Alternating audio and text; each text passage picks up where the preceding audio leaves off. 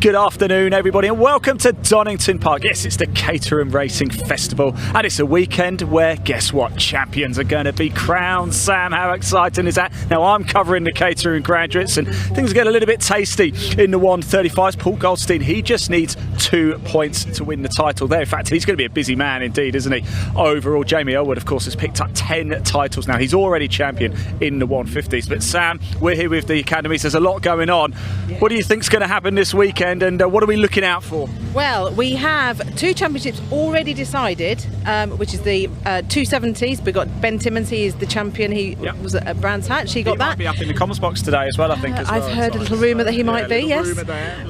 But we've got Academy White Group here with us. They have Paul Oglesby as their champion for this group as well. But all the other groups still to be decided, so that will be decided this weekend. More importantly, you are out today as well, aren't you? And your race has been a change actually to the timetable, hasn't it? So the 7 race comes after your Academy Green race now, doesn't it? So slight change to the timetable.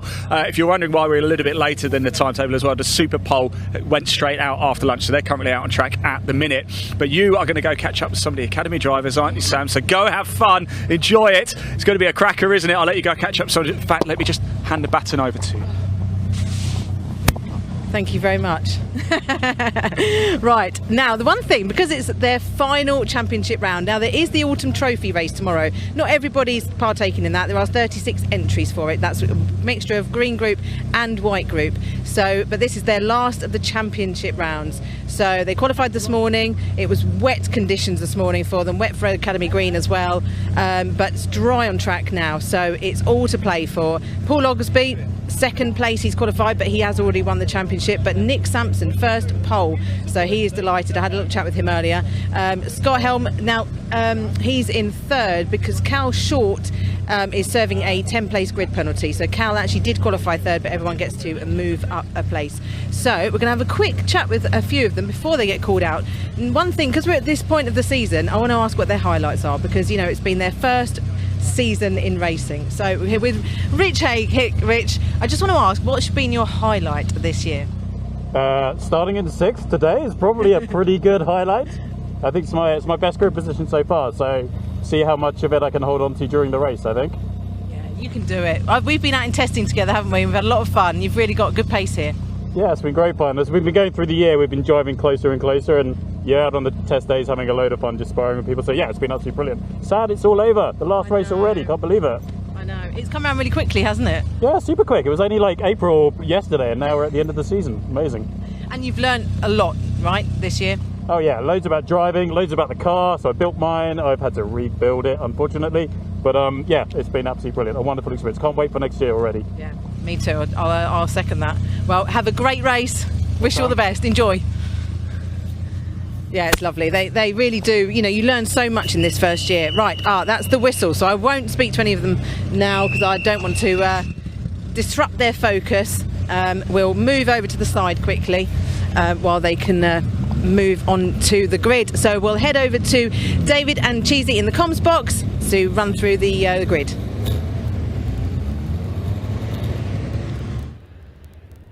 Thank you, Sam. Well, with that, ladies and gentlemen, as we get ready to get our first race of the weekend underway for the Caterham Racing Festival to wrap up the Caterham Motorsport Ladder Championships for this season for 2024. And we've also got what is the Caterham Graduate Racing Club Sigma 150s and Sigma 135s over the course of this weekend as well. It is a weekend of kit racing action.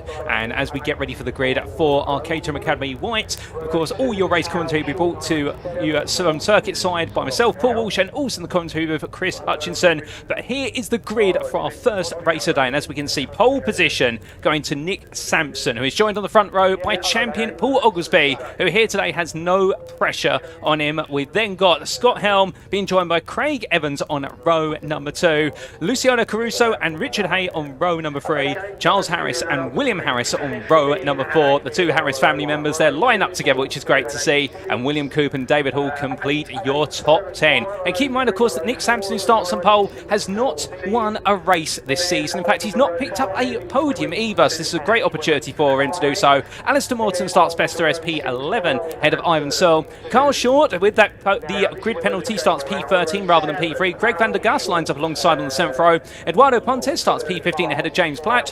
Then we have Chris Buck and Benoit Khan on row at number 9, and your top 20 is completed by Charles Chapman and Zena Al Jalili. That is going to be your top 20, and I do believe we have a couple more drivers to go on the grid, and there we go. Row number 11 will go to Oliver Plunkett and Stephen Harris, who starts P22, and last but not least, P23, Gary Fry. And goodness me, Chris, what a grid, but a grid that is completely mixed up as well, given the fact that this morning we had inclement weather conditions. It's sunny right now, but I mean, I don't think our viewers would believe us if we told you that it was almost flooded this morning. Yeah, absolutely. It's had all sorts of weather already. Yeah, thank you, everyone, and welcome along to the stream. More Caterhams than you can shake a stick at this weekend.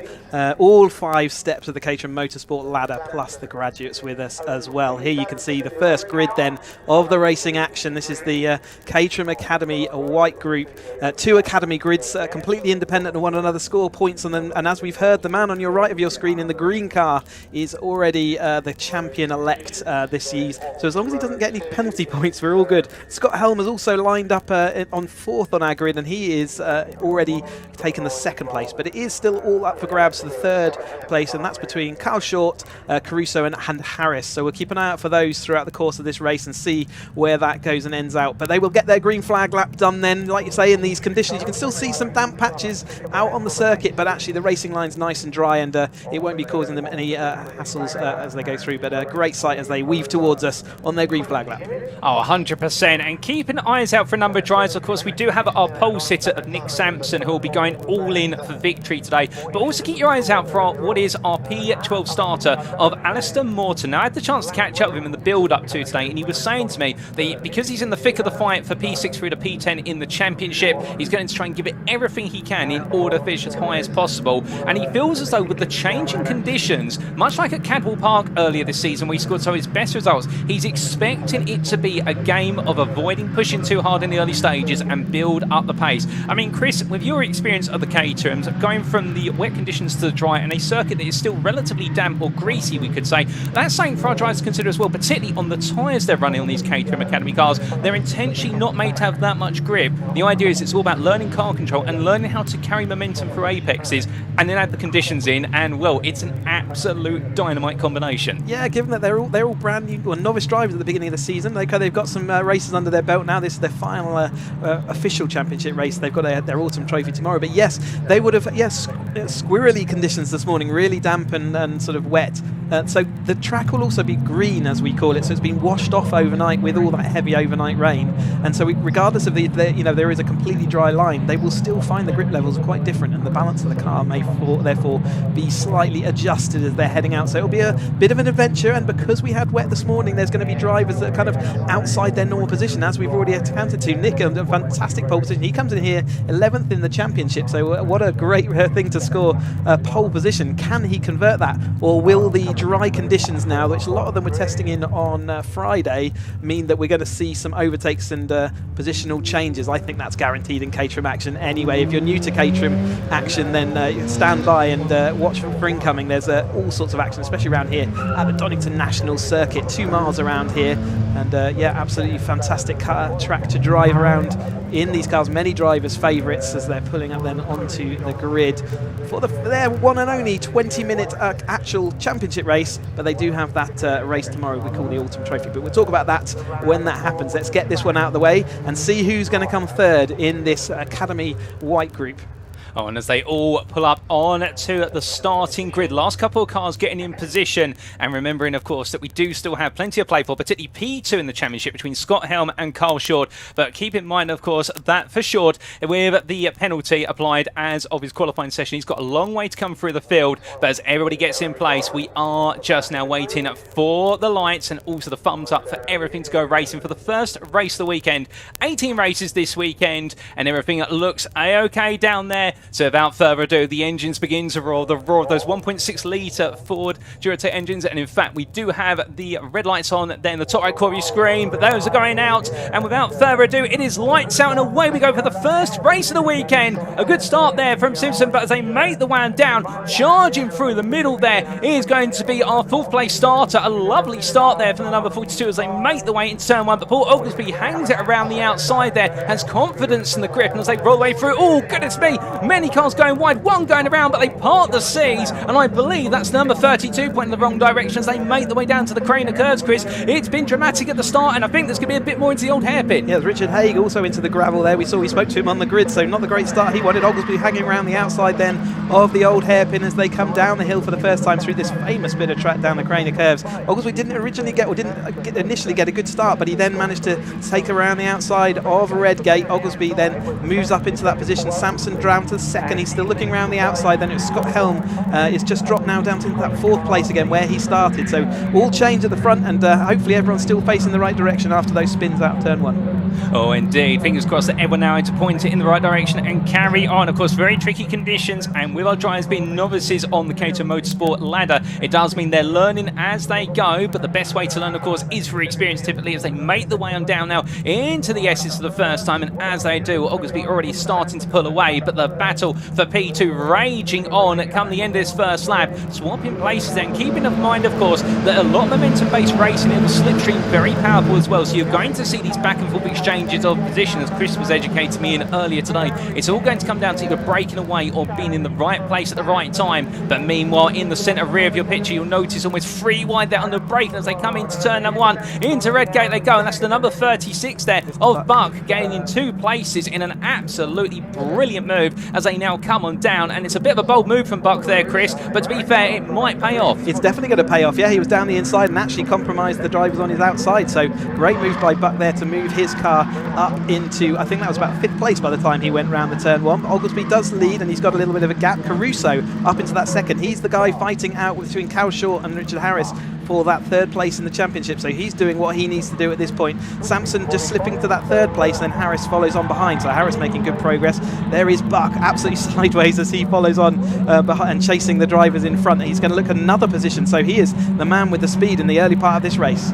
Oh, and as he makes his way up the inside there, coming on through the right-hander, lovely move, albeit a bit of a run wide there from what other drivers. Sampson going wide, and Sampson falling down the order, and well, he started this lap in P3, but by the end of it, he's going to be looking to be outside of the top 5 as they head down into the S's once again, and onto the brakes, and you can start to see how this fighting is enabling drivers now to start to break away in the field, and well, those who are fighting intensely, they're going to be pushed back into the chasing pack as they exit what is the last corner. Onto another lap they go, and will almost be running away. Go on, Chris. Buck made up 5 places on that lap. We saw him take the 2 in the first corner, and he's overtaken someone at every single corner since. He is now in 2nd place. He's overtaken over the top of Caruso, who's now down in 3rd. Harris chasing him. They need to work hard together to make sure they don't lose touch, and Sampson, big loser in that one, losing 2 places. Hall also making good progress through, up into 6th place as they went over the line that time. Oh, indeed, and places to be made or lost as our drivers make the way towards the end of the first quarter of this race. And you can see that a number of drivers still just trying to get themselves in the right racing line and really find that momentum. And I can imagine they're still trying to get some temperature in those tyres as they roar their way down through the old hairpin. And well, that old hairpin, very easy to carry too much speed into there and subsequently find yourself heading onto the gravel or the grass on the exit. But meanwhile, as we look back towards the front of the field, well, we're looking to the battle here for what is from P6 through to P10 and getting absolutely stuck in a good number of our drivers there. And will the number 42 of what is Helm falling back into this battle and finds himself between a rock and a hard place right now as he makes his way on through turn number 8 and down at the final back straight they go. But you can see Oglesby at the front of the picture trying to break the toe as Buck, well, he's not holding anything back today. It's almost as if Buck wants to go for the victory. And well, based on my notes, Chris, I don't think Buck's had a win this season, and he's not in fact had a podium. He's had one top 5. He's got outside the right side of bed this morning, didn't he? And he's absolutely up to speed straight away. Got all his tyres singing in the pointing forwards. He is going to come under pressure here from Harris or Caruso as he comes up, and Harris not too far behind. So Caruso looking down the inside. Then he does look like he's going to take that place back. Oglesby, the man in control at the moment, and then Sampson losing another place there to Hall, I think, as the recovery drive-through. We're going 4 wide into Redgate already. Remember, these are academy drivers, our least experienced of the drivers out there on all these grids that we're going to watch today, but it's fantastic action already.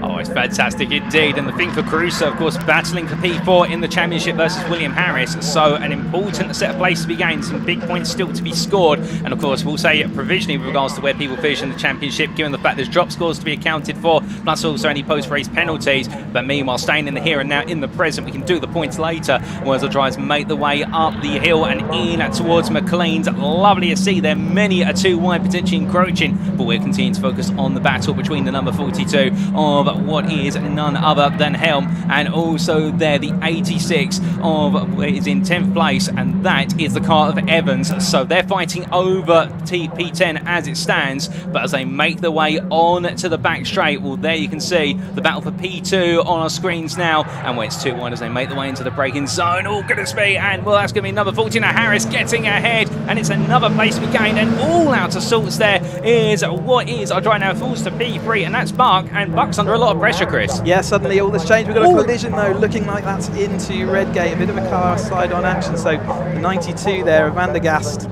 having a collision. So looks just Dramash is checking on the drivers, check they're okay. Looks like he's trying to get out of the gravel, so all fair. Good job, marshals, for keep the driving going. Let's hope they can get the other car there. I can't see what number that was, but here comes the battle for second then. Is that Buck back into second over the top of Harris? And then Caruso lines up behind them. So yeah, still fiercely battling every single corner. Harris was over the line in second, but he's already lost that. Meanwhile, Oglesby, our champion-elect, is already disappearing up the road. Oglesby's just been allowed to run away here with a gap of over 1.5 seconds going into the midpoint of this lap. You would imagine that Oglesby now will be feeling quite comfortable that he can just break away at a saunter. But on this battle for P2, it's suddenly gone from a battle for P2 all the way through to P8 here as they make the way into Coppice Bend through the right-hander. And you can see everybody there trying to carry as much speed as possible, and the rear right tyre lifting up. And I have to ask, Chris, with these cars, I mean, when you drive them at these speeds as well, I mean, we talk about front-engine, front-wheel drive cars, it's called cocking a wheel, but with these Caterhams as well, it's almost if they can do that through some corners. Only with the Academy car. We don't have a rear anti-roll bar on these cars, and generally speaking, it doesn't quite lift in the air, but you can see how far the car leans over, and if you hit a curb, then it may well lift into the air for sure. But they don't have the rear anti-roll bar on this Academy car. That's one of the upgrades they get as part of the Road Sport package. So we're going down the inside there. Great move down the inside of Harris there, and he might even have a look at Buck. So that's Hall trying to make 2 places up. Can he do what Buck to that Buck? What Buck did to the others? And it's Caruso around the outside as well. We're going to go 4 wide into Hollywood this time. I said be careful of when the overtakes are important and when they're not. This is an absolute fight out on track, isn't it, between these drivers? Oh, indeed, and you know it's the end of the season because they are throwing everything at this, and we love to see it. As you can see, everyone now settling down into single line formation. No, there's only one way through the old hairpin, and that is the right racing line. But as they make the way up in towards McLean, so you can see now the battle for P2 goes 2 wide in the run in towards the braking zone, and still Harris, Buck, Hall, Caruso and Short all getting stuck into that fight as they make the way on through. 3 wide there as they come on through McLean's. My goodness, and well, that's going to cost the driver on the outside multiple places, as we do see there what is the number 97, a Short falling behind. Oh goodness me, and what, I think that's Short being run out of row. No, that's Sampson, our pole position sitter, isn't it? Number 15, yeah, so his race has gone downhill. That was 4 wide going through those last 2 corners, and Sampson finds himself out there. Cal Short is the driver who is also fighting for that 3rd place. It's important for him to be involved in that battle, and he has firmly made himself there. But Hall currently leads that battle over the top of Buck. Then we've got Caruso, then we've got Short, then Harris. So all of these battle for 3rd place. These drivers are all, so these positions are important for their championship. We'll try and start doing the points towards the end of this race, but let's see whether this settles out. Buck coming to the outside then of Hall as they come down to Redgate for this time, and just behind them Caruso, Harris and Helm are all involved. Oh, they're all getting involved, and well, Hall there trying to take the move on the inside into Redgate corner, not quite working out for him. In fact, having to tuck back in and pick up the toe once again. And what Oglesby, I think, lap after lap, is going to be looking in his rearview mirrors and just wondering the question, where has everybody gone? And well, this is where they all are. They're still fighting, as we can see there. Buck right now, absolutely obstinate. He's refusing to budge. And well, these Caterhams are narrow, Chris. I can tell you one thing, Buck right now is making his Caterham look as though it's 3-4 cars wide. He's having to do, isn't it? Wide elbows and sharp elbows, as we say. But yeah, so Cal Short coming through then, 5th place over the line that time, but firmly involved in this battle. Looks like he's moving up to 4th place round the outside of Caruso. He's had to come deep in the field. In fact, he's going over the top of Harris as well, as Harris got a bad run out there. Sorry, not Harris, it's Hall that got a bad run out of McLean's, but he looks like he's going to lose a couple of places as they head out to the back straight. But yeah, so Cal Short has come straight through the field from 10th, 11th place on the grid, all the way through now to battling into that 3rd place he's on for now with yes, just seeing whether he can make anything around the outside. It's a difficult move around the outside of the chicane. Hall's got it under control, I think, so Cal will tuck just behind and he'll follow in and try and see whether he can do anything about Redgate. Well, as they make their way onto another, oh, goodness me, a bit of a tank slapper there for the number 42 in the rear of the picture, and that was Helm almost losing it, but catching it just in time. But as you can see, they're 3 wide once again, and that is going to be now Short on the inside, as meanwhile we have one of our drivers back out there in the lime green machine, and as they roar their way through, we also look a little bit further back here, and we can see some further battling for a brief moment, but our eyes are transfixed on what is this lead battle for P2 and P3 as they come on down in towards the crane of curves. The number 14 of Harris getting back into the fight there after being left behind for a brief moment into Redgate, but coming down into the old hairpin, and now we can see there Short just missing his apex very slightly, albeit brings it back together as they head up the hill underneath Starkey's where the bridge used to be, and now in towards McLean's. And it seems as though everyone's taking a little bit of a breather, Chris. Perhaps they've decided, you know what, we've still got 9 minutes of the race to go, it's not worth getting too involved just yet. Oh, they're brave words. I don't think drivers think like that out here, but Cal Short currently ahead of Harris, and Harris was pushing him all the way around the back part of that track. They even looked like there might have been a tiny bit of contact as they came out through Hollywood that time through. But they're going to head down the back straight then for the adventures into the chicane. Oh, a bit of a spin in the background I can hear in my earphones, but as Hall comes down, chasing down then Buck out in front, and Cal Short defending for all he's worth from Caruso and from Harris. It looks like Caruso's going to try and shove it down the inside of 2 of them, does make up 2 places then into the chicane. Cal Short's got the better run coming out of the chicane. Can he do anything with that speed? He's going to tuck to the inside as they come across the line once more. Buck and Hall absolutely nose to tail as they come into Redgate as well. This action has not relented. No, it's not relenting whatsoever, and well, the 2-wide battle of P2 is followed up by a 3-wide battle for what is their P4 as they come on through, but meanwhile, maintaining the middle ground and preventing the reverse Moses manoeuvre is the 88 of Caruso as they come down for Redgate and now into Hollywood. But as it's going to be an absolute blockbuster here coming through turn number 2, we can see it's going to be Caruso all the way just trying to hang in there, but it looks as though Short in fact has got back ahead with the momentum swing, and as they come through the old hairpin, well, Short right now insisting on P3 for the time being. And when I was catching up with some of the other drivers in the build up to this race, they were talking to me about the fact that it is quite easy to be defensive around this Donington Park circuit. Holding that inside line has a lot of power, and you're seeing an example there of that inside line really being maintained by the 36 of Buck, who's being chased after Hall in the number 23, and Buck right now really getting his elbows out and knowing exactly where to place the car, and well, that is going to be experience that will bode well should he decide he wants to advance to the next stage of the Caterham Academy. Yeah, absolutely. You can defend around the Donington track. You stick to the inside of the circuit and don't let anyone go by.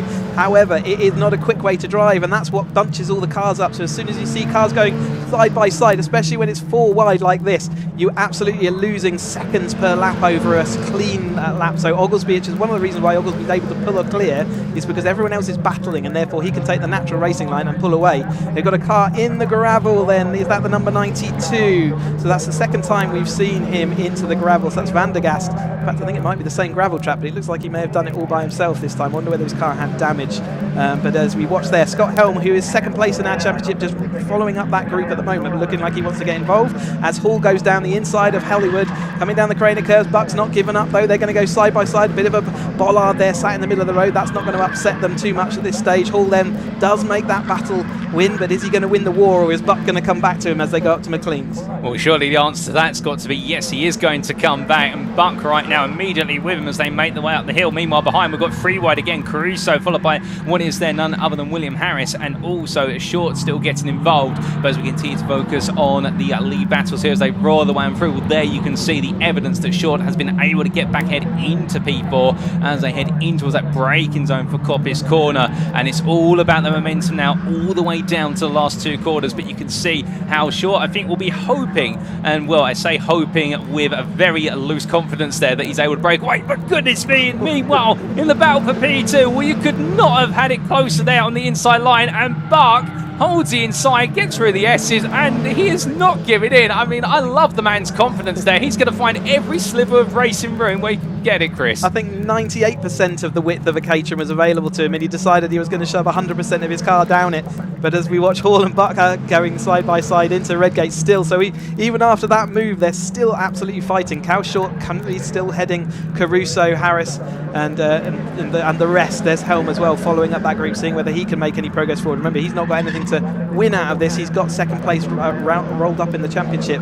But Buck and Hall side by side, they've been pretty much side by side this entire race. Great racing from them as they head through the old hairpin, which is the number 36 there, as they head up towards it. And we did see a bit backmarker coming into play with, I think that was Plunkett, who's the other driver I think we saw in the blue car getting caught up. And so Oglesby having to deal with that backmarker, and therefore all these cars are going to come across that backmarker soon as well. Oh, indeed. And another spanner to add into the works here. We have had a black and white flag for track limits issued to both the number 14 and also the number 96, and I also believe the 97. So that applies to what is William Harris, also to Cal Short, and also to the other member of the Harris family there. And so track limits could have a little bit of a perspective change on this race towards the end. And we are now into the final quarter, as meanwhile looking a little bit further back here. We've been focused so much on the top 10. We've also got some battling further down the order, and this is for 15th, and well, you can see here it's the absolute fight that's going on between the likes of Khan. Also, they've got the number 5 of Harris in the mix. They make the way on down the back straight, but everyone decides to run line astern there. Back to the front of the field, still the fight between Hall and Buck into turn number 1, and then the battle for P4. Free wide they go, Short in the middle of the road. Oh, goodness me, and almost losing it was Caruso. And well, Caruso absolutely showing brilliant car control there to snap the rear back in the right direction. But you can see the momentum, and Short right now almost like a rolling roadblock there, albeit all's fair in love and war when it comes to Caterham racing. But Chris, I mean, how long can Short keep this up for? He's got the best part of another 3 laps to go after this one, but you can see, look at the 14 absolutely hugging him. He's been our most winningest racer in the White Group Academy this year, taken 3 wins already. You can see he is not shy, and nor are the other drivers. You can see how much confidence they've all gained over the course of this, their first ever year of car motorsport, and showing exactly the racecraft that they've developed over time. 3 minutes of this race to go is all. I tried to do some championship points then. Absolutely useless endeavour because they're all changing positions and I haven't got time to concentrate on it. And whilst we've got the action out on track, we'll concentrate there. We'll see whether we can sort out the points afterwards. But Cal Short still managing to defend at the moment over the top of Caruso and Harris. Harris ducking out. Helm coming back involved after a little bit of a squirrely moment in turn 1 last time through. Cal Short down the inside, holds on, resolutely defends. It's meaning he's losing ground to the cars in front of him. In fact, see Harris banging his steering wheel. He was frustrated then that he's lost time. He's now having to deal with Caruso and Helm behind. And as they come down in towards Redgate, well, will this be another 3 wide? As we can see the 42, they're trying to go all the way around the outside. That's Helm, who decides in the end it's better to play the cutback move. And meanwhile, Harris just puts himself right back in the middle of that battle. Now, I know we've got quite a few Caruso fans tuning in on the Caterham broadcast on YouTube, and I'd see what Caruso to do. But meanwhile, that is the 92 crawling on there by the looks of things. So it looks so things are going from good to bad to worse for none other than what is Van der Gaas. But hopefully he can get that repaired and get to the final checker flag of the season. But as we come back to the battle up front, 2 minutes or so to go. We haven't got long left in this race and long left in the championship season for the Caterham Academy White Group. But as they make the way on through the right-hander there in McLean's, I don't think they understand the concept of only 2 minutes remaining, Chris. I think they could keep on racing until those tyres were bald. They absolutely would as well. So Harris down the inside of Caruso this time. Oh, ducks over the curb. That was an uncomfortable moment. Caruso gave him the room, but that gives Helm the opportunity to move up through through the grid. You can see the cars all in front. There's the back marker in between as well. So there's quite a complicated end to this race already. Back marker could make it 5 wide at some point. Cal Short, though, is in that crucially ahead of the chasing pack, who are now side by side with Harris. Great move. Frustrated last time through the chicane. This time looks like he's got the best of it. We will have to be careful of those track limits. I know we've already had a couple of black and white flags, and they're still going out onto that green sort of astroturfy area, which might mean that some of them are getting time penalties. Keep an eye out for that as Helm looks around the outside, but Harris going down the inside, Caruso, and then Evans as well. Evans doing a great job to stick with this group sideways as they go out through Redgate that time. This is relentless action. Brilliant stuff. Oh, it is. And I've just noticed, by the way, on what is their Helm's car, I believe, the upside down license plate, which spells help me. Well, I think the car might be screaming out help me right now, because those tyres are being pushed the absolute limit as they make their way up through the old hairpin. But meanwhile, the number 14 there of Harris doing well. Further back, we do have a bit of side-by-side battling there into turn 1, and well, that is between the number 16 and, well, I think Christian Filmion and who that is getting in the fight. Samson fighting with, I think it was Coop. So if they're side-by-side, then remember he started on pole position, so his race has not gone smoothly. Oglesby, meanwhile, opposite 8.7 seconds in front. That's almost unheard of in Caterham action. It might be the biggest gap we get all weekend, but here is Oglesby, 23 seconds still. I think he's going to get across the line for one more lap then. We have to be careful unless they do put the checkered flag out one lap early, but generally speaking, we will have another lap now. They get the last lap board, you can see on the right of your screen. So he's going to go on and serenely take, I think, what will be his second race win, in fact, his third race win of this season. In fact, fourth. No, I'm getting overhead of me. It's definitely third race win of the season. He's been resolute. He didn't have to do this race. He'd already won everything. He was putting it on his neck on the line, because if he gets penalty points, he could lose a championship.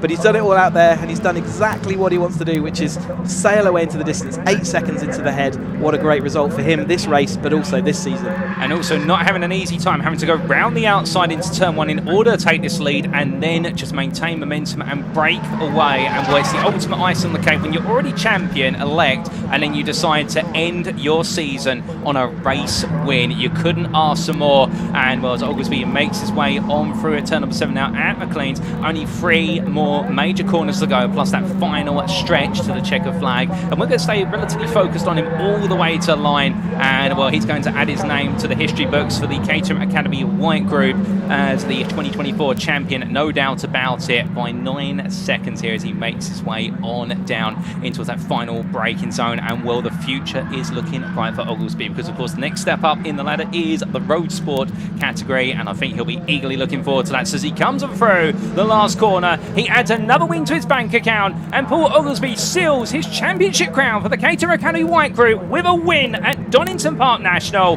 by an absolutely phenomenal gap of what is 9 seconds. Meanwhile, what's happened at the finish line, and it is going to be P2 to Hall by literally a thousandth or two ahead of Buck and Short. It will then have William Harris P5 ahead of Helm, followed by Caruso. In fact, no, Caruso takes P6 ahead of Evans and William Harris, so it's a bit of a shuffle right at the end. We then do have what is number 96 of the Harris family taking P9, and Morton will wrap up your top 10 ahead of Pontes. And then we can see a bit more battling here. It's not over yet. We've got the number 5 and 15 exchanging side by side glances there into the S6. More cutback moves being made further on down as well. Everybody enjoying the fight all the way to checker flag, even if it's not inside the top 10. And it will be then Samson, who started on pole, who takes P12 ahead of the number 5 of, I believe, that's Simon Harris. There'll be Coop, then it'll be Khan to complete your top 15. And then we will have So Al-Jalili, Hay, and then Platts had to come into the pit lane, I believe. But that is going to be your finishing order for what will be practically your top 20, albeit 1 or 2 more cars to come. I think we've got Fry and Chapman still to come. Fry will take P19 with Platt demoted to P21 as he came to the pit, and Chapman completes top 20 with Plunkett a lap down. But what a race to start off our weekend, ladies and gentlemen. I mean, Chris, we couldn't ask for a better open race. Fantastic race, especially from, like I say, the least experienced out here on these Caterham ladders that you're going to see all throughout the rest of this race weekend. But here are the provisional results then.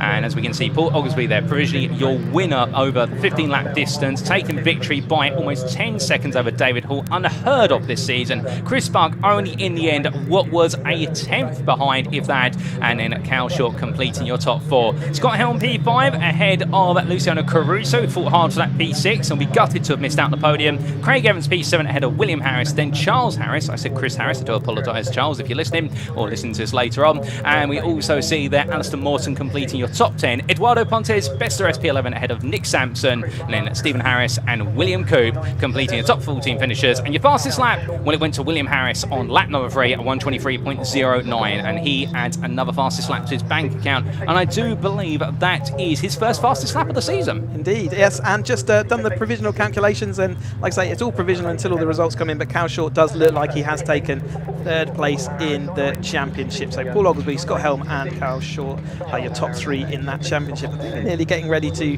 hand over down to Parc Ferme and hear from some of our drivers. But yeah, what an opening to the Caterham action, and if you're sat at home watching, don't go anywhere because we've got plenty more of this action to come. Oh, 100%. And well, as we get ready to head down to Parc Ferme very shortly for what will be some post-race interviews, we're just getting that set up. Of course, keeping in mind that this is the novice level of the Caterham Motorsport ladder. And I say novice, but to be fair, Chris, the performances these drivers put on, I mean, you would think they were experts already in the cars. Yeah, absolutely. They've developed so much over the course of the season, as you would expect. And so, yeah, fantastic to see them out there showing how good they are and ready to go into road sport next year. And well, with that, we'll cut to Parc Ferme.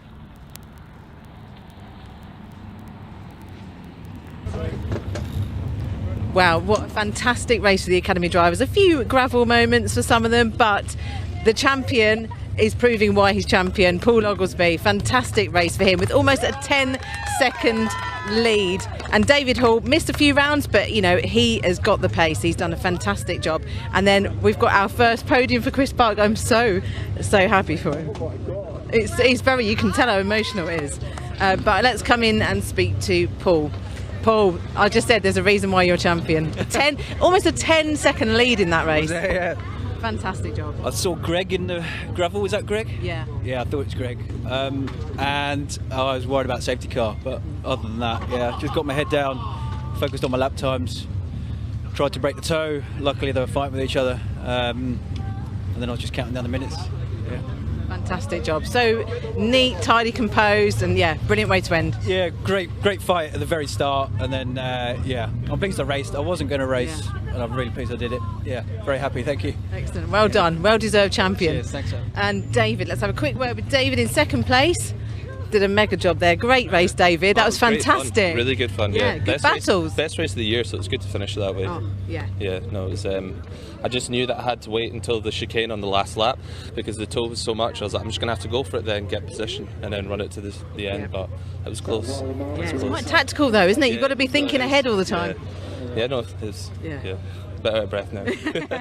Well done, congratulations. And then Chris, let's come over to Chris. Chris, I am so happy for you. Honestly, it makes me quite emotional, but yeah, are you fantastic, like from 17th to 3rd, almost 2nd as well, you know. Second, wasn't it? I thought there was another lap left to go because I didn't see the last lap marker, and I was kind of aware that if he was behind me, he'd take me. So I thought, well, I'll let him drop. I don't care. I got a podium. You did your first podium. What a way to end! Oh, what a way to end! What a year! Thank you so much. It's been Yeah. brilliant. So thank you very I'm much. so happy for you. Like from 17th to 3rd, that's quite unheard of, really. Myself, once I got the start going, it just gave me the confidence to move on. And I just managed to find a way through. There was a little touch at the start somewhere, but after that, and then I'm not used to being at the front, and it was a whole different experience trying to manage your own nerves, I guess. Yeah, wicked. 100%. Amazing. So thank Well, you. this high is going to last for ages. Yeah, definitely. Hopefully. Thank you. Well done, Chris. Right, that's the Academy White Group done. So now it's on to the 270s, and we have Ben Timmons commentating in the commentary box with Cheesy and Paul. So I'll hand back to them. Thank you, Sam. And well, we move on to race number 2 of the weekend, and we move on to the Mission Motorsport Caterham 7's 270R Championship. That 270, of course, in reference to, I do believe, Chris, their power to weight ratio, unless I'm mistaken. And we have a special guest in the commentary booth, and let's introduce him, Ben Timmons, the champion, I do believe, coming into this round. And there he is in the centre of us. We all say hello to the camera parked up. And Ben, it's great to have you here. And well, I mean, Why are you not out there? I mean, haven't you got the itch to race? Well, firstly, thank you so much for having me. It's a really great experience to change the helmet for some headphones this weekend. It's yeah, I thought the FOMO wouldn't really kick in this weekend. I was just able to spectate and really enjoy being a part of it. But yeah, getting here, watching some testing yesterday, watching qualifying this morning. Yeah, I'm missing it desperately. But you know, great opportunities to watch the action, and we've got so much to look forward to. So as a fan, I can't wait. Oh, that's absolutely brilliant to hear from your perspective. And well, we are going to be getting the grid underway very shortly. And as we can see, pole position going to, I do believe, Charlie Lower. John on the front row by Ben Wheatley. The gap between the two of them in qualifying 3.5 attempts, quite the gap. Megan Bruce starts P3 ahead of Stephen Merritt. We then have Adam Keane and Rob Kenley on row number 3 ahead of Lionel Tolomash and Daniel Hope on row 4. And your top 10 completed by Craig Boyle and Nick Bryant. As we work away on further down the order, that's your top 10 starters. We come to row number 6. Best of the rest, P11 is Zach Lower, who hasn't made too many appearances this season, but when he has, in the number 33, he has been absolutely sensational, at least for race number 1 of the day. Matt Larby joins him on row 6, head of Luke Waitman and Ryan Wilby. Keep your eyes out for the 88 driver, who's going to be looking to try and chase down P2 in the championship. Adam Waitman and Oliver Kibblewhite start on row number 8, head of Henry Littlejohn and Andrew Bailey, and your top 20 is completed by Toby Boys and Gary Cross. But wait, there's more outside the top 20, and as we get ready to bring the rest of the field up, of course, it's an absolutely packed grid,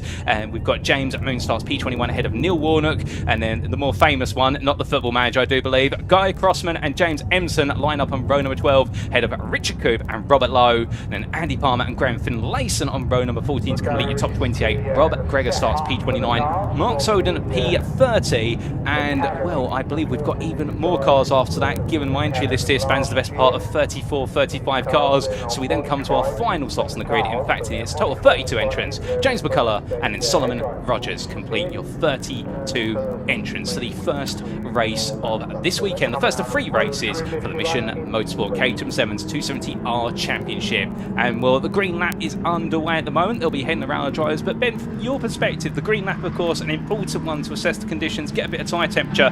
But given the fact we had a very wet qualifying session, so it shuffled up the grid, as a driver, what would you be focusing on this lap? What's going to be your prerogative? Yes, I think it's a great question. I think it really varies day to day. I think particularly qualifying this morning, as you mentioned, it was a track that's constantly evolving, started off very wet, began to dry. I think it now looks to be fully dry out there. So I think some of the guys have been going out there focusing on tyre temp, probably especially the front here through the craners and old hairpin. And you'd also be looking at maybe things like, the curb's still wet. You know, there's a chance they may not have dried as well. Can I really push the limit and go to those places as well? So definitely about tyre temp and just starting to think about what's your strategy going to be from the start as well. It's really a chance to kind of get yourself into the right mindset for the race to come. Oh, definitely. And also out there at the moment, of course, the sun beating down on our drivers. It would have been cool this morning. It's getting warmer by the minute, and it's very warm in this commentary booth, we must say. But out there as a driver, I mean, you don't really fixate on that at all, because you've got the wind blowing in your face, albeit a small windshield, and at the end of the day, you're focused on one thing, and that is getting to that checker flag as number 1. Absolutely, it becomes very all-consuming. I think as soon as those lights go out, the visor's down, the revs are up, and your elbows are out, everything else just disappears into oblivion. I think where you really start to feel, if it's very warm, it's an October day here, so it's not too bad. When you're sat in the assembly area, you can sometimes be sat 30, 40 minutes plus, and particularly in the height of summer, that's the time when you really start to feel it. And these cars aren't, they're not super fast, but they're fast enough, and they're very much pure driver cars as well. So the physicality is something that you'll also note. So when you get out the 20 minutes,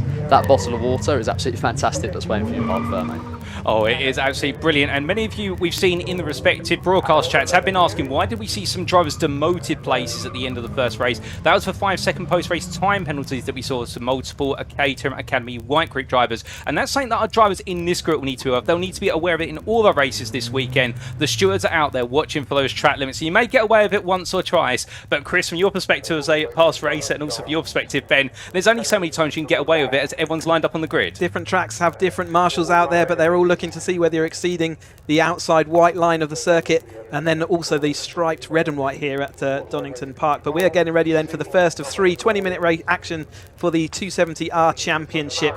Ben alongside us in the commentary box, but a sort of 2 guest drivers on the front there, Charlie Lower, Ben Wheatley, seeing what they can do about taking the win away. We're waiting for the green flag at the back of the field, and then we can get this first of 20-minute race up and running. What are the action going to be like for the 270s? Well, if you saw their academy race, they've got a lot to live up to. I have every confidence they will do that. Oh, indeed. And without further ado, it's lights out and away we go for our second race of the day. The first of the 270 races this weekend. You can see there already Lower having to defend very tight to the inside, practically being squeezed there, but opens the door back up now as they head through Redgate Corner. Everybody coming on for it. It's going to get very tight there as they make the way on through the right. And oh, goodness me, contact there. Some body parts coming off. And then we do see the number 40, I think that's the number 45, taking a long excursion all the way around. In fact, the 49 there, as my eyes do not deceive me. And oh, goodness me, we've got even more contact there as they come through Hollywood. And well, multiple cars off there. One in the barrier backwards, one almost pointed into the barrier. It's been a dramatic start to this race. And well, I think we might have two cars that are not going to be moving. But meanwhile, they make the way onwards. Keeping out for a red flag. They may do a complete restart. They haven't completed 2 laps, so they can do that if they can't get those cars moving and if one of them stationary in a dangerous position, which it looks like they might be as we're going side by side. Though they will continue to race until they do see those red flags and this colourful field. Ryan Wilby was involved in that contact that we saw starting off, and he's trying to fight for that second place in the championship, so not the start of the racing he wants to have. Again, not seeing any flags out there at the moment, so we will call the race as it is, with Charlie Lower weaving down the start finish or the back straight, looking to see whether he can. Yeah, we have got a red flag, you can see on your screen now, so they are all off the throttle, and we will get to re-grid everyone and we'll do it all again.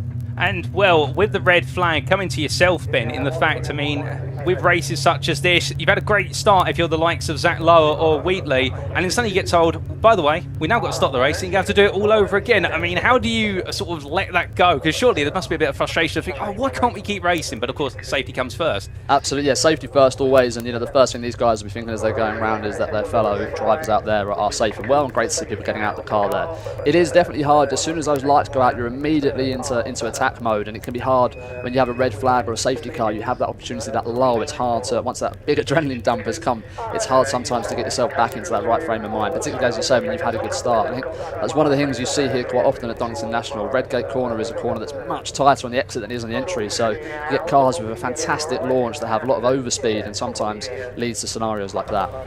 Indeed, and that grass, of course, being very wet as well still, whilst the circuit is drying, as we get a replay here of the race start. And I mean, Chris, from your perspective, what a battle at the front and in the midfield to get through this so well. It's always crazy to watch the races from the outside. It's actually less complicated when you're in the driver's seat than it is when you're looking at this, but it was side by side between Wheatley and Lower as they came in. Watch a little bit further back. Megan Bruce still strutting into that third place, but the compression happened. Ryan got a bit of contact here in the rear of that orange car. You can see the two there, and I think there was a chain reaction all the way back through Finlayson. I think that is off wide into the gravel, and then it was a little bit further round that we got the issue. You can watch in your back of your sheet, they're absolutely collecting themselves as they go over that curb. So as Ben said, maybe the outside of that greenery and the outside of the curb is still a bit slippy, and we saw damage to Coop's car there that damaged his right rear, which means he's just not going to get that car going. They're going to have to, you can see the rear wheel is hanging at a strange angle, so they'll get that onto a flat loader, and then we will get a complete restart. We didn't complete a lap, so it will be a complete regrid. The drivers all been held short of the grid, and then the marshals will pull them all forward in exactly as they started the previous race, but obviously without Coop in there. Indeed, and Richard Coop out the car and looking all well, which is the most important thing. I think they're having a discussion with the other driver who was involved in that four-way altercation coming out of turn number 1 into 2. And well, as they look to and now shift the Caterham, that seems to have entrenched itself to a degree in the grass. The marshals working hard there, and even the drivers help giving it a push. And ideally they will want to try and move that under its own impetus rather than getting the low loader if they can, because that'll take some extra time. But there we go, they are starting to move it. And of course, the marshals being the unsung heroes, the Orange Army of UK Motorsport. But meanwhile, one of our other cars will definitely be embedded in the barrier. I think that is the number 63 unless I'm mistaken, and that would be the car of Andy Palmer there. And well, Palmer will be a little bit frustrated at that one, and the car looking in the wrong direction. I think that is going to need a low loader there, Ben. Yeah, absolutely. It looked a little bit there like Andy was almost the meat in the middle of a Caterham sandwich. I think, again, particularly going into Hollywood, it's a right-hand corner, it's tightening still, and it's when you're in the middle, it's really hard to know where to go, and you can't just make a Caterham disappear. So it looked like he might have been an innocent bystander there. You do breathe in as a driver, don't you? Because you just know that it's coming, and especially if they do make a touch or any sort of contact, it does mean often the cars will sort of sandwich together, and it just happens once a little bit of contact happens. But it does give us the opportunity as drivers just to say, as ever, thank you to all the marshals out there at the circuit today. They've had to put up with some awful weather this morning already, and tomorrow's not looking great, but for all the season's action and all of their efforts out there that allow us to go and do what we love doing. And yeah, so ever so many thanks to every single one of the Orange Army out there today. And well, as we can see there now, our drivers being gradually moved onto the grid. Our marshal telling them exactly where they need to go and how they need to line up. So the restart is probably not going to be too far away. As meanwhile there we do see the number 63 of Andy Palmer just gradually being towed along in the grass, and that will be safely moved into one of the exit zones. But meanwhile the marshals also kicking off any little bits of debris. And I have to ask, gents, from your perspective with regards to these cars, when we do see bits of contact, obviously some bodywork comes flying off. We saw that at the race start. But how sensitive are these Caterhams to touches? I mean, can you give little taps, or is it as soon as there's a tap, it starts to come very loose? Yeah, I think it really varies. I mean, obviously it's very much a non-contact sport, and no advantage to bump draft or anything like that. I think you really see this. It all comes down to the angles and the velocity. I think and I know you're the same, Chris. Amazingly, I've never lost a wing, despite having several bits of contact. You'll see some people that their wings will be flying off in every race almost. They are essentially consumable to an extent. So it can really have a big impact. Again, you have no assists on the car, so it's all about your ability to catch those slides as you have that contact. Well, it helps when you're disappearing off down the road every single race, Ben. You don't have to have too many other cars to complicate matters. But yeah, exactly that. We only attach these wings with glue and with nylon bolts deliberately so that they don't rip the car apart when if that contact does happen. You certainly don't want it to compromise your race. You want it to depart the car, which is why you do see in Caterham action quite a lot of those wings do separate, and that's actually what we want them to happen. And hopefully they land well off the racing line so they don't interfere with the race. If they do land on the racing line, sometimes we have to get the safety car out to go and retrieve them. But that is how they're designed to be. Bit of work for Williams Motorsport to get Andy Palmer back out, but he will do all that they can to make sure that car is back on the grid, and hopefully you'll see him out there again twice tomorrow. Yeah, indeed, and fingers crossed, because we always want to see every driver who's turned up for the weekend race. And we have lost a couple of drivers this weekend already due to an incident that occurred in the Friday practice. So I don't think it was a driver in the 270R class who was affected there, but it just goes to show it can all go wrong even in the practice sessions. But thankfully the two drivers involved in that incident not ending up in any disarray other than their cars having to be retired from the weekend. Both drivers A-OK. But as we continue to see their Palmer's car being moved along, we also did briefly, when we panned to the grid, we did see the back of what was James Emson's car, the number 20, and I had the chance to speak to him this morning about the livery on the car, the Kermit car. Kermit, of course, in reference to Kermit from the Muppets, and saying about the fact that design was designed by his wife, and, well, the fact that it does stand out very much, and that you're going to see some absolutely brilliant and standout liveries out there on all the different Caterhams over the course of this weekend.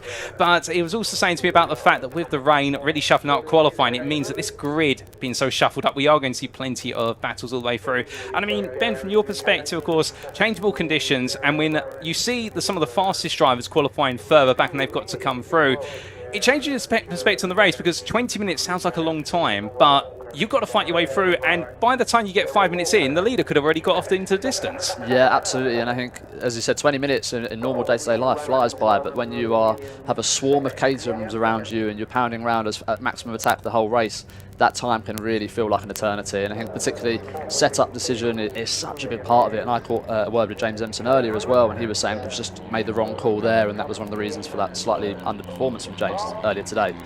So yeah, that 20 minutes, it's the culmination really of hours and hours of work, both as a driver, as the coaches, and as the team in the setup as well. There are times when 20 minutes, like you say, feels like an eternity when you're defending, but it feels like a lightning quick when you're trying to back through the field and you're running out of time. Suddenly 20 minutes disappears. You can see the damage there to the rear of Richard Coop's car. Again, a bit more work for them to get that out there. Oakmere are going to have to work a little bit on that car, but I'm sure that car will be back on the grid tomorrow. So the driver, they're being moved back into the paddock, the shortcut through, and I can see out of our commentary box window that the drivers are lined up on the grid. They'll have a full green flag, then followed by the actual race lights. So a little bit more time before we get this racing into action. All the drivers will be trying to get rid of the adrenaline they had at the start of the race to calm themselves as they have this pregnant pause, and then later, as they're going around this green flag, they have to get themselves back into that race mode. I can hear the sirens going off, which signifies that they've got the 30-second board being shown to them, and the next thing we'll see is a green flag waving, and then off they'll go on their green flag lap.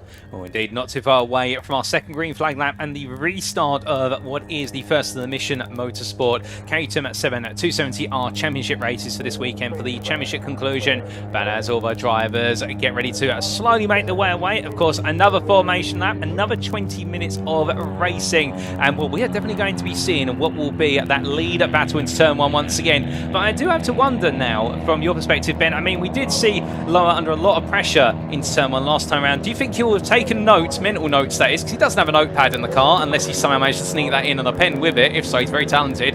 But he'll be taking mental notes of where to defend now and how perhaps to work his way into that winner. Yeah, absolutely. Charlie's a fantastic driver. He would be learning at every corner. I think it may be the first time that him and Ben have gone wheel to wheel, and again, Ben Wheatley, another fantastic driver as well. So Charlie is very much, an elbows out. He's not afraid to get stuck in. So I think he'll know what's worked for him in his previous seasons. I know he did very well here at Donington last year. He was unlucky to have 2 DNFs across those three races. But yeah, he'll certainly know what he needs to do to go out there and maintain that lead. He's guesting this weekend alongside Wheatley, so they're not going to be scoring points in the championship, but they are going to be taking home trophies if they stay in those leads. But we've got several others as well coming up into the 270R grid for the first time. This time we've got who have we got coming in? I've got to get my list of drivers who've entered now, but yeah. One of them was Adam Keane, so he's jumped up from Roseboy into 270s to see, because he's going to be doing 270s next year and going to see what it's like. But he's come across from those cars, so his car was looking very nice and shiny as he'd had it all really redone, ready for this 270R outing. But yeah, lots of guests on this grid, so it's worth keeping in mind as we go through to the tail end of the season. And remember, we can't really sort any positions out today. We will add a top score points up, and tomorrow will be where we figure out the second and third positions in this championship. But Ryan Wilby certainly needs to come forward from where he is. You can see he is deep in the field, just coming to the middle of the start-finish straight there. And he's got some work to do. And he had a little bit of contact into turn 1, so you'll want to avoid that this time through. Oh, indeed. And, well, hopefully nothing too major has fallen off the car, other than perhaps a little bit of error, a little bit of bodywork. Of course, most of the bodywork on Caterhams don't have error. No, well, indeed. But most of the bodywork there, of course, being more sort of plastic rather than metal. As I've seen a few comments in our respective YouTube broadcast chat saying, isn't Donington Park also the location of the Metal Download Festival? Well, indeed it is. But today, the only heavy metal you'll see is our drivers putting their pedals to the metal and getting away with victory if they can. And as they get ready to rock on for the second time around, I'm going to put the musical puns back where they belong in my bag. And well, we can see there all our drivers just line up on the grid. And of course, the restart grid, it'll be the same as the original starting grid, minus a couple of drivers who have had to retire from this race due to the incident on lap 1 at turn number 2. But we are ready for the restart, minus a couple of cars just slotting into their last positions. We can also see there the doctor's car in the back, which is the signal to say that everyone's good to go. But now we are just waiting for the lights to go on, and we are going to be going racing for the second time today. And we're going to see that battle at the front of the field explode onto our screens. But as the clock now counts down for our drivers here, it's all about waiting for those lights, and it's lights out, away we go once again. And many a driver immediately looking to scrap, but this time a better run off the line there from Lower into turn 1. Wheatley's going to look around the outside, but in fact Wheatley's now got to go defensive and cover off. It's a slow start for Wheatley.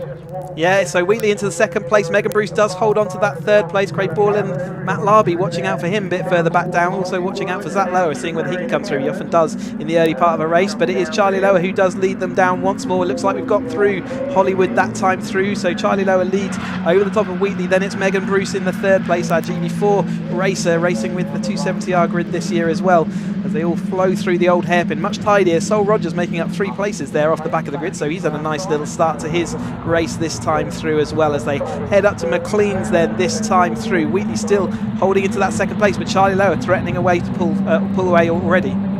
A bit of a run wide there we did see. I think that might have been from Kenley just drifting a little bit wide coming on from McLean's, but up into Coppis they go. 2 wide there, further down the order from multiple drivers, and Coppis one of those corners where you can experiment with multiple lines, but you can see at the front there, Lower right now really try to break the toe, looking left, looking right. You'd think he was a boxer with the amount of juking he's doing from side to side. And well, as they make their way down into the S's where he finally settles down on the line, but meanwhile further down the order it's 2 by 2 for many of the drivers. It's not Noah's Ark, it's Caterham Racing, and as they come on through and onto the end of a lap. It's lower ahead of Wheatley with Keane followed by Bruce, and then Merritt to complete your top 5. But Ben, as they make the way onto lap number 2, I mean, there's still further battling, and 5 wide in the rear of the picture. Yeah, absolutely. And just seeing there, Charlie breaking that toe, that's something that, you know, is trademark Charlie Lower. It's something he does consistently. It's really hard sometimes to make sure that you're still optimising your line and not get caught up trying to follow him exactly and keep a hold of that toe. Just looking back slightly further here as well, you can see Rob Kennelly there in front with Nick Bryant just behind. Those are 2 very much championship protagonists as well. So although not fighting for the lead right now, between them and Ryan Wilby, it's going to be very interesting to see how the rest of the weekend plays out. Yeah, that second place of the battle is kind of drifted into the midfield, doesn't it? And that's exactly where they don't want to be, because it's so complicated there. Got all sorts of drivers all around you, but those mixed conditions in qualifying definitely stirring things up just a little bit as they head up through McLean's then. Once more, Tolmarsh around the outside of Bryant there, and yeah, there's lots of action here. Who are you watching out for, Ben, in this mid-pack? Yeah, so I'm really looking forward to seeing how Rob Kennelly gets on. I think this is a track where he goes really, really well. Had 2 wins here last year at Donington Park, first time he's ever on the podium, and I think it's a track that he's really confident at. So excited to see how he makes his way through, see him get ahead of Merritt there into turn 1 slightly earlier as well. So looking really, really fast out there. As they make the way to the end of another lap, well, all our championship protagonists continue to push on at the front of the field. We've got 2 guests who are absolutely going toe to toe. 3 guests. 3 guests, in fact. Yes, thank you for correcting me, Chris. They made the way through turn 1, but 3 wide further back. It comes in threes, and as they make the way through, well, that is going to be a run in the middle there. I believe that was Tolmarsh making that move and making it count. That's brave to do it so early on. And as we come back to the front of the field, well, goodness me, Lowe and Wheatley, you couldn't get a sliver of paper between them as they came down through the Craner curves, could you, Ben? Fantastic racing there. Just going back to Lionel Tolmarsh, I mean, that is a man who, behind the wheel of Caterham, lacked no bottle at all. He is exceptionally quick. Maybe not the most consistent person on the grid, but the speed, the raw speed that he has there is phenomenal. So no surprise to see him up there doing so well. And also Adam Keane going really well. Now up there alongside Ben Wheatley as well. This is an opportunity now for Charlie to really pull away, really eyes forward. Don't look in your mirrors. Ben Wheatley, though, just pulled away again there slightly, so now he'll be able to latch onto the toe from Charlie as well. So this front 5 really put him away here. So difficult to decide whether you want to go for the move and pull out of the slipstream, try and go for it. It's a chance that you're going to lose a position. As you can see, Megan Bruce now throwing her car down the inside as they head into the chicane this time through then, and she didn't make that stick. So Keane's still holding on, still got the 3 guests out front. There's Brian, and he's sort of cheating on. There's Ryan Wilby. We need to see him moving forward. He's got Zach Lower just behind him. So it really is all action and all change, but out front, Charlie Lower has managed to maintain that lead. Wheatley has having heavily defended into that second lap to hold on. Now he's still there in that second place, and Megan Bruce looking like she wants to take that 3rd place away from Keane. And keep in mind, of course, that Megan Bruce having her first podium of the season at what was the Knock Hill circuit, and looking to add at least 1 more to that as time goes on, and as our drivers make the way on down through the Craner curves and on through the old hairpin. Well, currently it is nose to tail, but everybody now seems to be settling it down into a running order, and we can see our drivers making their way up towards what will be in McLean's. It does look as though a little bit of a calm before the proverbial storm. And Ben, from your perspective, is it one of those situations whereby after a few minutes you might decide to back off for a little bit and then sort of recharge and go back on the attack? How do you weigh up how much pressure you put on your rivals? Yeah, exactly as Chris said there. I think when there's a pass on, you really need to commit to it. There's no such thing as a half attempt here. We had a car half of the sideways through Coppice that time. I'm not sure who it was, but there were other cars coming in on them, so hopefully that all ended in the right. Sorry to cut off you. There was a car sideways in the middle of the track, but hopefully that's all sorted itself out now. Yeah, absolutely. Just going back to that, yeah, there's no such thing as a half attempt at a pass here. It's fully committed or nothing at all. So, as Chris said earlier, all you're going to do when you go by side is slow each other up and compromise both the races. So, one of those things where you either make the pass happen or you drop in behind and optimise your times. And as the drivers come towards the end of another lap and we're on to the next one, 5 minutes down, we've still got plenty more to come. And well, as we can see there, still everyone trying to run each other into the distance and get as close as possible. But further on back, well, we can see more fighting for just outside the top 10. But looking back inside, firmly inside the top 10, it does look as though now that Keane is really on the attack. And well, with Wheatley going around, that was Wheatley we saw going sideways a bit earlier on, it does mean now our leader Wheeler, who is the guest driver. Well, we just have Keane now really trying to run away and take that victory. And correct me if I'm wrong, Chris, if Keane was to take the victory, is he a guest driver? Because this might be his first win as a guest driver for the season.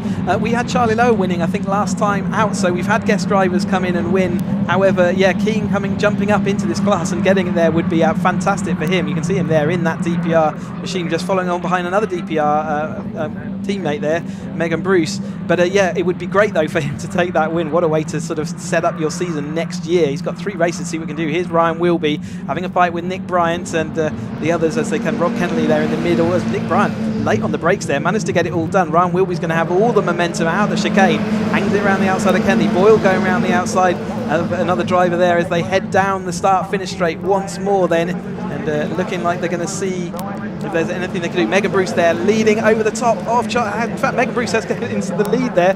Charlie Lower is back now into that. He was second temporarily, so he's not going to get the lights to flag. Megan now seeing if there's anything she can do about holding on into that second place. But a great result for her as well in that second place. And as our drivers roar the way on around, well, we're not even at the halfway point of this race already. You could write a novel with the amount of battles that are going on and also the drama that's playing out. But as they head up the rise and in towards what will be at turn number 7, meanwhile, the pack behind, well, it's the top 3 that have just disappeared off into distance, and then P4 all the way through to what is P16, separated by less than 4 seconds. I mean, Caterham racing is pack racing, but this is a big hungry pack of drivers, Ben. Yeah, absolutely. And one person who's very much on the move, Craig Boyle, keep an eye out for him, 7th across the line that time. Craig very much the fastest lap maestro in that car. He's had 2 this season, 6 last year, the most of any driver by a long way. So another person as he moves to the outside here who's looking to make forward momentum as well. Watch them 3 wide then as they're coming into the chicane once more. Kennelly back in front then of Bryant Wilby. Remember, he needs to move up for his championship as the rest of them also side by side. That's Larby and Zach Lower, I think, going side by side through the chicane.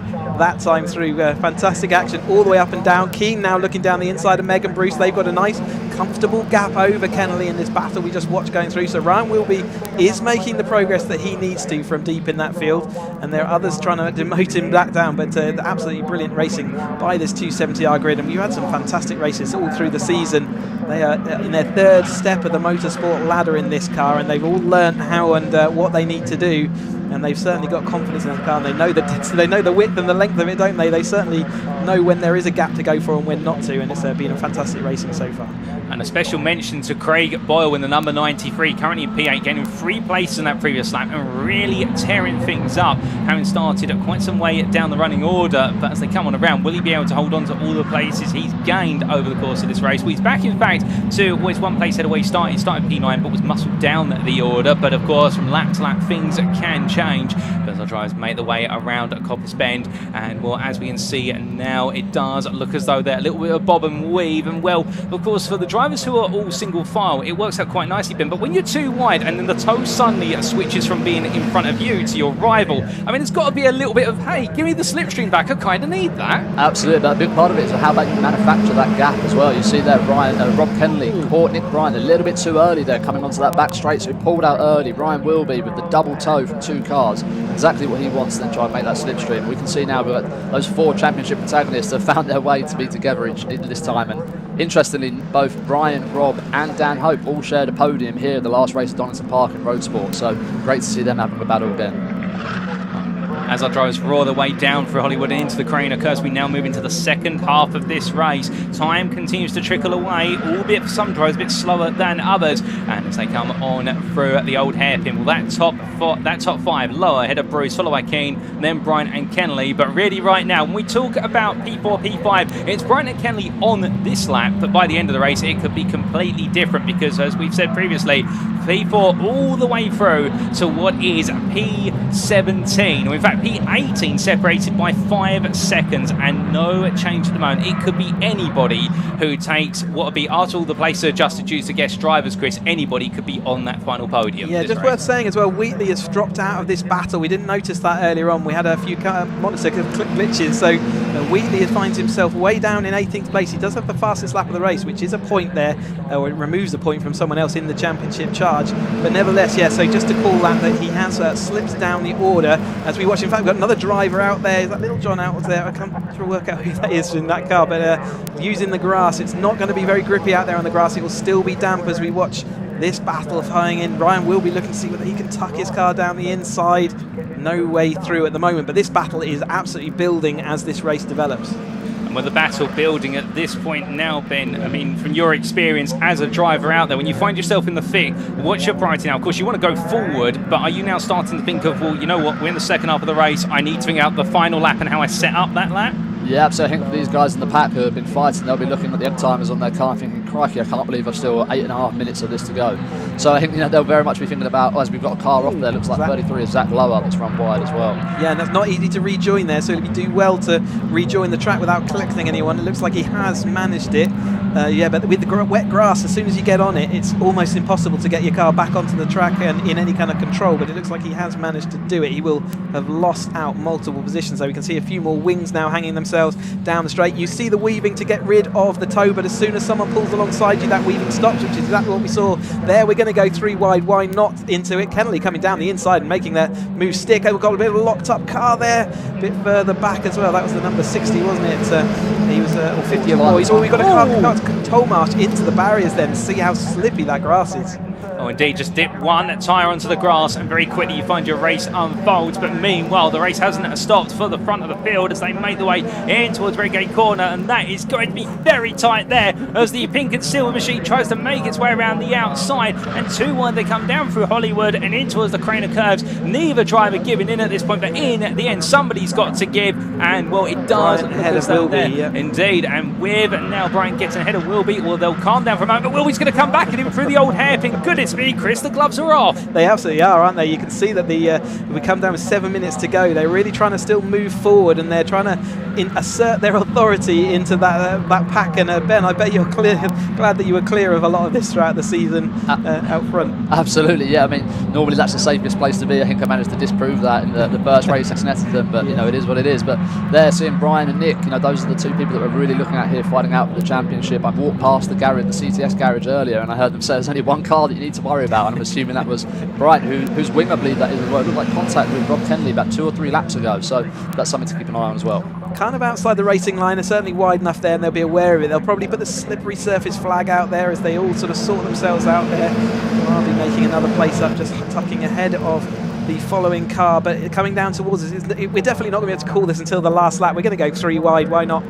Oh, indeed, it's going to be unpredictable all the way to the finish. The only time we'll know is that the checker flag is there. They go into Redgate once again, 2 wide at the front, and meanwhile we can see that the 88 of Wilby now getting clear of Hope and now trying to get himself involved in this fight to make it 3 wide. And of course Wilby, who's starting quite a way down the order, really just trying to roar his way up as high as possible and get himself onto that podium, given he's still got where's the top 3 in the championship to play for. And as they come down through the old hairpin, that lovely panning shot which just shows the momentum and the ferocity with which they're all chasing after lead. Oh, goodness me, further back, however, that's not how you want a Caterham to appear. That's the front grille by looks things lift up quite a bit. Yeah, the nose cone is another one of those things that you definitely don't want to have this. It makes it really awkward to see, and it also affects the aerodynamics quite a lot. And it's a big, heavy bit of bodywork if it does leave the car. So yeah, suboptimal, I think we'll call it, as they head into Coppice, this team. So Team Perry's Motorsport cars there looking to see whether they can join in the battle and the fun. They will have to avoid that wing. It might get blown a little bit further onto the grass as they whoop on by. Ryan will be looking to see whether he can go around the outside of Nick then as they go into Kennelly looking down the outside. And we've got Daniel Hope locked up down the inside. He manages to get it all stopped up though, just about. That was looking sketchy, and now it looks like Boyle's going to see whether he can do anything about that. Sketchy for a bit there though.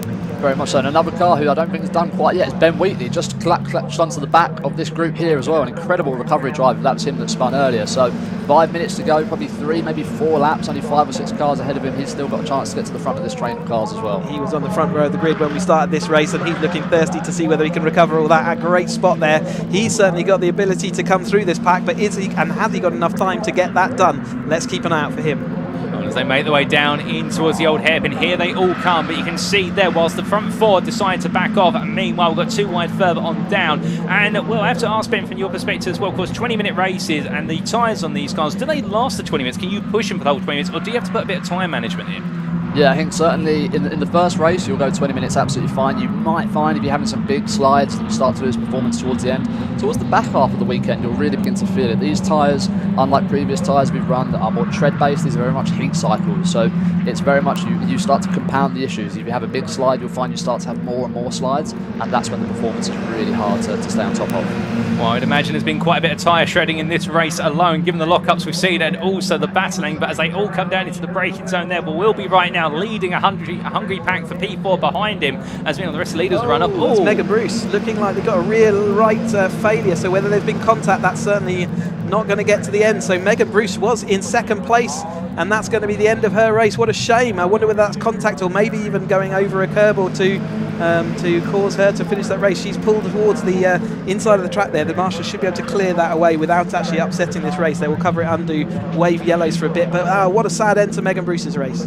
100%, and indeed when you're running so high up, and Bruce after that second place at Knock Hill, which really was the first podium, and now to see it all fall away, and it's heart-wrenching to happen at any point, but when you've only got 3 minutes or so to go, even more so. But still 2 more races tomorrow, and well, we can expect plenty more from Bruce then, albeit coming from the back of the field in those races. But as we look at our drivers continuing to make the way on around, it's still what is now the P3 battle, albeit we won't be aware of it this time around, although he may have noticed Bruce going off, but I think his head's going to be elsewhere, and it's going to simply head down and push on as much as possible and lead the pack on round. And well, as they make the way onwards towards what will be the S's once again, you can see all the drivers still staying very closely together as they make the way down towards the braking zone. Mate, it looks as though too wide here, and Wilby's going to defend in the middle of the road, but he's going to be sandwiched. In fact, he'll be gobbled up there, and that's the 28 of Bryant making the move. Yeah, so Nick Bryant back in front then in their championship battle. Remember, they can't solve it all today, but they can certainly help themselves. Ryan will be going back to the outside. Megan Bruce will be out with the graduates as well. She qualified on pole, so they've got a bit of work to do to get that car back out and all fixed up. I'm sure DPR will work hard to get that done. As we're looking around the outside, Ryan Wilby does get that swoop around the outside. Nick Bryant's going to have a look down the inside then as they go into Hollywood, not making it stick this time. We're down to 2 minutes on the clock, so we're going to be starting our penultimate, or only a few laps of this race left to go. Ryan Wilby, though, he's managed to chop across the front of Bryant as they head down into the old hairpin then. Bryant looking like he's got it all the speed in that car, but Wilby is just not letting him use it.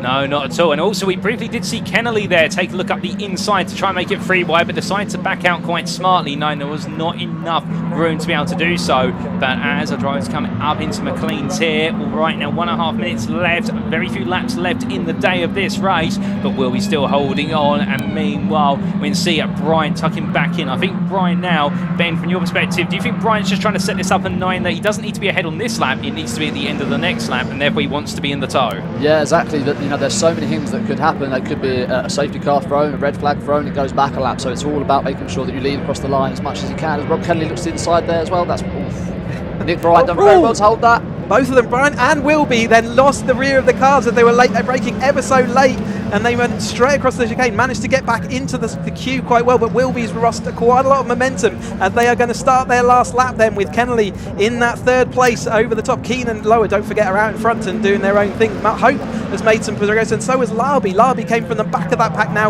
into second place, so that's fourth place in this race. So he's having a great end of this race, but at the expense of Nick Bryant, who now has several cars between him and Ryan Wilby, who's still going backwards. That's devastating for Ryan Wilby as Kennelly went down the inside and they all outbraked each other. Oh, indeed, and loss of momentum, a loss of places. But meanwhile, the flip side of the coin, Larby, who started P12 in this grid, is currently on course for a P4 as they make the way through. But Kennelly will do everything to make sure he doesn't gain one more place. Rob Kennelly, who started P6 and really is in contention for some of the highest spots in the championship as they make the way up through McLean's. It is very close to them, but a bit of a run wide there as they head on the rise and coming up in towards what is Coppice Corner. I can see Ben next to me right now, absolutely standing hair on end. But we look towards the front of the as the clock strikes 0, and it is going to be a victory there for none other than what will be Lower in the number 71. A fantastic drive by 3 seconds over Keane. Our two guest drivers, they're doing a fantastic job. But meanwhile, who is going to take P3 and what will be victory effectively out our drivers? It is going to be, as we see them come to line, I think, is it going to be Kennelly? Here they come, and it is Kennelly who just holds on ahead of Larby. Then it'll be Hope, Bryant, Merritt, and then Boys, Littlejohn, and Wilby to complete your top 10, and then it will be none other than Waitman who completes the run to best SPL, and we've still got more to come. Warnock there, Neil Warnock holding on for P17 ahead of Lowe, with Cross and Bailey complete your top 20, and then we do have Crossman, Finlayson, and then I do believe we have Lowe and Gregor to complete that running order, top 24, and then Soden will take P25, just holding on ahead of McCullough to the line there in their own little battle. But goodness me, what a race. And I mean, Ben, you must be thinking right now, you had your first taste of being at the commentary booth with Bas, and what a race to have your first commentary debut on. Right, my nerves are shot. I can tell you it's much easier being sat in the seat of the car itself than it is up here. But wow, what a fantastic race, and well done to Charlie and Adam Keane particularly jumping up there. Great result to becoming second in your first 270 race. This is a grid of fast drivers, hard racers as well. So amazing performance. Matt Larby really flying through there, and a particular well done to Rob Kenley.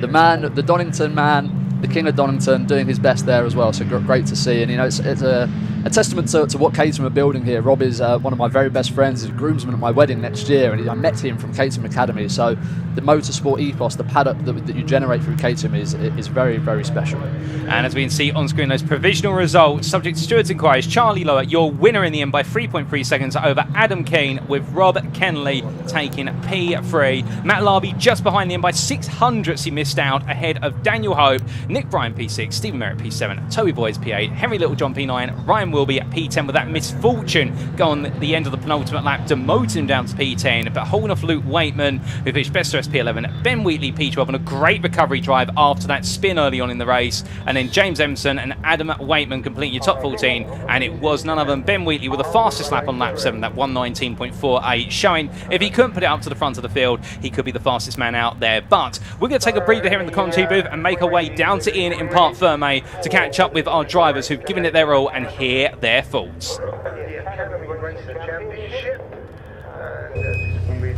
Well, here I am. Now he's actually got out of the car. Charlie, what a great race. What a shame, though, for Megan Bruce there. Her car did actually come back past us through Parc Ferme, so I'm not too sure what the issue was. But, Charlie, you were under a lot of pressure throughout that race. And, of course, when we lost Megan, it seemed to get a bit of a gap on Adam there and just controlled it. Yeah, I'm not sure what happened. They were obviously in my mirrors the whole time. So we were playing tactical and it worked. They managed to, they were definitely battling a lot, which was exactly what I needed. I managed to spring a gap and hold it. It felt pretty good. It's been a perfect day so far for you, hasn't it? So at the moment, I want to master the 3 of 3 because I lost out at Brands Hatch. So going for 3 for 3 this time. Top man. A lot of you won't know as well. He hasn't got the shoes on now, but he's got perfect shoes to match his outfit as well. I saw that a little bit earlier. Not those ones. He's got a different pair. Adam, let's have a quick chat. Oh, it's good to see you again, by the way, mate. Well done. Congratulations. Shame we lost Megan in the end there, though. Yeah, what happened? I'm not too sure. She did come through, actually, but the car seemed to be okay. I saw a big wiggle. It looked like something on the steering or something. But yeah, it was fun battling her and Charlie, and we kind of lost everybody else for a bit, and then it was just me and Charlie was miles down the road, and yeah, there was no catching him. When he was it gone. Just a case saying, look, just take home second place? There's still more work to do this weekend, isn't it? Yeah, pretty much. I mean, honestly, even if I wanted to, he was quite a long way up the road. So yeah, I was pretty much by myself. But yeah, it was fun driving with Megan and Charlie for a bit. It was really good fun. Yeah. So these Caterhams are something else, aren't they? Yeah. It's my first time out in this spec. And yeah, it's different again. Won't be the last day? No, definitely not. No. Tom, man, well done. Good to see you again as well. Let's grab Rob, shall we, for a quick chat. Rob.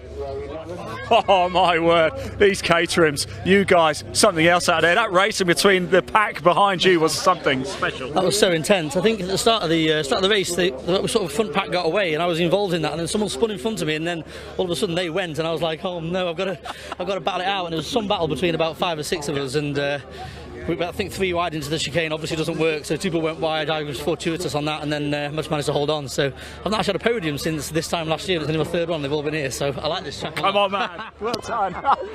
Go celebrate, buddy. You deserve it. Congratulations. Great stuff indeed. Right, almost time to go racing for the next race. It is the Caterham Academy, the green class. And I actually caught up with Sam Parker just before she's about to go out. So let's hear it from her now.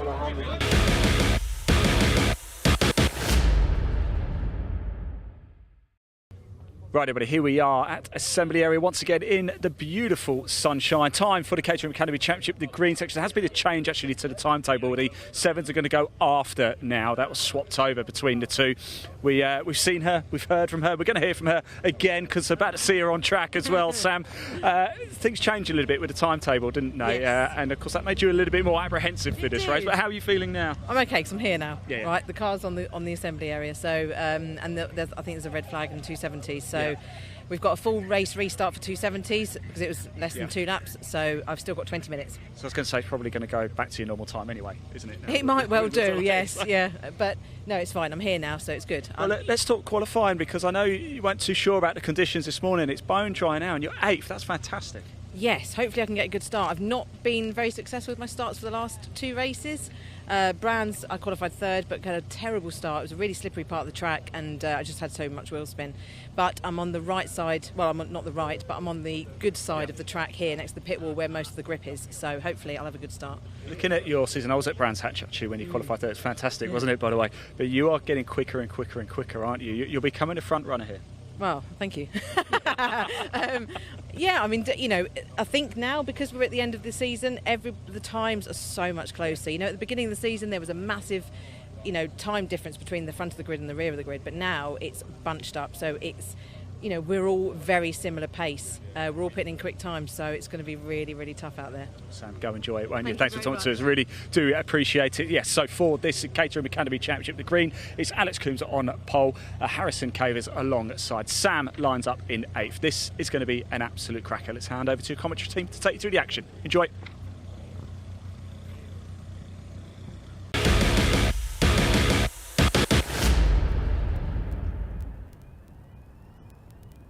And well, there we heard from Sam Parker in preparation for this Caterham Academy Green race, which is coming up. And of course, we've just finished our first race of the weekend for the Mission Motorsport Caterham 7 270R Championship. You'll see more of them tomorrow. They've got 2 more races on Sunday, but we've still got 4 more races of other series this afternoon. And of course, next up is the Caterham Academy Greens. And well, Chris, if the Caterham Academy Whites are anything to go by earlier, I can tell you one thing. We are on for an absolutely fantastic race, are we not? Yeah, absolutely. And just say the show that they put on earlier for the white group was fantastic, and I know that the green group will be looking to do exactly the same. So more stories in this championship as well, sort of between all the drivers there. But here come the grid, so we'll talk about the permutations, but let's go through the grid for now. And as we can see, then Alex Coombs on pole ahead of Harrison Cavers. The pole position coming by the best part of what is 4 tenths of a second. James Hall line up P3, joined on the second row of the grid by Aaron Oliver. Brian Thornton starts P5 ahead of Ben Snay, with Dean Burden P7 ahead of Sam Parker. Of course, keep your eyes out for Sam there, doing an absolute multitasking effort today. Charlie Nern starting at P9 ahead of Lewis Darling, who completes your top 10. And then we do have what will be our next set of drivers very shortly to walk you through the grid, but that's going to be your top 10. And remember, a big shuffle in the grid given the very changeable conditions that we had this morning. So you're going to see a lot of drivers out of potential position, but that's only going to serve to help to mix things up. But as we continue to look at the top 10 here, we'll shortly bring you the rest of the field, which we'll see on screen, and we'll fill you in the rest of the picture as we do then come to the second half of the field. And it is Jeremy Skeleton who starts Bester SP11 in the number 27, head of Oliver White. We then have Steve Lorriman starting P13 with Jimmy Wyatt alongside. Daniel Crawley starts P15 on row number 8 in the company of Andrew Davidson. Then we have Chris Morning and Chris Hicks on row number 9, and then it will be Alistair Kinnear and Mark Stancer on what is the 10th row of the grid. And starting last but not least, P21, Scott Darling. Well, the green flag lap is underway, and Scott Darling will be at the back of the group. Meanwhile, Alex Coombs will be at the very front. And in terms of the championship, Chris, well, I mean, it's their final race of the season, and leading the championship is none other than, I do believe, and I'm sure you'll correct me if I've got this mistaken, I believe it is James Hall. Indeed, yeah, we had Bruno van Dijk was leading the championship coming into this event. However, he's decided he wanted to go and do a Formula Ford race, and unfortunately that means he disqualifies himself from the Academy Championship, where it's all kept very even. You can't go and get extra race experience. So he made that decision. We'll see Bruno van Dijk in Road Sport class as they're going out later on. But James Hall comes in here as the fairly comfortable leader then of the championship. Alex is the person who needs to get win and fastest lap to overhaul James. and it overhauled James. There you go. They've got James Hall in there as well. But yeah, so it looks like James Hall's got it all sewn up, but it is still within the reach of Alex Coombs to get that done. So let's keep an eye out for that. And if James has a particularly bad race and Alex does get that win in fastest lap, he may well still be able to do it. He's still fighting heavily though with Harrison and so that's Harrison Cavers into that sort of second and third place battle. So it's going to be again one of those dynamic races, and we'll try and call the points towards the end, but we will call the action before the points, and we'll then try and tidy everything up as we get through the checkered flag. But 20 minutes of this Caterham Academy green group action. They've had some fantastic races through here. You can follow, if you've been watching on YouTube, Sam's escapades through the Academy racer. You'll know exactly what it takes to be a part of the Caterham Academy. Remember, these are all brand new races. None of them had ever driven a kart or a car in anger with any kind of race license before the start of this year. They all bought their car from Caterham. Absolute level playing field, and one of the best ways to come in and start your motorsport career in the UK. We've made way more than sort of 1,500, 2,000 sort of drivers, turn them into racing drivers. So it's fantastic and very unique proposition. And remember, these cars that you're seeing here in the Academy can then be upgraded through 4 of the steps of the Caterham Academy, the Caterham ladder, all the way up to the 7 Championship UK, which is the first time you have to change your car. But for the next 4 years, they can use these cars and go up through all the ladders and all the racing you're seeing today. So brilliant enterprise, and it's fantastic. And we do generate so many racing. You can see Sam Parker in the Dutch Vonka car. They're just going out the right-hand side of your screen. So follow her in the turquoise machinery. We're going to hope that she can finish somewhere in that top 10 and hold on to that top 10 in the championship. She'll be absolutely delighted with that, I know, speaking to her throughout the course of the season. But who's going to make the best of it? Can James Hall hold on to that lead that he's got in the championship? Can Coombs do anything to overcome him?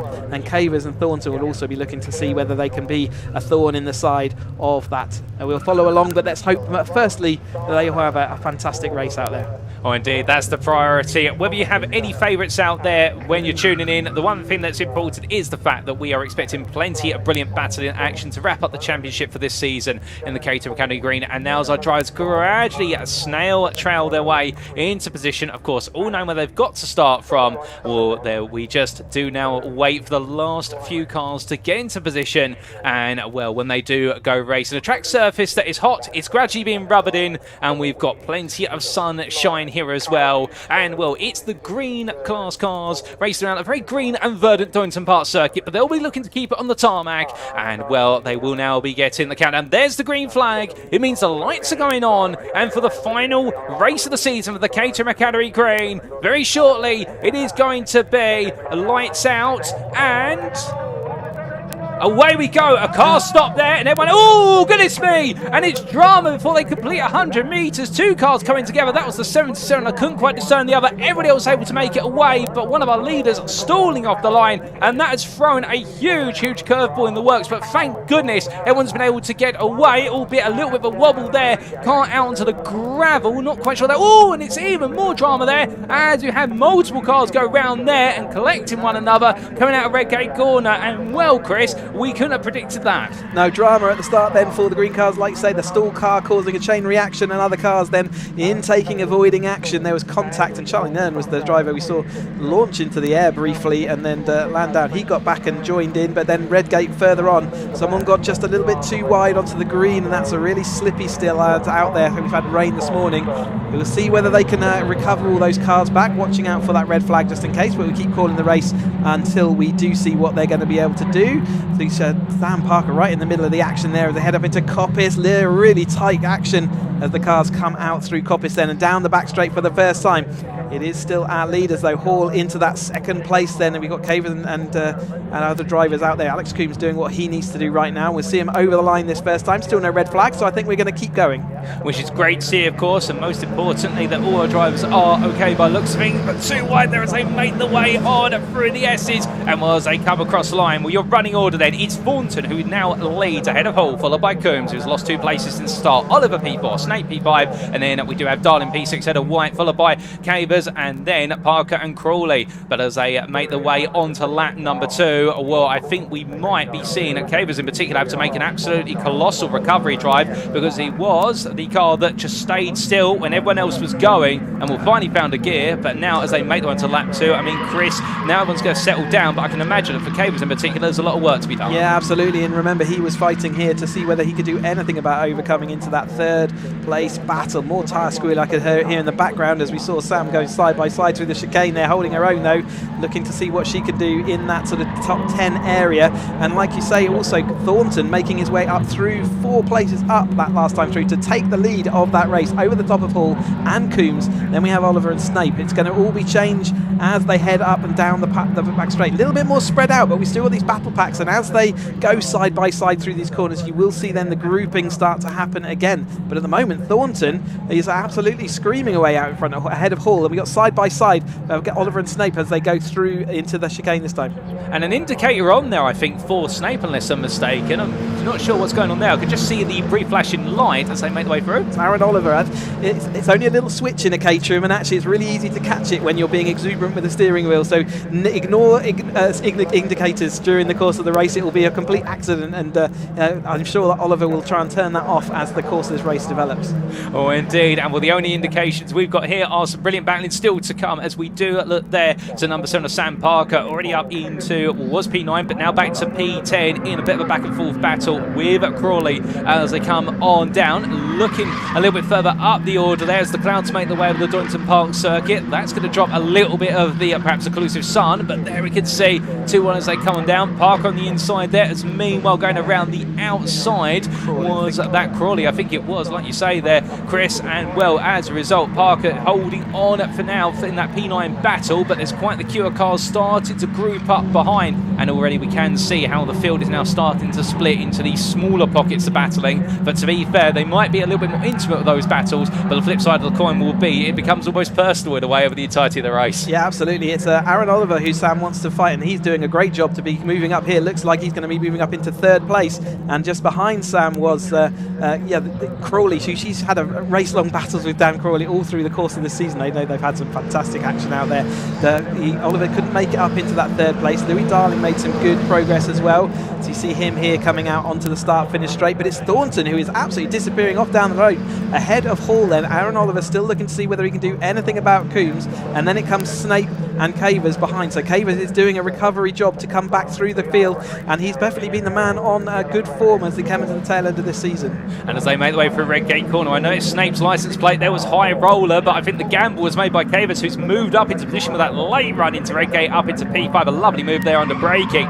Meanwhile, we can see Oliver still tucked in behind in the number 10 as they come on through the old hairpin, chasing after his Coombs. And as they roar the way, we have had a black and white flag already for Hall in the number 46. That'll be for track limits. That'll be a warning, not a post-race time penalty. But I think Hall, if he's not aware of it, will be starting to think, okay, now I've got to calm things down a little bit, and perhaps Thornton's just going to run off with this one. But whilst the top 2 might be breaking away, the battle for P3 is only starting to build its way up towards the proverbial crescendo. As you can see, Cavers there, well, of course, having started in what was P2, making quick work and making his way up into the top 5, but now he's got to try and get his way into the top 3, and well, looking for a move here up the inside down the back straight, and that's going to be versus none other than what will be Oliver, and onto the brakes, and Oliver leaving the space. And I think Oliver perhaps respecting Chris the fact, just follow the pack through. Different kind of race there for what it is. Cavers a lot faster, and learn to follow his lines instead. Yeah, Cavers is, he is the man on form. He's had a 2nd and 2 3rd in the last 3 races, so really coming good towards the end of this. Oliver now looking to the outside, but definitely decided to capitulate in that battle to say, actually, I'm gonna sit back. There's Sam down the inside of Dan Crawley, then going to take that position back. That will move her up into 9th place. Great tidy move there into Redgate, but now she's giving the toe back to Dan Crawley. He's looking down the inside of Hollywood this time, so you can see the backwards and forwards action all the way up and down this academy field as these drivers showing all the skills that they've learned over the course of this season. But Thornton still out in front by 2.5 seconds the last time over. Sam looking again there, see whether she can go down the inside into Old Hairpin, not making it this time through. And then Skelton looking around the outside. He's got all sorts of head of steam, and he does manage to swoop around the outside of the Old Hairpin. Sam having a look inside, tucked to the inside, that gave Skelton the room. And here we go, then battling more then. So another move up from Cavers there in the number 51. He was in 4th place as he went over the line. Looks like he's going to see whether he can take 3rd place away from the number 21 Coombs, and at the moment not managing to do it, but he's in the slipstream as they come down the back straight this time through. He's experimenting with those lines. He's throwing everything at this bar, the proverbial kitchen sink, as they come down in towards the last 2 quarters. Not even halfway through this race, and already Cavers is literally tossing everything at this. You can imagine that right now all he wants to do is clear this field and go chasing after Thornton. But first, you have to get through Hall after all of that, and you can see Hall in the front of your picture there. As meanwhile, Cavers now looking to the outside, very close there, and sending a message to Coombs, which is, this is my place, I'm taking it. And as they make the way through Redgate Corner, a lovely bit of manoeuvring under braking, and it is going to be Cavers around the outside, but Coombs isn't done yet. We'll get the better traction off of turn 1, and as they come down the hill, we're in. Cavers does get ahead, seals the door shut through Hollywood, down into the Craner curves they go, and now Cavers up into P3. But how far can he go, Chris? I mean, surely now Hall's got to be looking in his rearview mirrors and thinking to himself, is that Cavers behind me? I swear we're long gone. Yeah, I can't believe that there was enough time for him to restart the engine. I wonder whether he wasn't in gear at the start of that race properly, rather than being stalling the car. Unless maybe he just did get that restarted so quickly. But would have been a heart and mouth moment for him. But he is showing all the speed he's got in the late part of this race, as he now assertively puts his car down the inside, the number 51 down the inside of Coombs there. This time he is going to lead them onto the back straight, but that's not always going to be guaranteed that you're going to be there ahead of them into the chicane. But he certainly looks like he's got the car with the momentum. He's got to hope that the other cars behind him, Hall and et al., start battling with each other, which is going to give him a little bit more comfort race. And that's certainly what's looking at happening at Oliver around the outside then, as he goes around the inside for Hall, round the outside then of Cavers. So lots of shuffling of the order, but it is Cavers who just sits out in front. And as our drivers make the way on down towards turn 1, don't adjust your television sets. That's our camera going from out of focus to in focus there for dramatic effect as they come down into turn 1. 3 wide they go on the brakes, and as they do, it is going to be still Cavers holding on for now, but Hall's trying to come back strong here as they make the way on through turn 1 into 2. But through Hollywood they go, and Cavers right now absolutely refusing to give in. And I can tell you one thing, when he's been in clear air or in the slipstream, Cavers has been setting fastest lap after fastest lap. Oh my goodness, Oliver there thinking he'd go around the outside for the Craner curves, and well, in the end having to back off and recognise the fact that yes, there is space out there, but there's not the grip to do it. But I think Oliver right now has absolutely said, you know, these tyres, they're going to be done by the end of the season. But he's now got what is their darling looking for the move, and Oliver I think has left himself open, Chris, as a result. Here comes Coombs around the outside as well, so he's made a couple of places back up in the course of this lap. Hall slipping backwards this time into the clutches of Darling and to Oliver as well. So Darling looking around the outside, he's making good progress up through this field. Man that's never been short of a little bit of exuberance in the car as he's gone through the season, but looking at the pace in his car today, he's certainly looking to see whether he can get through and pass. There's a little bit of jinking and jiving we saw in the sort of snake to throw the toe, and it certainly looks like it's worked for him this time. Coombs having to sit behind Cavers in that second place, then it's Coombs, and then Hall drop back a little bit further, and there's Snake seeing whether he can do anything about them in front. There is a comfortable lead though for Thornton.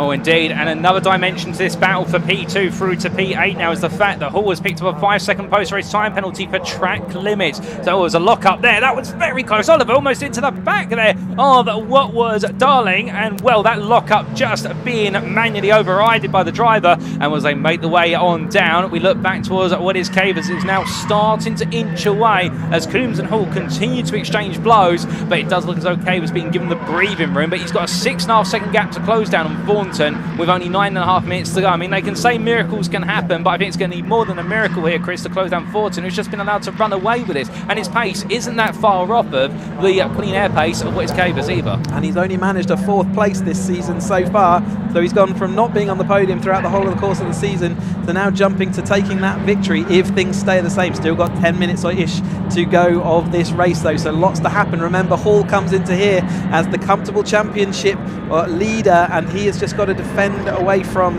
Coombs behind, and it's only Coombs that really can have any effect on him.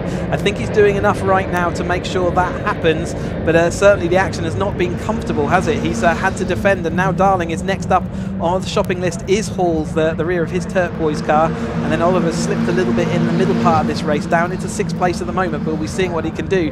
Hello indeed to Thornton as he's out front there ahead and sort of pulling clear like we see with Oglesby as they all battle behind him. Cavers does slot into that 2nd place. but he's disappeared off down the road. And as they make their way onto another lap, well, with all this plan, of course, Thornton will want to just run away with this lead ahead of Cavers, given their scrap for what is P3 in the championship. And of course, we'll give you an update on that as we can towards the end of this race and at the conclusion provisionally. But as our drivers now all make their way on down through into the old hairpin, all line astern for a brief moment. And well, we now see there the number 25 of Darling just simply sauntering on there. And well, it must be said, Lewis Darling doing a fantastic job of getting stuck into this fight and really putting a thorn in the side of Oliver there, as further back you can see a little bit of a two-wide moment, and that I believe would have been Skeleton and Parker battling for P10, and well, we'll be able to come to them a little bit later. But meanwhile, there's the number 25 of Darling going around the outside. Oliver's going to defend hard on the inside, and in the end, well, Oliver will lose the place going on through Coppice Bend. A lovely bit of movement there from Lewis Darling, and now as they roll onwards down the back straight, we look further back there, not to admire the crow on the fence, but to admire those who are coming around through turn number 8, and there is Parker currently chasing after what is the car in front of, excuse me, Skeleton, I should say. But meanwhile, they made it Skeleton, I should say, getting it wrong the third time. It is October. I will get it right in the end. Spooky season is here, but not quite. And as they make the way around, that's number 27 of Skeleton, just tucked in behind Parker as they come on down towards another lap. Back towards the front of the field, where you can see there number 25 of what is Darling, just keeping Oliver behind, and now on the coattails of Hall and Coombs. And well, Cavers has not broken away as much as he would like, and I think the slipstream just having too much of an effect to enable him to break the toe. But Hall now having to look further and further into his rearview mirror to see that he's got Darling right on his 6 and not letting go, Chris. If they cross the line as they did a couple of laps back, I can't see whether we've updated since then. Cavers is just doing enough to get past Coombs in the championship for second. So James Hall still comfortably into that lead of the championship and the champion-elect. However, Cavers, with the fastest lap which he has, is enough to take him into a tiebreaker, and he's got 2 wins this year, so he will currently take that second place in the championship over the top of Alex Coombs, who's currently, they're tied on 143. We'll keep an eye on that. A little bit late on the brakes there from Oliver, just manages to scoop down the inside, and they all avoid contact between them and Darling, as we've still got Cavers having to really work hard to try and shake the attention of the Coombs. These are the battling for the second and third in that championship. Remember, Cavers has currently got enough done with that fastest lap ahead of Coombs, but we will keep an eye on that battle and keep an eye on those points as Lewis Darling looks to see whether he can do it, and he's broken free now of that battle pack behind. There's Thornton still sauntering off into the distance. And as Thornton goes on to what will be his 11th lap of racing, meanwhile, that's 2 by 2. I thought it was 4 wide for a brief moment, but not Spears. That's Hall versus what is Darling, and is Hall going to lose another place? Tries to turn in, but he's got to give space to Darling somewhere in there. And meanwhile, Oliver and Snape follow afterwards, and this is going to be a 4-way scrap now for what will be P4. The battle for P2 has broken away, and Cavers versus Coombs was they make the way down in towards the old hairpin with the second place in the championship on the line between the two of them. It could go either which way depending on who finishes ahead of the other and who's got the fastest lap to go with it. But as they roar the way up the hill, and will come in towards McLean's once again, and Oliver keeping his indicator on there. I don't think he's figured out how to switch it off. I think he's got more pressing things to do, to be fair. Or as they roll their way off of that right apex of turn at number 7. That was a poor exit there from what was Cavers. Coombs is going to be looking around the outside, but does Coombs go for it now, or does he simply go for the cutback momentum here? I think he goes to the latter, and you can see that cuts back to the inside. It's a drag race down towards the S's once more, but Coombs just cannot find that final 5% here. That if Coombs gets by this position now, he moves into second in the championship. Every time they swap, they will be swapping positions, so the order that they finish in, if they are here, is the order they're going to finish in the championship, second and third. It's still Hall out front with a 3-point gap, so hopefully he's got enough to stick around to the end of this race. But the battling there for Cavers and Coombs is what we really are interested in from the championship perspective. It's still Cavers out in front as they cross the line this time. Does Coombs know that he needs to get in front? Certainly knows that that's the car. Hall looking down the inside of Oliver.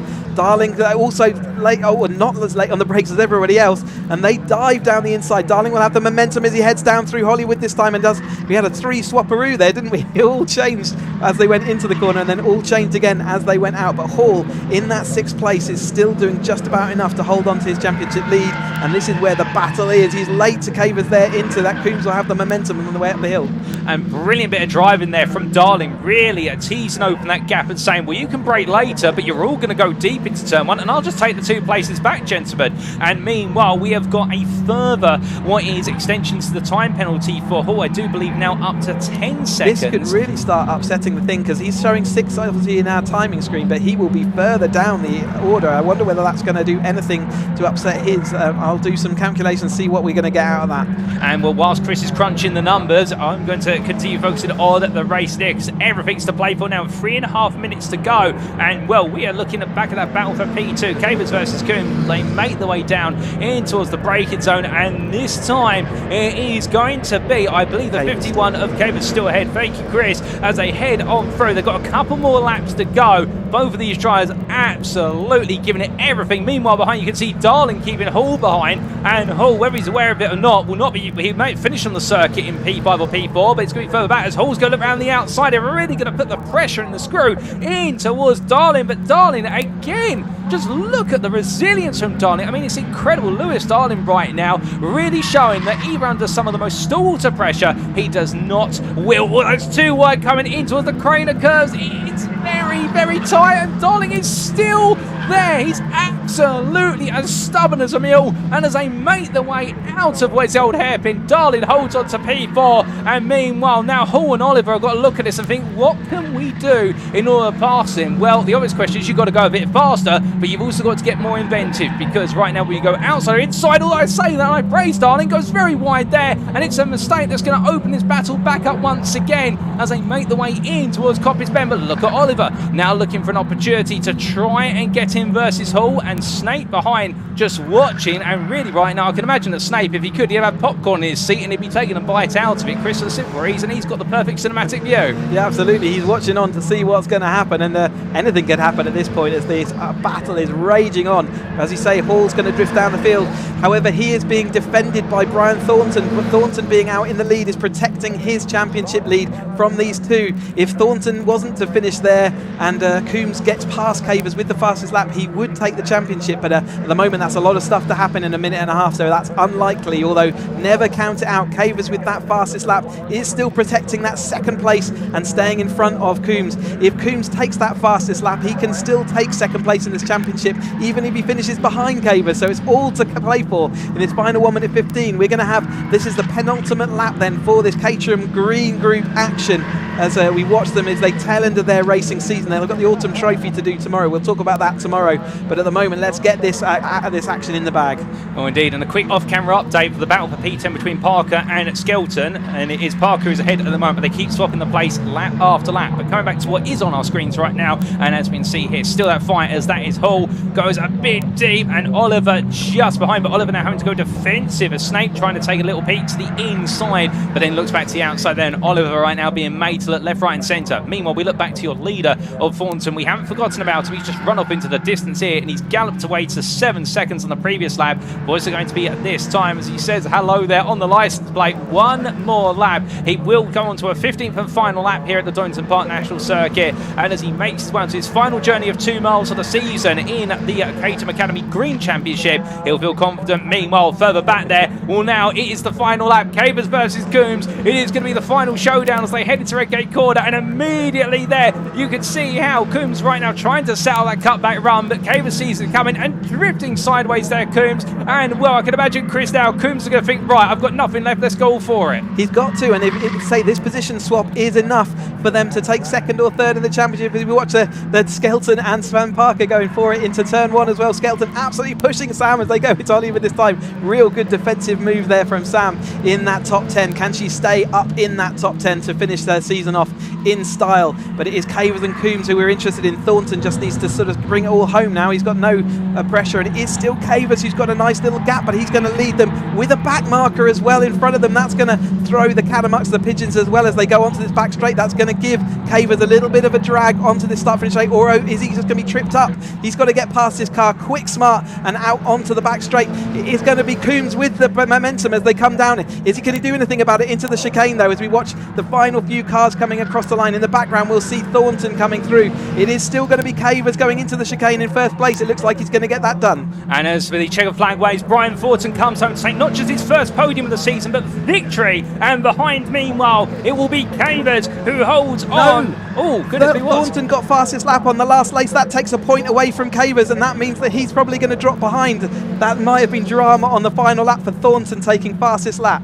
Well, still, that drama in the championship. Cavers will take P2 on circuit ahead of Coombs, followed by Lewis Darlington, then Oliver, then Snape, Crawley, White, Hall, Hall, and then here comes what will be, in fact, Hall being demoted, of course, for a post-race time penalty. So Sam Park will be moved to P9, then it will be Skelton P10, Jimmy Wire P11 best to rest, and then Hall will finish P12 after that time penalty is applied. We've still got more to come here, and this is Lorriman versus Hicks in the battle for P13 as they both slide the way to the checkered flag, and it is going to be Lorriman P13, Hicks P14, and then we do have Kinnear P15. We have had finish a lap down both what was, I do believe they're the other member of the Darling family, Scott Darling, and also Stancer. We've still got a couple more drivers on the lead lap to finish this race, including Nern in a P16 in the number 77 with the license plate definitely hanging at an angle. I think that's going to be replaced after the race, and then it will be Davison who will be coming home P17 in the 44. We saw him towards the end, and that, ladies and gentlemen, is your checkered flag. 21 starters, 19 finishers,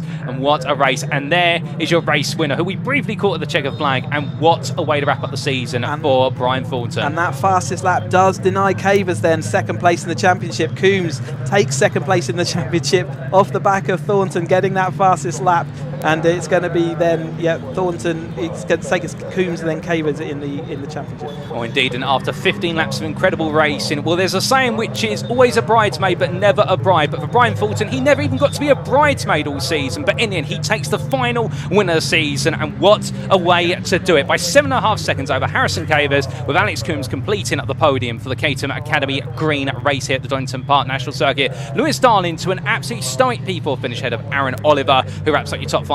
Ben Snake P6, Daniel Crawley P7, Oliver White P8, Sam Parker in a back and forth battle with Jeremy Skelton, almost a skeleton again there. Let's keep Halloween to later this month, but Sam Parker taking P9 there ahead of Jeremy Skelton, and then Jimmy White best to rest P11 ahead of Steve Lorriman, Chris Hicks P13, and Alistair Kinnear P14. Fastest lap, like you said, Chris, on the final lap to Brian Thornton there with a 23.0 exactly, and what a way to do it right towards the very end, and what a race. And here's the replay of that race start. From your perspective, Chris, what happened? Yeah, it's just that stalled car of Cavers that spent everyone scattering, and you can see Louis Darling had to come across, and it was Dean Burden, the other, he's been in the championship fight as well, has came together with Charlie Nern.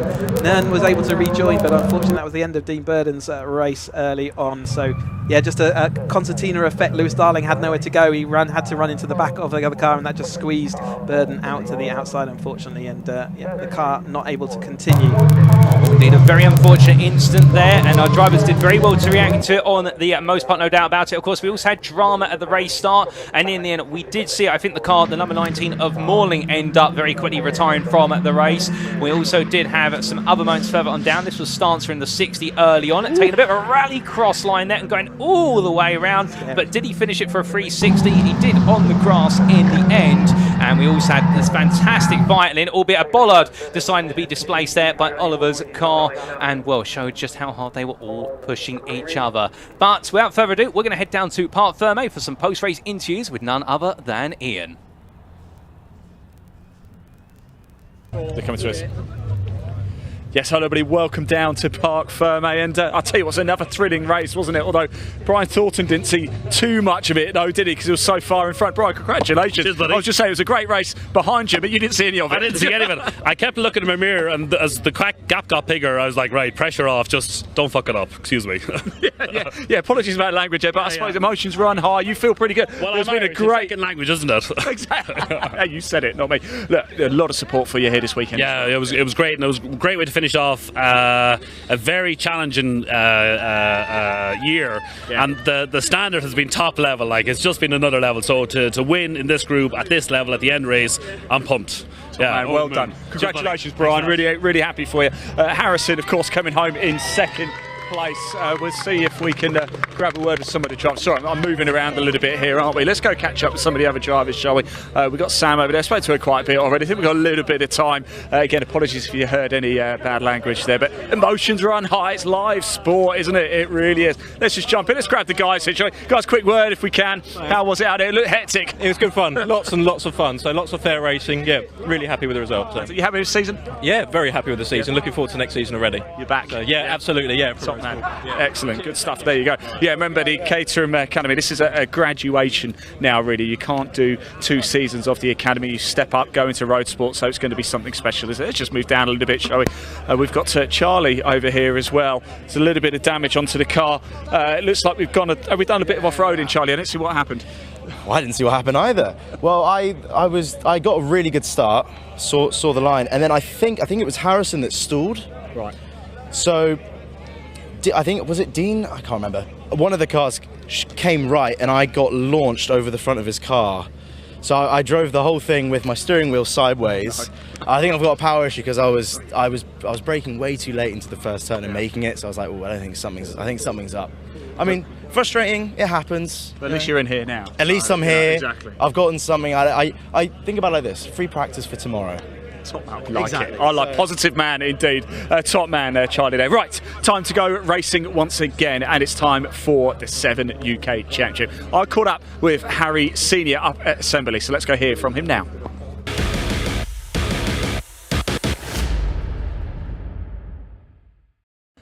Right, everybody, here we are back at Assembly. It's time for the big one.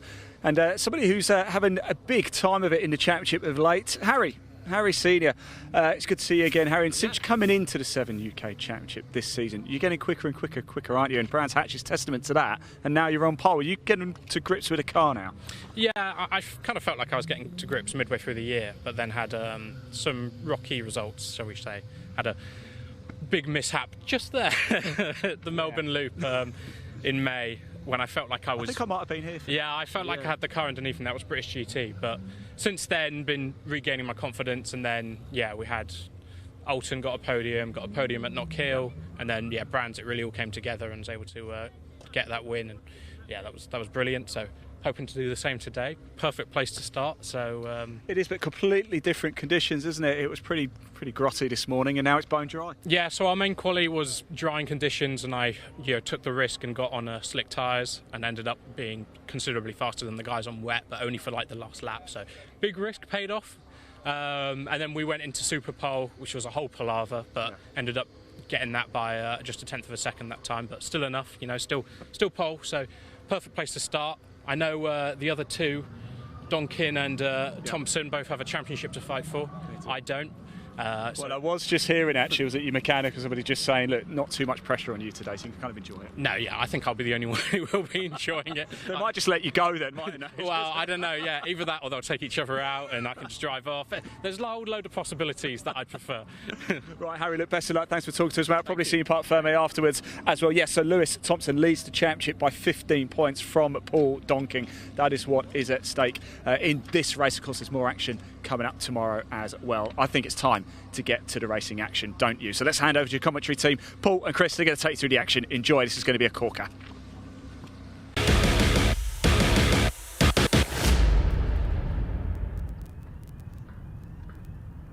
Thank you, Ian, and well, from hearing from the words of Harry Senior there, we now charge our way into the first of 3 races for this weekend in the Vertex Caterham 7 Championship UK, the top tier of the Caterham Motorsport ladder. And as we can see, Harry Senior and Paul Donkin on the front row of the grid. Lewis Thompson and William Smith on row number 2, ahead of Samuel Smith and Carl Jones. Carl Jones being your AM pole sitter, Chris Fraser and Wesley Payne on row number 4, and Matthew Armstrong and Gary Curtis completing your top 10. Then we come on to the second half of the grid, or at least the next 5 rows, and as we do, keep in mind there are going to be 19 drivers on this grid. Darren McCormack starts best to SP11 ahead of Tom Edom, with Craig Story and Jake Swan on the 7th row.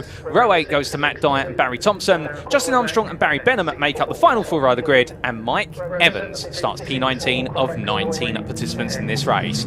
But what a mixed up field, Chris, and indeed plenty to look out for there. And we haven't just got, of course, what is our primes out there, as denoted by the blue highlight against their driver number on the live timing screen. We've also got your AMs out there, and there's a bit of a championship fight to be looked at in both classes. Absolutely, and both the Pro-Ams and the AMs cannot sew it up in this race, or it's unlikely that they're going to sew it up. Lewis Thompson in our Pro-Ams is the most likely, but if you've ever won a Caterham Championship or been on the Championship podium, had enough podium finishes, you go into our Pro-Am class. If you've never done that, or you've come in with less experience than you into the amateur class, and Harry Senior did actually start this year in the amateur class, but but he was such as his performance been, he's done enough podiums now that it means that he moves up into the Pro-Am. And he said that means he's under no pressure from the drivers around him.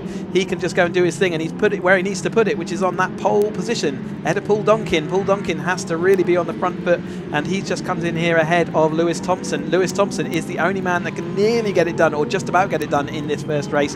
If he does get the fastest lap and a win, and Donkin doesn't have a great race, then it is still possible. But more than that, we're going to be watching that for tomorrow for the race. But this is, they again have 3 20-minute races over the course of this weekend. This is the top flight of the Caterham's here to this weekend, but also the top flight of Caterham in the UK. This is the national championships, therefore they're heading for the title of British Caterham champion.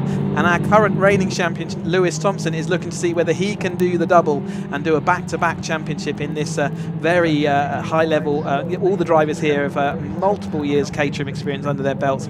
We have got a fully race-focused car here, 180 horsepower, 6-speed sequential gearbox, and they've got slick tyres on this machine as well. Absolutely thoroughbred race machinery. It goes around these kind of tracks at touring car and GT4 type spec speed, so going to be considerably faster, and you'll see the difference in the attitude of the cars as they go in. Looking forward to the racing action, and Donington National here, circuit 2 miles around here, always gives us some fantastic action, and I don't think this is going to be any different. Let's see whether they can get it off the line. It's not always easy with the slick tyres. Have they got enough temperature in the tyres? Have they got enough temperature in the brakes? Is everything ready? Who's going to get it done? Can Harry Senior pull away? Can Lewis Thompson do what he needs to do? Will Smith is going to see whether he can do anything from 4th place in the orange machine.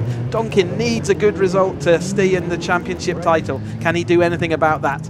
We're going to find out then in the next few minutes. Oh, indeed we are. And remember, coming in to today between Lewis Thompson and Paul Donkin, the 2 protagonists at the front of the field, they're equal on podiums, 14 apiece, but it's been 9 wins to a single win for Lewis Thompson versus Paul Donkin. And as the field all pitches into position, we are now only seconds away. The last car pulls in to its space at the back of the grid. That's Mike Evans in the number 93. The lights are getting ready to go on. The green flag will shortly wave, and we will be roaring away. There's the green flag. It is time, ladies and gentlemen, as the engines begin to roar. The red lights display, but who will be leading away? Well, here we go then for the first time this weekend. It is going to be lights out and away we go for where's the Caterham's 7's UK Championships. They roar their way down towards turn 1. It's a brilliant start there from what is Paul Donkin, who takes the lead of this race. Harry Senior falling back into P2. A little squeeze inside. There's Lewis Thompson and William Smith. Both look to try and make progress, but they're still fighting over P3. Bum wide there from the number 75 further down the order. And as they come on through in towards what will be a turn number 4 via Hollywood and the Crane of Curves. 2-1 a little bit further down. Oh, goodness me, a few slides down, some cold tyres, but it looks as though so far, at least, Chris, Paul Donkin's been able to hold on to the lead that he's taken. He had to go all the way to the edge of the track that time, though, to defend from the inside. He wasn't willing to let Harry Senior go down there, and they're going to go side by side as they come up into McLean's this time. See how much faster these cars are than the cars we've been watching previously, the Academy, the lowest step of the formula. Right up to the top, you've got Chris Fraser. Contact there, I think that's with Matt Armstrong, so they've had contact going up into Chris Fraser. Looks a bit embedded in that gravel, so can he get that car out? Well done. Yes, it looks like he can, but disappointing for him. He was having a fantastic starting position in that car. Harry Senior has taken over from Donkin, as has Lewis Thompson as well, looking to the inside to protect Will Smith, and then it's Smith, the 2 Smiths in a row, looking to see whether they can do anything about it. Will Smith has to capitulate, and it is Sam Smith who goes down the inside up into 3rd place then, as we watch here. Carl Jones also doing really well still to be up there and in the battle, but Harry Senior is going to lead us across the line. Our reigning champion Thompson is in 2nd place, but looking to see whether he can go around the outside. Then we got Smith, and Donkin's lost the lead and moving all the way down now into 5th place.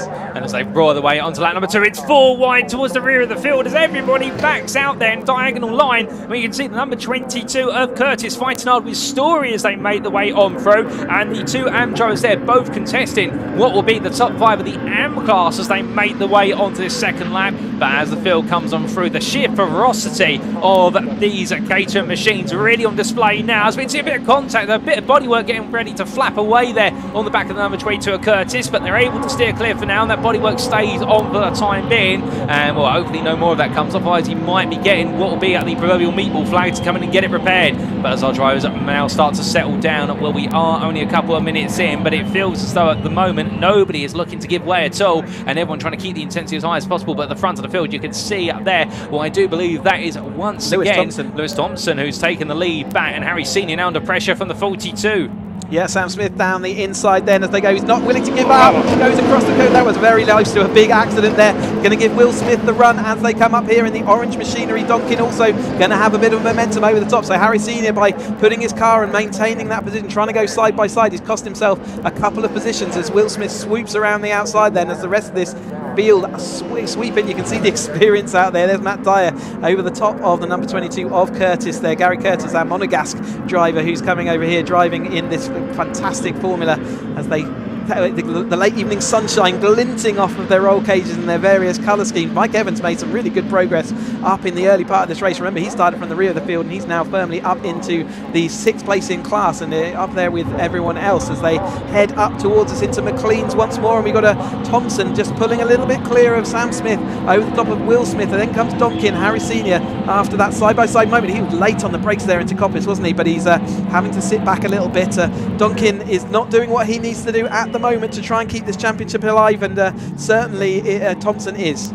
Indeed, Thompson at the moment, like you say, Chris, really just doing everything he needs to do. As we can see the Smith family members there holding on to P2 at P3 with Sam ahead of Will, and as they come towards the end of another lap and they roar their way past the commentary booth, in fact you can really tell the pace at which they're coming past us now as they make the way down towards turn 1 once again. Meanwhile, Senior there just taking a little look to the inside. He's got, of course, Jones now starting to close up behind. Oh, a lock up there, and that is on the number when it's 56. That was Story who locked it up on the front right but brings it back together. And in the AM class, meanwhile, whilst everything else is playing out, I do believe it is currently what is Jones in P6 there, albeit his coloration not correct on the timing tower, but Jones is leading the AM class by what is 3 attempts over Eden and Payne. We'll keep an eye on that as well, because the 3 of them together right now, well, there could be a bit of a thunderstorm between them before all is said and done today. But as the drivers make the way on through McLean's and now up towards Coppice Bend, where it's all about the momentum at this point in these lightweight machines. But now everyone's starting to settle down, and Chris, of course, you've had the best part of what is 10 plus years of experience at all different levels within the Caterham Motorsport ladder. I mean, when you get to this top level right now, does anything change in terms of momentum-based races? We see here Will Smith looking for a move around the outside. Will Smith looking to see whether he can take that move around the outside, but no, it's all still very much Caterham DNA, so the toe is there still. Maybe a little bit slightly less because you've got a bit more grunt under your right foot as you come down, and the sequential box means that there's less chance of you missing gears. We're going to go 3 wide in this top class as Thompson still leading. Will Smith still managing to hold on, swooping around the outside. Donkin does make up a place. Sam Smith losing out a couple there. Harry Senior seeing whether he can come back. But no, the actual DNA of this is exactly the same as a standard Caterham race. It just all happens incredibly quickly, and all the braking zones are shorter. You're turning around the corners faster. You're carrying more speed and momentum, and it all comes at you very quickly. But these drivers have been driving these Caterham cars for many, many years, and the experience there is showing as they all work out how do they get the best of all the drivers. There is absolutely nothing left out there on track. They are scraping every last little bit of time out there that they can, and Harry Senior making a great move up there into the 3rd place then. Sam Smith and Donkin losing out a little bit in that later phases, but yeah, all the drivers know how to drive these cars. You can hear the brakes as they whistle their way in this all highbrow, powered, fully race-focused machinery under them, as Will Smith now fighting hard with Lewis Thompson. So Will Smith came flying out there. I wonder whether Thompson had a slight error, because he lost quite a bit of a bit of ground there in that latter part of the race, in that lap. Well, indeed, and I think you'd be correct there, Chris, because on that last lap, Thompson lost 3 tenths to what was Smith, and on this lap, it's even more as they make their way 2 wide now down to lap number 6, and as they come in towards turn 1, meanwhile behind it's 2 by 2 as they come. That's going to be the 42 there of Sam Smith batting with Senior, with Donkin just watching. And I wouldn't be surprised if Donkin right now is playing the patience game, because he's got to get past all this battling, but he's also got to make sure not to get caught up in it too much in order to keep that championship campaign alive versus Thompson. So for Donkin right now, it really is a situation whereby he's got to be smart, he's got to be safe, but also he's got to be quick about things, and that's not easy to balance as the battle calms down for a brief moment. Jones still leading in that battle of a P6 overall, or AM class lead ahead of Eden and Payne, and meanwhile as the further field makes its way down into the old hairpin, we see for now at least into the old hairpin everyone lying astern, but lovely to see all these little battles starting to form up and down the circuit. But we look here at the leaders as they come in towards Coppice Bend for the 6th time of asking, and Smith this time still leading, and in fact it looks as though for now, Chris, Thompson not deciding to push it too much too wide, although as I say that, he decides to pull out the draft and look up the inside. Pure draft is what's costing him time at the moment. Will Smith able to sit in that, so he'll be delighted that his car's back up to speed after a little bit off song in the last race, but he's got that all sorted, and I saw him earlier on this weekend, and he's got a big grin on his face, also expecting his father for next year. So really happy times for Will Smith, and 22nd as he takes over, and number 27 as he takes over the lead. Then Sam Smith. We see Thompson now demoted back to third. Remember, Donington has to beat Thompson and do it quite considerably to allow him to continue his championship charge. So Thompson's doing everything he needs to do at the moment. We'll do another points update as we get towards the end of this race, because you can see how fluid all the positions are right now. But it is Will Smith in the 27, the orange car, ahead of our current reigning champion Thompson, looking to see whether he can make it the double. Then it's Sam Smith in that third place, and then we've got Donkin, our other championship contender, in fourth place, not doing quite what he needs to at the moment, but Harry Senior also acting as interference in that blue car. And as they make the way on around and head up towards Coppice Bend, well, Thompson really wants to get ahead. I think he would love to get away. It's all going to be a little bit of a tap there to the rear of what was a Will Smith car by Sam Smith. And I think right now, both of the Smiths wanting to try and get into lead and just run off with this, try and deliver a bit of a 1-2 punch. But as they come on down the back straight, it's going to be too wide. No. Then will it be 3 wide? As Harry Senior says, don't mind if I do. Under braking here, and he goes around the outside, and Thompson is relegated down to P3. What a move from Senior. Now that was actually bold and brazen as ever as they head on to another lap, but here they come again. It's now part 2 as Thompson's going to look to the inside in towards turn 1. 3 wide they go, and well, in the end, Will Smith decides to back out. Meanwhile, Senior decides, you know what, I'm going to do it again because it seems to work so well, and it's going to be 2 wide all the way through Hollywood. Down they come in towards the crane of curves, and well, it will in the end see Senior back out there, but Chris, for a moment, Senior right now showing no hesitation, and now he's got to defend for his life. I can't tell you how brave that move was, but he did roll the dice with that move as well. You do have to rely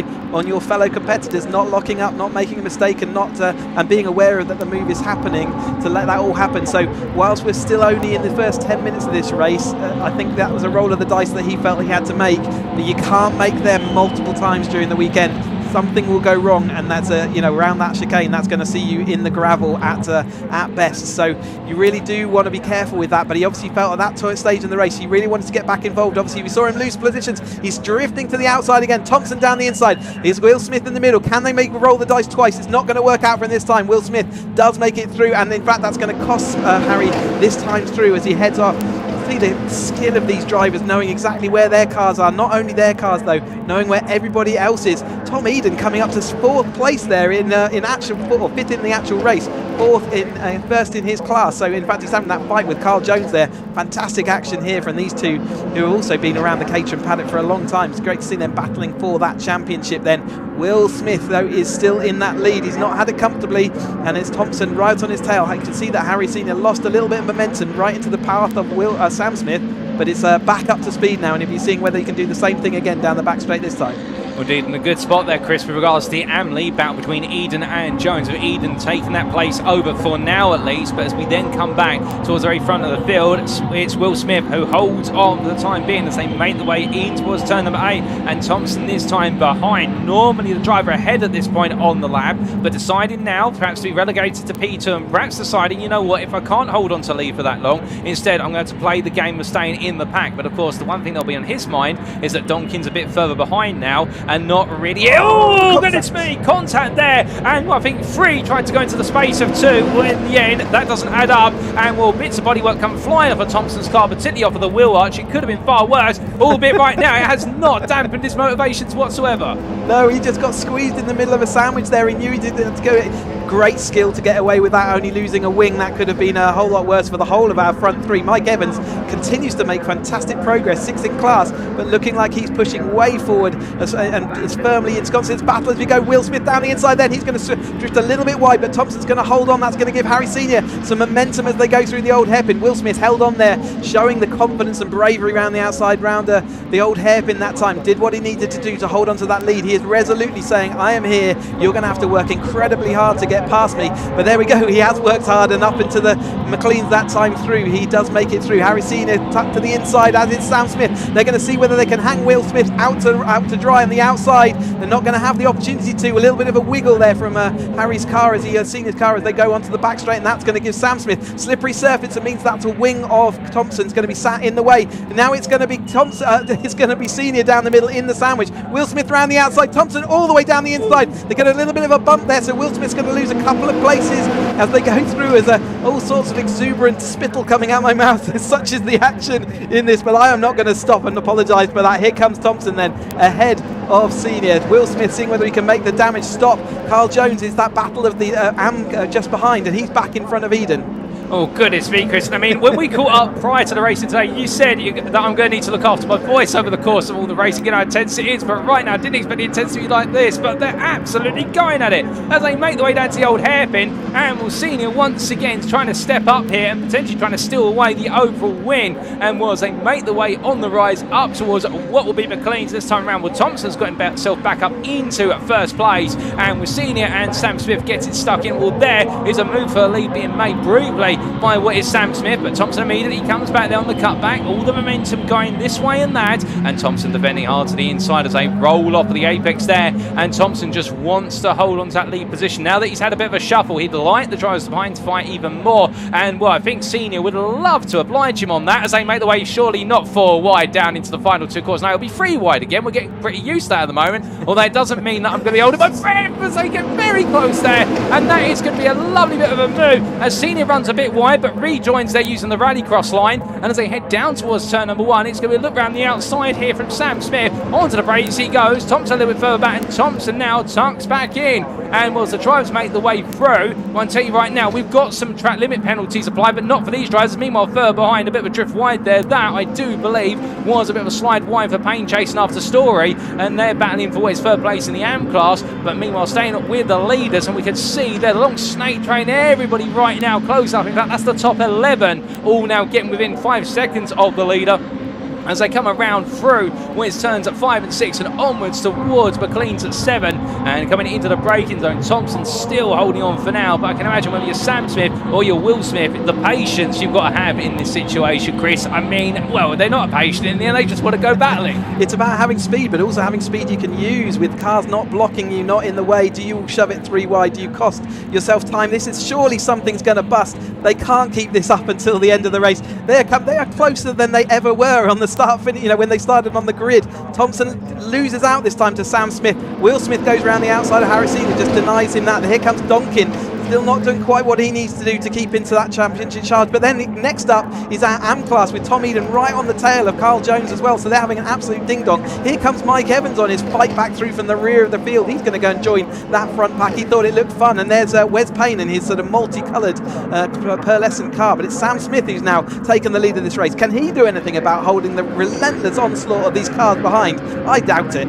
Oh, indeed. And well, you've got to feel for Jones in the 11, who's now in P6 in this pack, for the simple reason he was comfortably leading the AM class over Eden, and because of the baton that's going up front, he's actually been sandwiched into this, and it's enabled Eden to come up. And surely Jones must be muttering under his breath, can you politely all get a move on, please, because I'm trying to run away with this. But right now, we don't want them to get a move on, because we're loving to see it here, and you guys and girls at home surely are as well. And as they make the way on through, well, now that is a notable bit of a gap being opened up there by Sam Smith for a brief moment at least, as Thompson has to go defensive there versus what is Will Smith as they make the way on through. You can see now Sam Smith recognising that, trying to break the toe down the back straight, albeit intermittently, as he weaves from left to right. And as they head onto the brakes here, well, it's going to be Thompson back up the inside. Late on the brakes there, really late on the brakes. Managed to get it all stopped though, so he did it well. What a move. Oh, what a move indeed, and will show no hesitation whatsoever as they make the way down in towards turn number 1. The blurriness of the camera there emphasising the speed at which they're coming into the shot, and as they come down in towards turn number 1, well, now Smith leads again for a brief moment into regular corner. Meanwhile, further behind that is the number 64 of Eden trying to make his way around the outside of Evans, and Eden still chasing after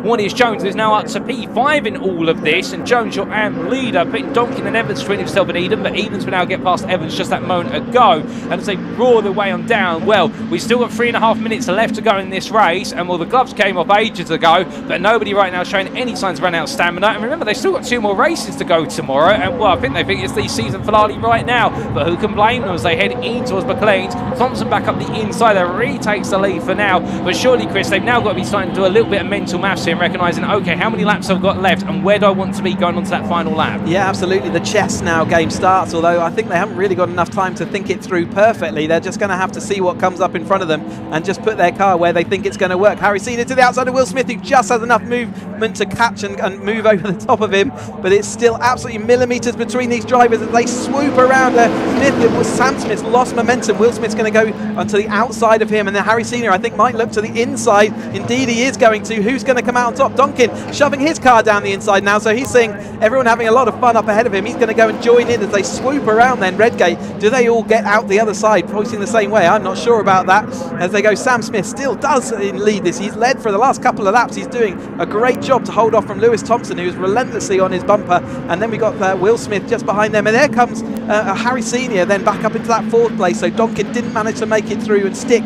His move down the inside didn't pay off as Senior looks to the inside of Will Smith this time. Will Smith will have the outside as they go around Swans, but that's going to be inside of McLean's. Is that going to work out for him? A little bit of a gap back then to Wes Payne, just a bit back further. Sam Smith still ahead of Thompson, ahead of Harry Senior. Will Smith, then Paul Donkin. I think Thompson might be doing enough here at the moment to take that championship. I will try and do all the maths after this race is finished and bring that news to you. But at the moment, it's looking like it is going to go back to Thompson this year. But Sam Smith can he bring it home? Can he take that win? Can Harry Senior take another podium in this great season for him?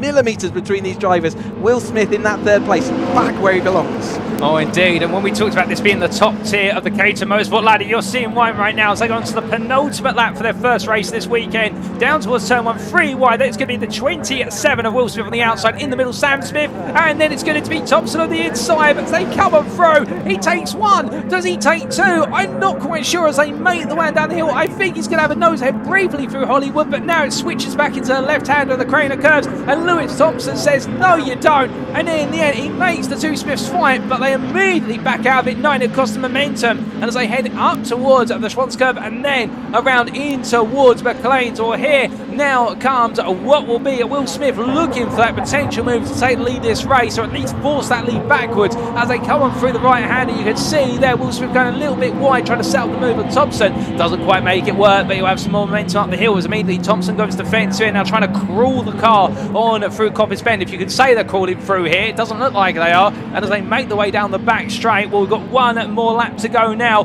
but this time around at least coming into the S's. It's going to be 3 wide behind Thompson. You can see Senior going around the outside. Onto the brakes they go. Senior with a little bit of a slide there and a bit of bodywork coming loose off the car, losing all that momentum. A small error costing him massively. Onto the final lap we go. It's Thompson versus the 2 Smiths, so Sam and Will. And as they come down 3 wide, Thompson defends the inside. Into the braking zone they go, and into the lead briefly does go Sam Smith. Meanwhile, Harry Senior behind, falling further and further after error, sliding the rear loose. There might be an issue with the car, but we stay back with the leaders here as right now it could be a championship on the line and ended today as they make the way on down on through the crane of curves. It is still one is there.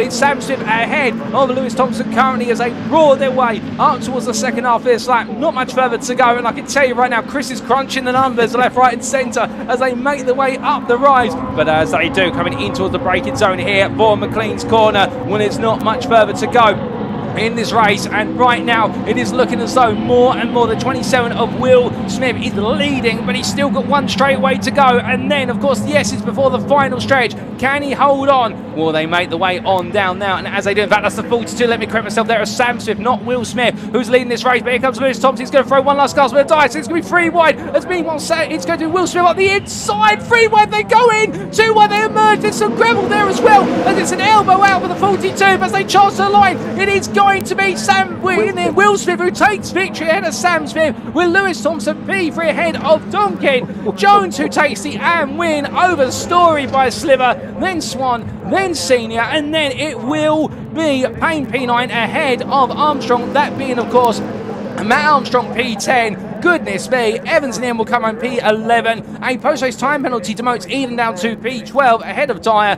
Then it'll be Fraser, Curtis, McCormack, and then Justin Armstrong ahead of what will be the other member of the Thompson family of none other than B. Thompson, and then it'll be Benham. Goodness me, 19 starters, 19 finishers, and at the front of the field, where if you placed your bets that it was going to be Will Smith who takes another victory, well, goodness me, your predictions would have been fantastic, but what a race. And that's just the first of 3 races this weekend for the Vertex Caterham 7 Championship UK. But in their first race at the Donington Park National Circuit, there are the provisional results on screen. William Smith, your winner by 1.5 tenths over Samuel Smith after that absolute battle to the very limits on the final lap. Lewis Thompson takes P3 there ahead of Paul Donkin. And then we can see Carl Jones, your AM winner. P5 overall ahead of Craig Story, his second place AM rival. Jake Swan P, what was there?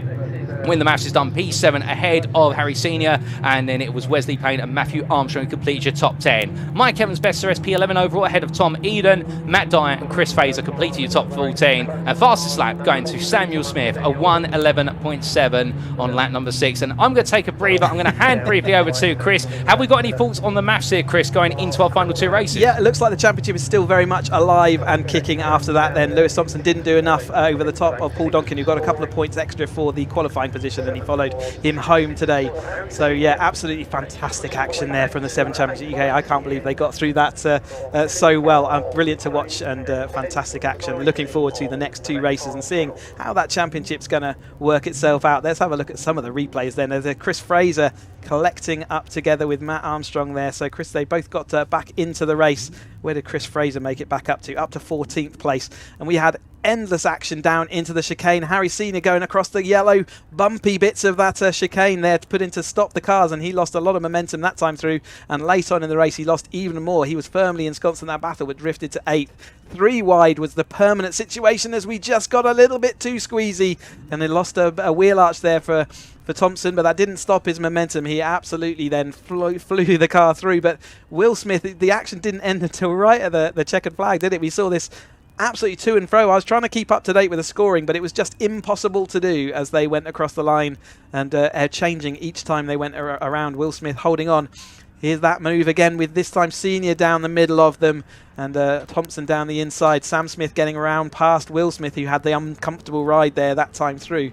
And it just never relented, and you see all the cars coming into the background as well, flying down that back straight. Here come then up to, it wasn't the line, this was Harry Senior losing momentum on the grass tracking back through in, and more action into the chicane, sorry, at the end of the lap. That was where we saw a bit of bodywork coming off Harry Senior. He lost a lot of momentum. This is where he drifted back through, but I think we're getting towards the end of the race now. There's Mike Evans trying to make up for that.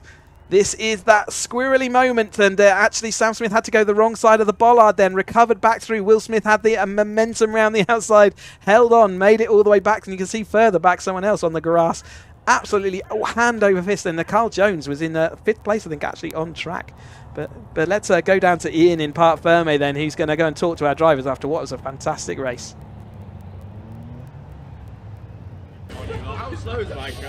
Oh wow, what a great race, wasn't it? From the Men in Black to Wild Wild West to Donington Park, Will Smith conquers them all. Half a second between the top 5 over the line. That was a thriller, wasn't it?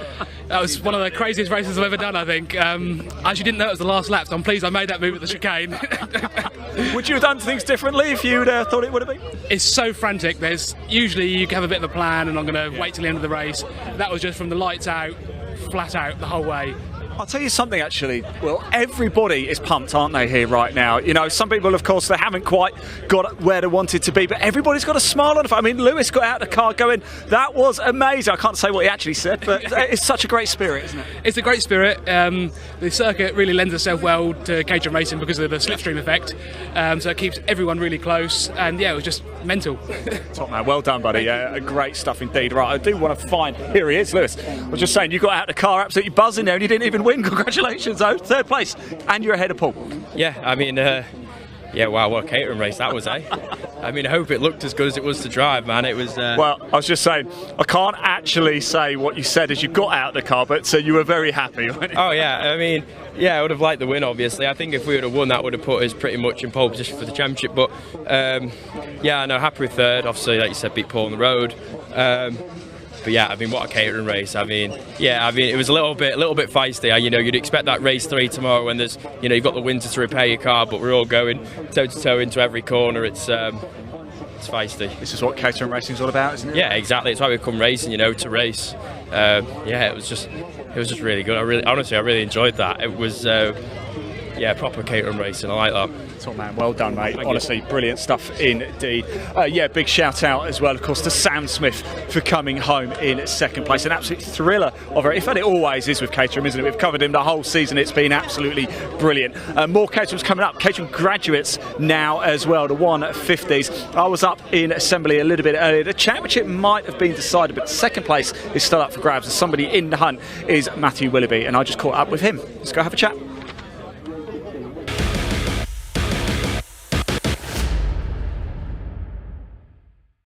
Right, everybody, back at the assembly area, and it's the first race of the day for the Sim Motorsport Caterham Graduates Championship. This is the Sigma 150s. Now, things have been exciting at the top of the championship, although Jamie Elwood has already wrapped up the outright championship for a 10th, yes, 10th time. However, this man here, Matthew Willoughby, Bren Maud, Andrew Whitten and Rob Warner, they are all in the fight for second place in the championship. So I'm going to come over and grab Matthew for a quick chat. Matthew, it's all to play for, isn't it, still? Not quite for first place, but you're in the mix for second. Yeah, first is gone. Second, it's for me to not mess up, basically. So, yeah, I've got a 23 and a 24 points to drop at the moment, so I need to do better than kind of 5th or 6th amongst the championship guys in order to improve my overall score because of the drops thing. But yeah, to beat me, the other guys need to really maximise this. Bren and Rob are just a little bit further ahead, aren't they? But not significantly so. Yeah, the car had no grip in qualifying in the wet. We'd tried all sorts. So, yeah, this will be the first lap I've done in the dry. So you feel a lot more confident now that the sun is out? Yeah, I always feel confident. Just don't always follow up on it. But yeah, it's going to be interesting. First couple of laps, trying to remember kind of where the grip is in the dry. Yeah, the guys that tested yesterday had a bit of dry running, whereas those of us that have just been here today have only driven on the wet track so far. But no, it should be really good fun. Looking forward to it. Right, we'll certainly keep our eye on you, Matthew. Best of luck out there for the race. There we go, good stuff indeed. Yes, Jamie Elwood already the champion. It's all to play for second in the championship. We're going to hand over to commentators Paul and Chris are going to take you through the action. Enjoy, everyone.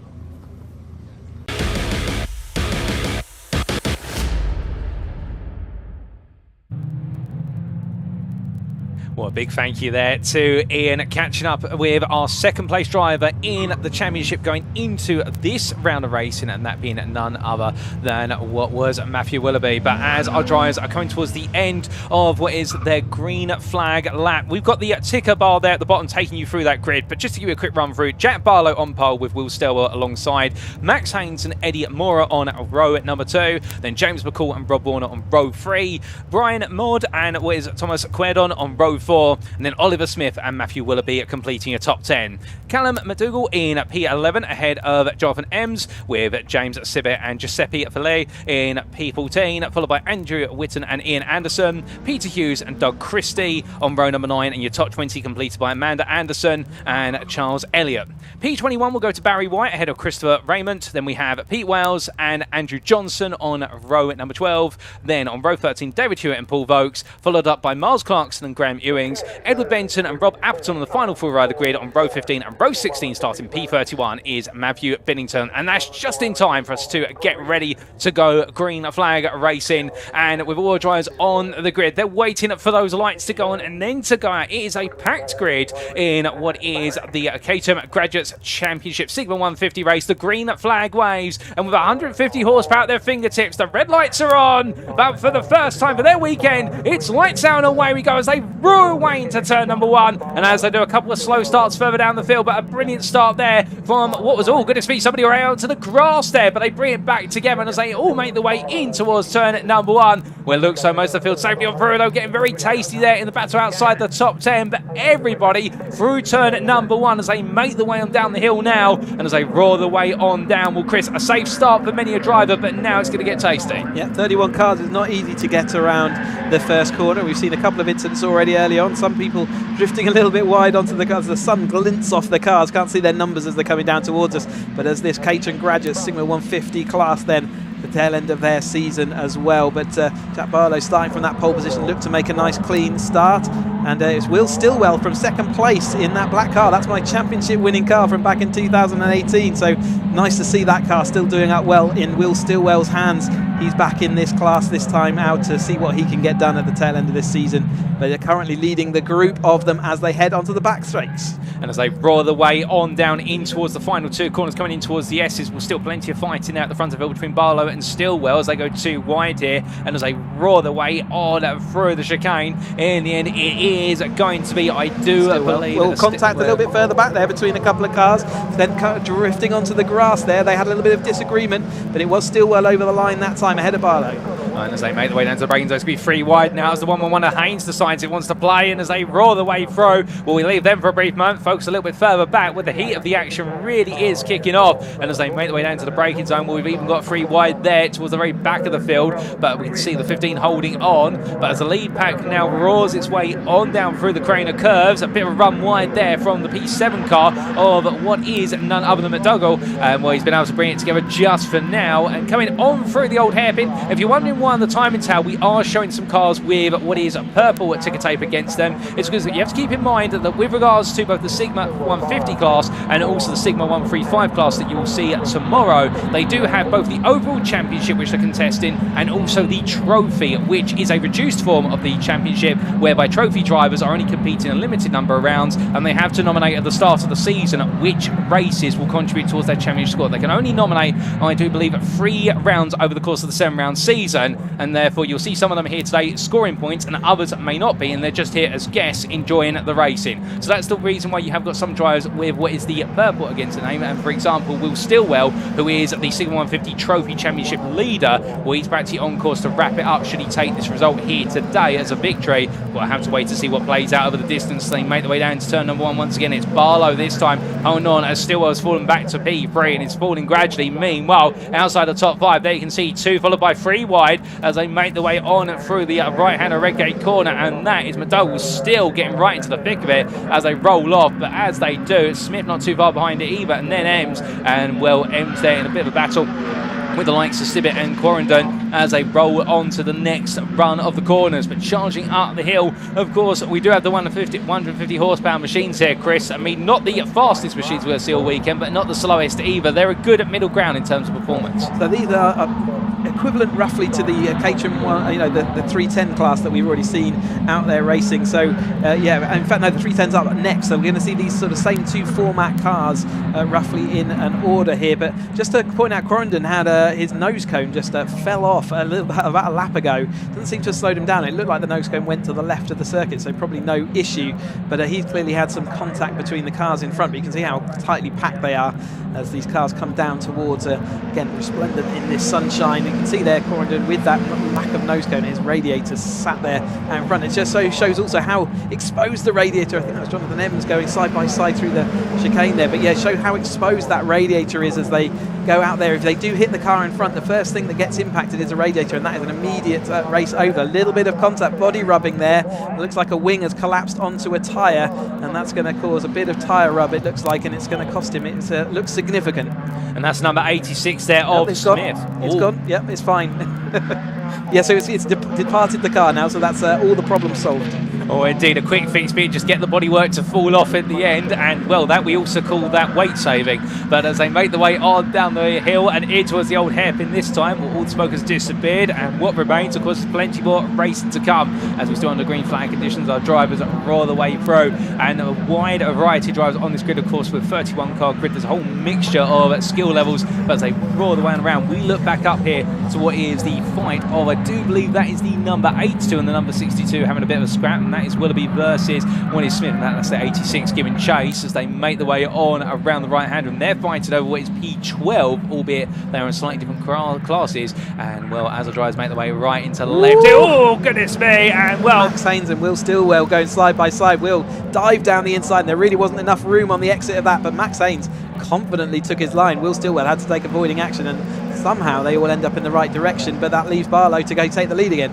And Barlow now back into the lead, and well, Haynes and Stillwell just watching on from behind as they enjoy their little battle in the trophy class. Meanwhile, back there, we're still seeing a missing engine cover, but that's not going to stop the 142 there. Quarrendon fighting hard with the 83 of Ems. Ems coming in hot on the inside, back up front. Well, it's going to be line astern for now in the leaders, as Barlow still keeping Haynes and Stillwell behind as the tyres screech their way as they fight for maximum possible grip. But coming up the rise now, it is going to be a bit of a brief breather here in terms of the battling, but not for too long, as behind you can see Maud and Mora there are separated by less than a tenth as they made the way up through the Swans curve, and then the rest of the field follows rapidly. And well, for now it would seem that everyone's still in line formation, albeit they've still got plenty of the race to go, and I think everyone just now getting themselves settled into a rhythm. But coming out to the right hand, of course, a little bit of context with regards to the Graduates Championship in the fact that this is a parallel championship to the official Caterham Motorsport ladder. And well, for a bit of context, when the Caterham Motorsport ladder arrived in 1995, it was just the Academy series,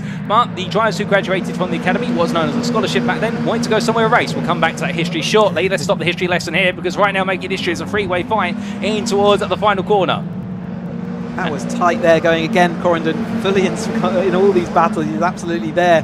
And like you say, yeah, the Graduates Championship set up to allow the academies, or the scholarship as it was back then, somewhere to go and race after their first years of racing. And obviously the championship, the main Caterham Championship, was built up over the years to be a full 5 steps of the ladder. But the Graduates continue, and it's a fantastic place that you can continue to use your Caterham. If you either move sideways from that official Caterham Championship, you can have got plenty of places and opportunities to go racing in your Caterham. And many of the drivers I started with are on this field as well back in 2013. The Academy group have got at least 2 or 3 drivers here that I started with all those years ago. It's nice to see them still out there fighting hard and still driving on as they head up here in the Donington evening.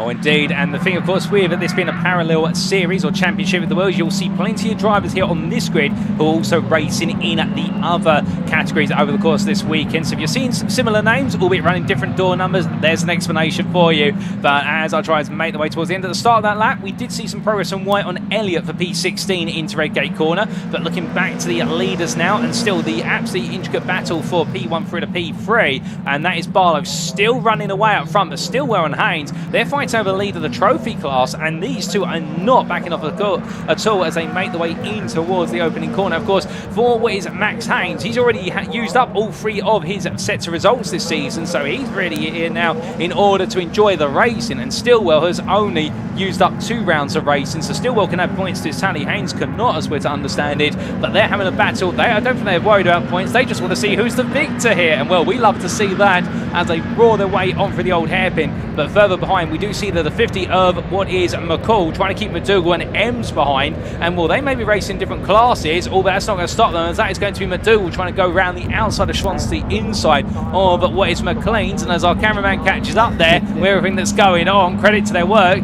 well, you can see there for now it does look as though the move was made and McDougall has moved up into P6. McCall falls back, and now it's the pressure of Jonathan Ems right behind in the 83. Yep, Stillwell and Haynes, 2 very hard races. You can see them on your screen now, side by side. Will Stillwell having that momentum down the inside then of chicane this time through, but absolutely 2 drivers that don't give an inch and don't expect an inch in return, and therefore the fighting is always exciting. We got a bit of contact over the curbs there from the number 50 of McCall, so he does a full 360 and the no harm, no foul gets going. Got enough of a gap behind him to continue that, but there are some unholy little sort of blocks on the middle of that chicane, and if you collect them you can see how unsettled the car becomes. 360, off you go again, no harm, no foul.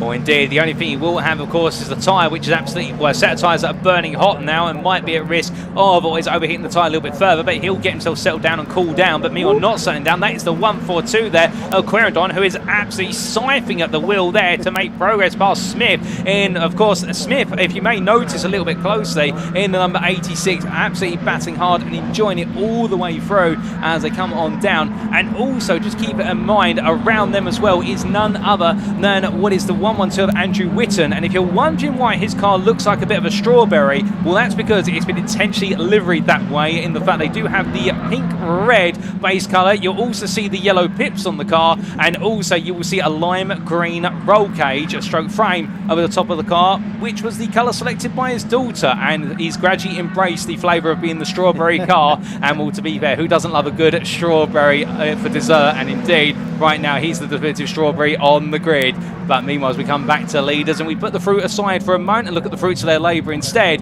we'll ruin their way down towards turn 1. Barlow now trying to break a little bit of the toe here with Haynes and Stillwell still behind, but look at that behind, and you can see Maud and Mora battling now for P4, and well, it looks though for the time being the number 55 holding on as Mora not able to get close enough, and I think under braking there a bit of a better run for Maud. Meanwhile, a replay here of what exactly happened only moments ago to number 50. Watch the suspension travel as he clobbers those yellow blocks, and it just unsettles the car. Already on the absolute edge of the region, kept his foot absolutely planted, and that just spun the car around tidily as if he meant to do it. Just a bit of gymkhana and off you go again, and joined back in the race without losing too many positions.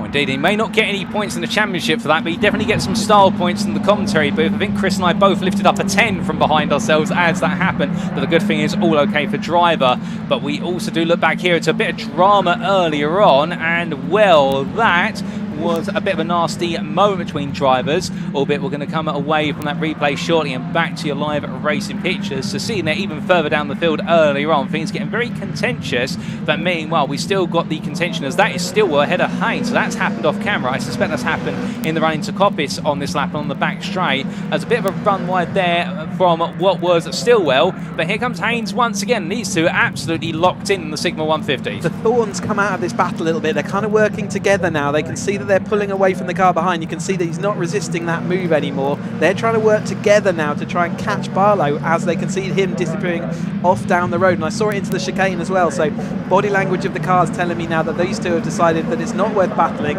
They're pulling away into a nice clear podium position. They're not really battling each other, because I think you said that Stillwell, these points do count, but for Haynes it doesn't. So yeah, as they go off and up the hill, they're going to see whether they can catch up with Barlow by the end of this race. They've got a comfort gap behind them, so we'll just see whether they can manage that gap as they come across.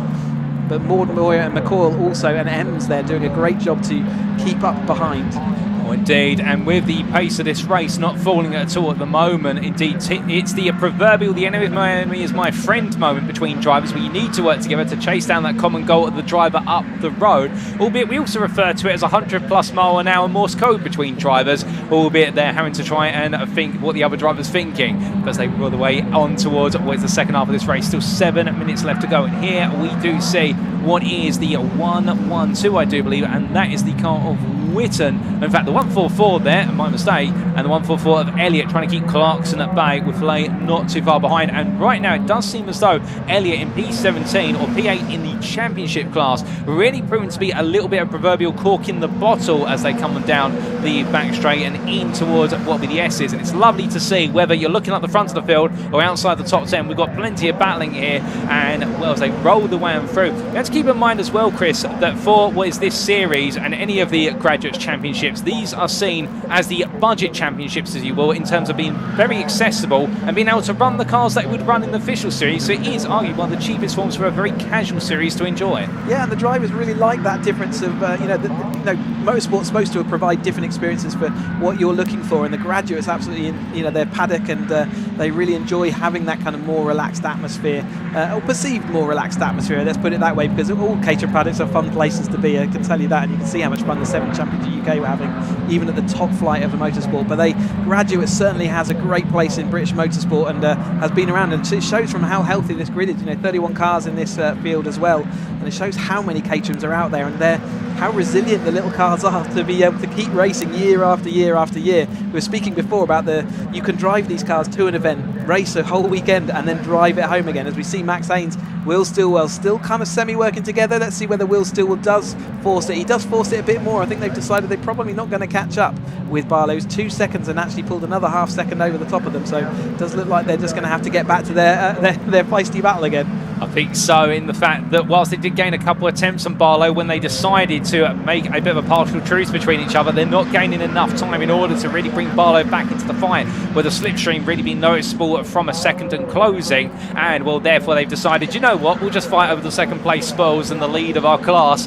But as they make the way on through it, meanwhile we can see further on down the field the drivers making the way on for the old hairpin, and there's Mora versus Maud once again as they head up the rise in towards McLean's. And then we do see McCall, Ems and McDougall still together as a three-piece, and they're still enjoying their own little fight before then Smith and Witten complete what is the run of your top 10, and will they're in their own little battle as well. But the field just gradually spreading out in this top 10 now. We have 3 pocketed battles, and then outside the top 10 is where everything's starting to get very contentious, with less than a quarter of the race to go in terms of time distance right now. And as the sun continues to set here, the rear lights on some of the drivers' cars right now, well, I think they can see where they're going for the time being. That might be a bit of an error there for other drivers, but meanwhile, back to the front of the field, Stillwell versus Haynes. They make the way down towards turn number 1, and this time Haynes looking around the outside, Stillwell just getting his elbows out there, and well, not giving ground anymore, Chris. Definitely, I think you called it right last time in the fact that Stillwell here, absolutely obstinate. Now, you know what, we're going to have a ding-dong battle all the way to the finish. Yeah, they've had a great race so far, haven't they? And it looks like they're just going to continue to do so as they head into the latter part of this race. 3.75 minutes are left as we watch some battles a little bit further back down the field. And the drivers, yeah, so 31 cars on this, and it looks like 31 cars having an absolutely fun battle out there as we go through. Watching the number 15 there, Raymond, as he leads this little pack of cars through and round Redgate. One of the trickier corners in Motorsport is Doug Christie as well in that dark coloured car just there. He's normally has a little biscuit in his pocket ready for the end of a race so he can have his energy back. He's one of our older drivers out there, and again, there's a place for that in Caterham Motorsport. We have a vast array of different age groups all the way through all of our grids. Oh, indeed, and we'll talk a little bit more tomorrow, perhaps, about the Silvers Championship in regards to some of the series racing here today, with regards to our older sportsmen on the grid.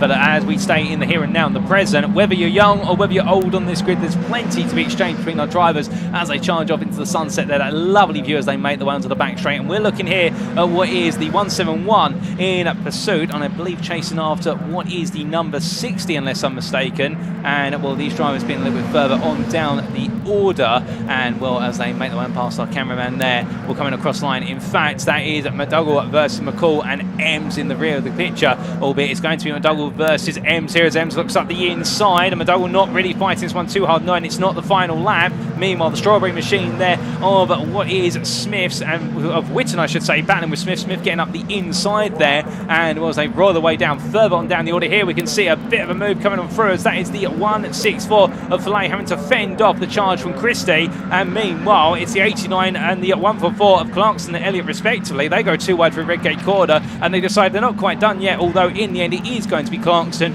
who makes the move happen. And back towards the front of the field, or at least back inside the top 10. Well, no side-by-sides at the moment, but the calm before the proverbial storm, as it always is. And then we do look back to the battle for P2, and well, whilst Barlow has gone 4.5 seconds off the road, here comes the move from Haynes. Yeah, Haynes down the inside there. Will Stillwell resisting though, just chopping slightly across. He must have had just the amount of momentum he needed. It's hard to see as this nose on. We've got contact with 37 car there.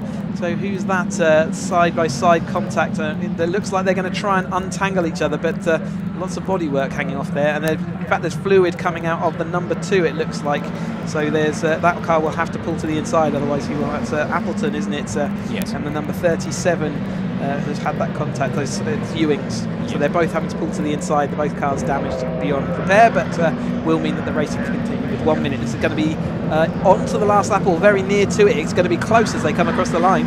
Oh, and indeed, it will be one more lap to be enjoyed. We'll get one more after this one, as we can see Stillwell and Haynes together. Of course, we now might have a little bit of a additional conundrum with a partial yellow flag at Redgate corner coming in towards Hollywood, depending on if any liquid has been deposited onto the circuit, any bodywork there, and the drivers. But glad to see that both of them are able to get away unscathed on that one for the most part, and be able to pull away off circuit. And of course, the wonderful thing about these Caterham kit cars is the fact that the body parts and that can be replaced very quickly, and these cars are quick to fix, and that means that if you have a difficult race 1, you can always get repaired for race number 2. Of course, it's another race for these drivers over the course of Sunday. But meanwhile, too wide, we do see Stillwell and Haynes coming in towards the S's. They're making a habit of this, but Stillwell holding on for now. But Haynes has tested every which way, and as they head on to the final lap, well, Barlow's running away. He's made his way out the bottom of the camera. He's a bit camera shy by the looks of things, but Stillwell here defends the inside, and Haynes attacks early this time, puts it in the middle of the road, gives a space in the end, and Stillwell backs out. Interesting interesting there, Chris. I think Stillwell deciding, you know what, I've got to make the counter-attack instead this time. Yeah, also the yellow flag, don't forget, into that, so they had to cater for that, but equally,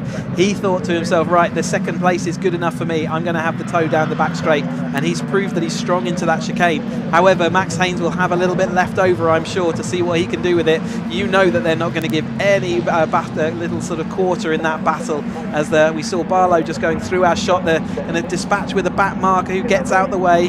There is our leader. He's disappeared off up the road, and he's got a 5-second gap over the top of our lead, the chasing pack in that cup race and the trophy race, and Barlow had very little mistakes and just disappeared up the road. Oh, indeed, and Jack Barlow right now absolutely in control of this race. He has been since lap number 1, and as he makes way on through, we look back here to the battle for P2 between Stillwell and Haynes. It is Haynes who leads it, Stillwell right there, and well, they've been back and forth all the way through, and it's going to be right now Stillwell gets head, a lock up there from Haynes, and that is going to prevent him from taking the position, as meanwhile it will be Barlow who takes victory ahead of Stillwell, who takes victory in the trophy cars, and then it will be Haynes who finishes P3 overall, P2 in class. Behind him, Moore and Ems, a drag race to line, but it will in fact, no, that'll be Moore and a back marker there, my apologies. But then we do have what will be Ems a little bit further back, and in fact, something gone wrong for Ems, we've lost visibility of him as they come to line, and well, in the end, yes, there's been an issue, and there you can see him, as meanwhile, it will be McCall who finishes P5 ahead of Ems, followed by Maud, then Smith, then Witten, and then we will have Sibbett who takes the final spot inside the overall top 10. We'll also have there Anderson, P11, best of the rest, that being, I believe, Ian Anderson, and then we will have Quarendon, White and McDougall through to P14 with what is a penalty for track limits to McDougall there, a 15-second post-race time penalty, that is absolutely punishing, and then we'll have Raymond in P15 ahead of Clarkson, Elliott, Christie, Belay, and then Hughes to complete the top 20. We've still got some drivers to finish this race as the checker flag waves there, but everyone has made it to their final destination, I do believe, in this race. And what a brilliant race there, the first of 2 races this weekend for is the Sim Motorsport Caterham Graduates Championship, the Sigma 150 category in particular, and there are your provisional results on screen. Jack Barlow, your victor after 16 laps of the 20 minutes, and well, taking victory by almost 6 seconds over Will Stillwell, who takes trophy class victory ahead of Max Haynes, who rounds off the overall podium. Eddie Moore P2 there ahead of James McCall, with Jonathan Ems P6, and then we do see Bren Maud ahead of Oliver Smith, Andrew Witten, and then James Sibbett. A note there with regards to what was Bren Maud's performance in the number 55 to keep what would have been the championship alive in the battle for P2 in the Sigma 150 championship. He would have needed to have won this race and taken maximum points. He has not done so, so therefore it does mean that as a result, Matthew Willoughby will have taken what will be second place in the Sigma 150 championship.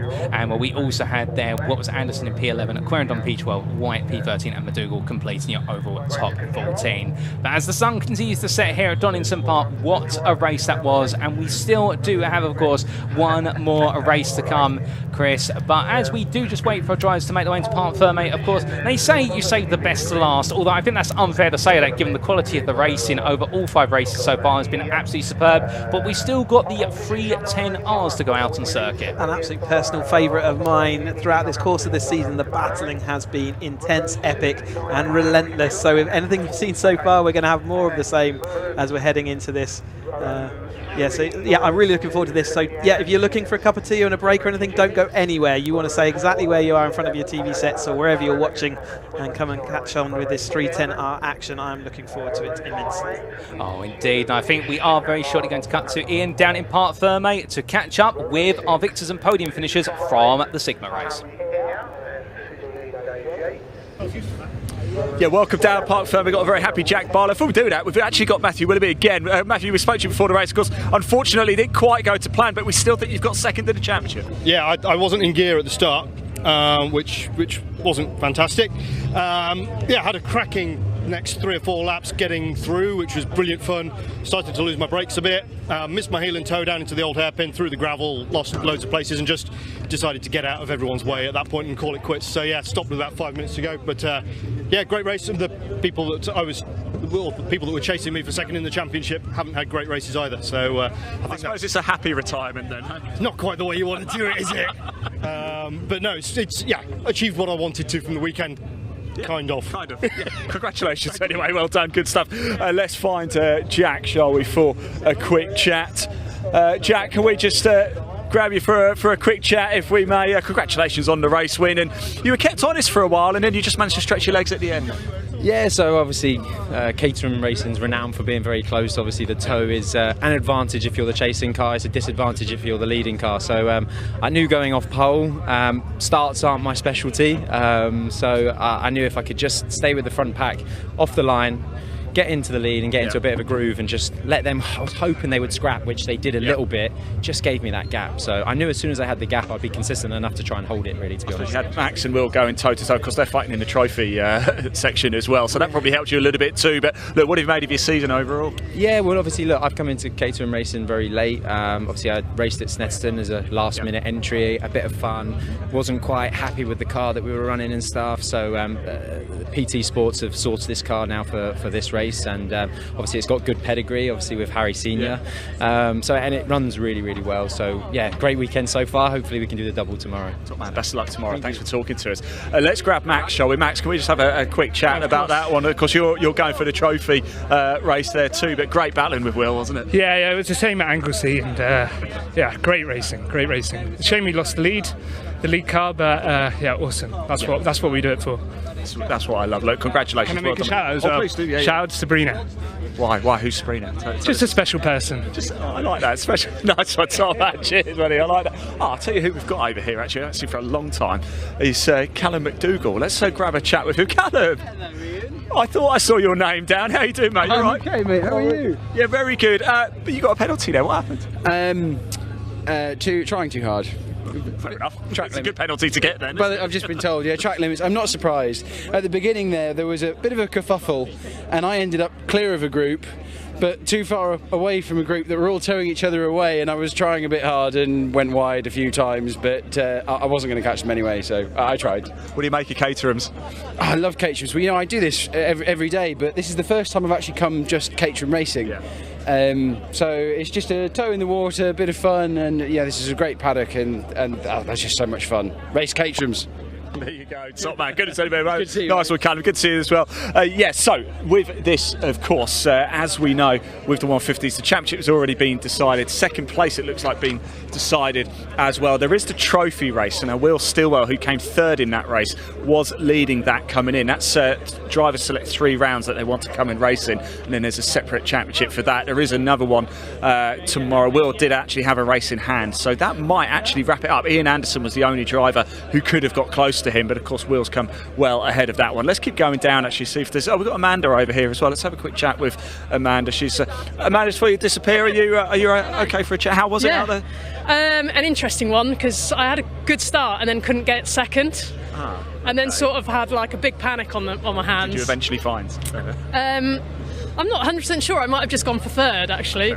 But everybody managed to avoid me and go round me. But I'm in an old Sigmax, and it just doesn't have the power. So when I'm behind them, they just push away, and then when they're behind me, they just overtake. So I had a good little scrap in the end, anyway. You enjoyed. You got a smile on your face, yeah, man. That's all that matters. Well, the sun's shining, and we're here in October, and this morning was grim, and yesterday was foggy. So it's just been a dry race. So yeah. Well, enjoy it, because tomorrow might be different. It's good to see you, Amanda. All right, there we go. The race over for the Caterham graduates. 150. It's got another race tomorrow, and there's a couple of races with the 135s. Watch out for that one as well. Paul Goldson, he just needs 2 points to wrap up the championship. We're not done yet, though. There's the 310s. They're about to head out on track, so I'm going to hand it over to your commentators to take you through the action. Enjoy.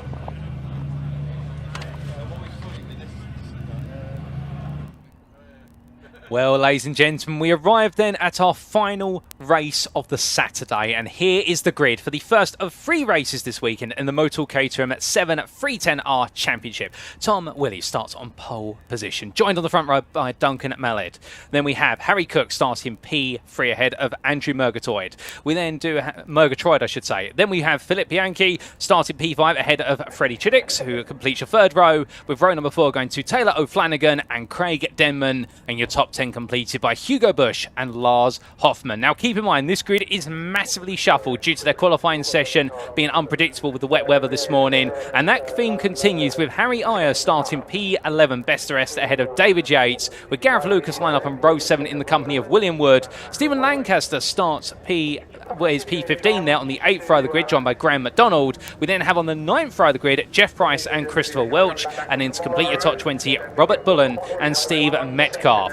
We still do have one more row after that, and we'll come to that very shortly, as we can see that lovely view in the background as well to set up the scene. And then on our final row of the grid, Alex Vincent and Ronald Mounsey, and that is going to be your 22 car grid. They're currently on the grid, but Chris, the thing about this championship is the fact we have a 5-way title fight on our hands here. Nothing is certain coming into this weekend other than someone's going to be champion by the end of it. Yeah, we've got 3 races to decide our champion, and they will need all 3 of those races. I don't think we're going to see this decided until right at the end. Obviously, this is the 4th step of the Caterham Motorsport ladder. Very experienced drivers on this grid, and they'll have done hundreds, if not thousands, of laps around this Donington Park circuit. They know how to battle it out, and they've got the sun in their eyes. That might be a bit of an issue for some of them this evening, so they've got a late starting time for this 310R grid, but they've seen it all before and they'll know how to deal with it.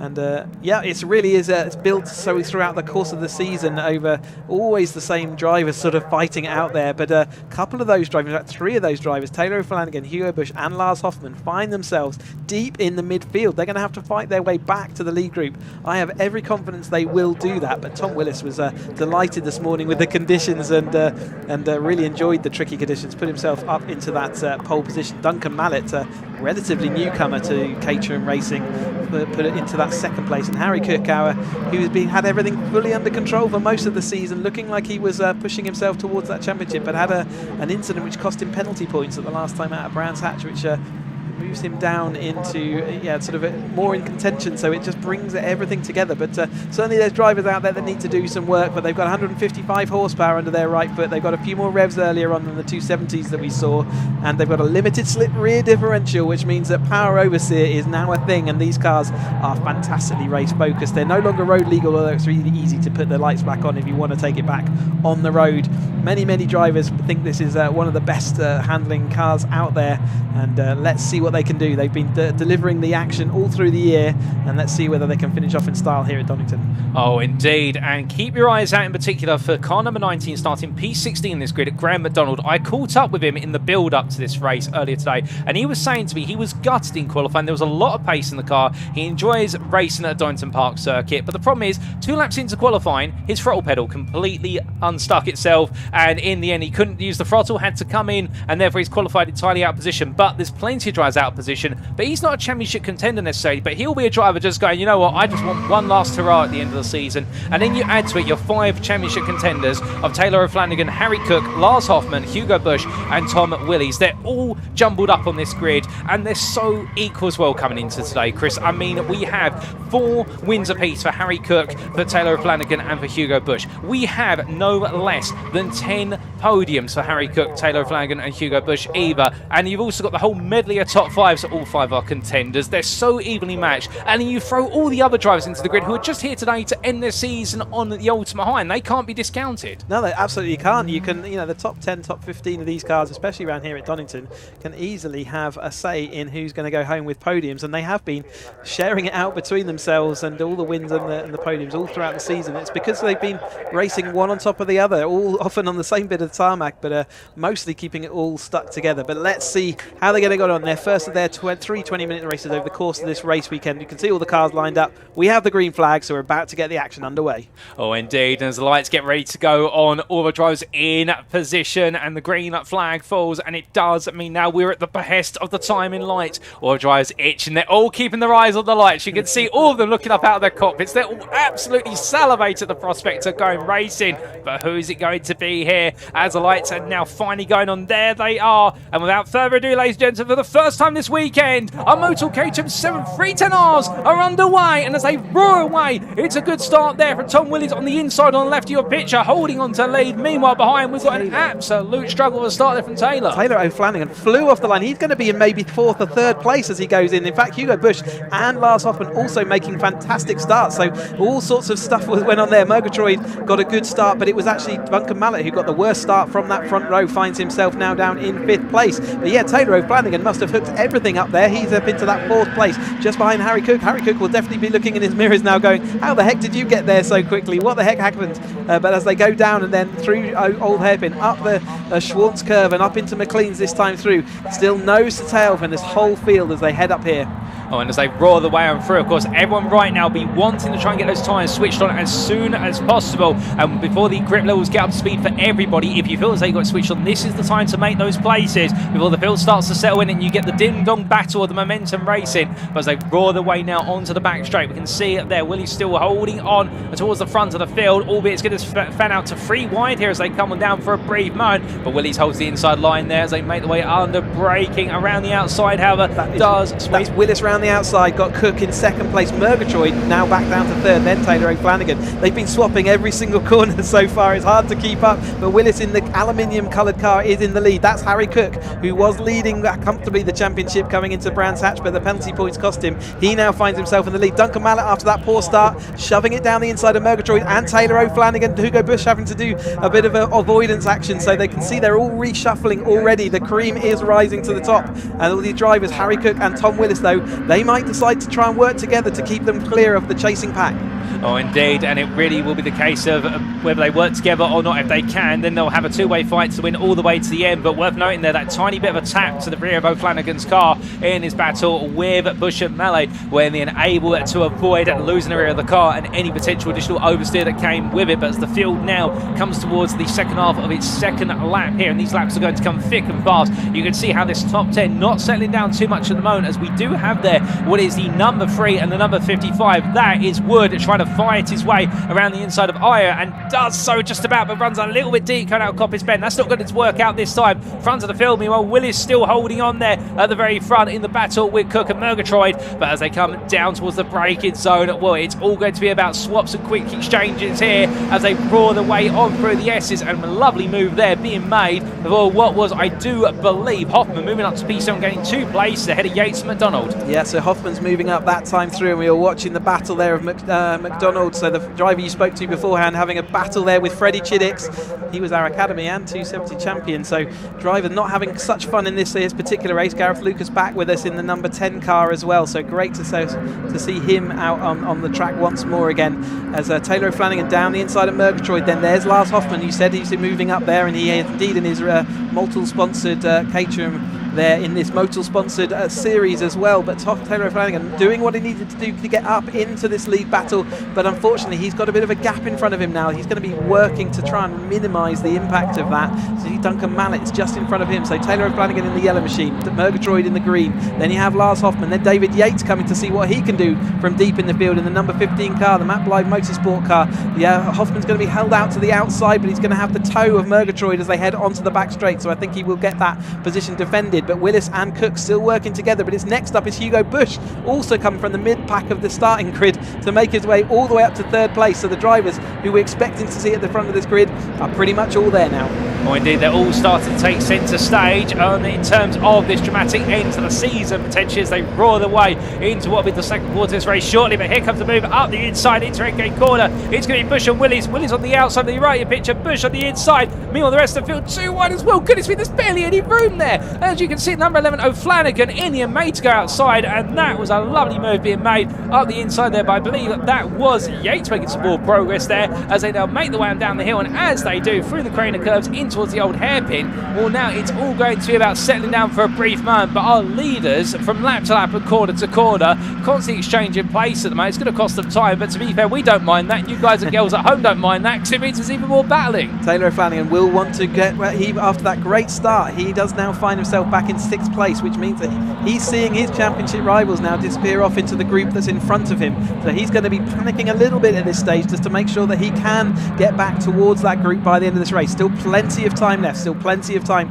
to get back across gaps. But Hugo Bush is now our new leader, ahead of Cook, who jinks out of the slipstream. Taylor Flanagan has found a way round the outside of everyone, round the outside of Murgatroyd. We're going 4 wide with Duncan Mallett down the inside. Hugo Bush pulls out of that move. Duncan Mallett's going to persevere, but Harry Cook does make it around the outside. Tom Willis not got anywhere to go and pushes Hugo Bush onto the greenery. Murgatroyd's got a head of steam as they come down the start-finish straight. A little bit of contact there between Tom Willis and Hugo Bush. Taylor Flanagan is down the inside, 3 wide. Murgatroyd round the outside. Taylor Flanagan's going to take the sweeping line around it. But our new leader after all that is Harry Cook. Duncan Mallett is in second place. Hugo Bush third. Then we've got Murgatroyd, Taylor Flanagan, and normal drivers of Hoffman there in the red car as well. Oh, crikey, O'Reilly, this is going to be an intense race, isn't it? Oh, it is, and Willie's been elbowed all the way back down to what is there in that long line, down to P8 in the running order. And look at this, you've now got the top 13 all together going on through the old hairpins where all this fighting's playing. It's just bringing more and more in terms of the battle, and right now it could be anybody's opportunity. You never know what can come all the way to the end. But as the field gradually makes its way through the old hairpin, we look back towards the front and it's side by side again. This is Bush battling hard with the number 4 of Mallett as they come in towards Coppice Bend. And Mallett looking for the cutback here, being very smart is Duncan as they make the way through, but can't get it settled down in time. Gets on a power oversteer, and as they come on down the back straight, you can see now they all fan out here, all want an opportunity. Murgatroyd looking for an opportunity to get ahead. Yes, he does, but also here comes Hoffman, and also where's O'Flanagan? They brake hard, and Murgatroyd literally braked as late as he dares on the inside as O'Flanagan's the suspension ricochets off the apex curb, and as they head on to another lap, you can see now with Cook leading, he's trying to brake as much of the tyre as possible. He doesn't want Bush anywhere near him. Murgatroyd up to P3, and O'Flanagan, Hoffman now sharing the spoils in the fight for P4. Further back, 3 wide there, and that is Willis, and also what is that? I do believe, unless I'm David Yates McDonald, Yates McDonald being swallowed up in that fight. Yeah, so Willis doing what he needs to do, Taylor Flanagan doing what he needs to do, but Willis has got in front of that chase group again after being 8th place, finds himself 6 over the line. I think probably about 4th or 5th now as he watched Yates and McDonald going side by side through the old hairpin. That's going to cost them both a little bit of time and momentum, so you'll see the chase group then catching up. Cook and Bush are out in front. Murgatroyd isn't part of this championship battle, so he is acting as interference there. He's just going to look to see whether he can take a trophy home as the evening sun glints off these cars and drivers. Hugo Bush out in front, then it's Cook doing what he needs to do really at the moment in that 2nd place. Then it's Taylor Flanagan now finding himself up into 3rd place, demoting Murgatroyd after that lap, and where's Hoffman? Hoffman's just behind Murgatroyd in the green car, and then I think it's Willis. So it is an unusual affair. The usual cars out front now, they have fought their way through this battle. The only driver that's not always there is Murgatroyd, and you can see Hoffman seeing whether he could go around the outside, took to the grass, and a little bit of contact there as Murgatroyd squeezed him and showed him the edge of the track. He's going to have a little bit of a wound there that he's going to want to get his own back for, but here comes Willis as well. Then a little bit of a gap back to McDonald, who's headed over Yates after that issue we saw down at the old hairpin last time. Oh, it's absolutely fantastic racing here, and meanwhile further back, I mean, this is towards the tail end of the top 10 and outside of it, and it is all coming to blows here, albeit they're all keeping it relatively clean so far, and please continue to do so, lads, because we absolutely love to see it as they make the way on down for the crater curbs. We look back to the lead battle here of Cook and Bush, and where you can see that O'Flanagan now, the sights firmly on it, but the problem is, can he get close enough without Murgatroyd and Hoffman pulling him back in? A bit of a slow run there, intriguingly, for what was Cook, and that's going to enable Bush to get along the inside, albeit force the outside going into McLean's. That might be a bit of a tactical run there in order to make things work, and you can see there Cook absolutely nailing that defense, and Bush wanted to cut back but came too high on the apex curve and had to back off there because the front right suspension started to compress quite heavily. But as they make the way on around through turn at number 8, I think Cook now, when you say so, Chris, really starting to experiment where he can put the car to frustrate Bush and perhaps in a way push him backwards. A little bit of body language there of the cars. They were almost working together, but then Cook decided that the gap to Taylor Flanagan wasn't big enough, so he then ended up putting his car and persevering with that position. He's worked out mostly throughout this year how to defend from this pack of cars behind him. He's probably led most laps of all of these drivers, and but he is across the line in the British Fossils car there, and it's Taylor Flanagan though who's making that move, and Willis, you can see now, well, side by side with Hoffman as they went into turn 1. Did he make make it through? No, but it is these cars. Murgatroyd, I said he was the one acting as interference. They've spat him out the back of the group, and it is now back to our 5 championship contenders in the top 5 spots of this. We have seen this all year, and it's just unbelievable stuff that is continuing here. And welcome to Donington National with all the tow that this generates. The chicane is always drama filled, and let's see how we do it as we watch Harry Eyre go through there over the number 92 of Bianchi, who started off well in qualifying, but it looks like he's just lost a bit of speed as this race has gone on. Cook heads them ahead of Bush, Taylor O'Flanagan, then Willis has got past Hoffman. Hoffman is in the red car at the rear of this top 5 for championship contenders, all at the front of this race. Oh, indeed, absolutely fantastic racing, and a little bit of a notable trivia with regards to Hoffman. I spoke to him earlier on today, and he was saying to me he has never won whenever he's raced at Donington Park. Regardless of what he's racing, he's never won. He's chasing his first ever Donington Park win. Well, that's going to be a little bit up the road for him right now as Cook and Bush once again go side by side, but they swap the places around this time as they make the way onto another lap, roaring their way onto what will be lap number 9, and we've got plenty more to tick up here, ladies and gentlemen, as they head in towards turn 1, and there he comes, and coming in through the middle, it's O'Flanagan, but he can't quite find a way to make it 3 wide. What he can do is put some pressure down to Bush. Meanwhile, Willies and Hoffman have swapped places. Willies now to P4, Hoffman back to P5. Murgatroyd just watching on. Like you said only moments ago, Chris, have really been forced out of this battle, but that top 5 right now, relentless, and there is move. O'Flanagan gets into P2, and Bush now looking very vulnerable as a bit of a wide.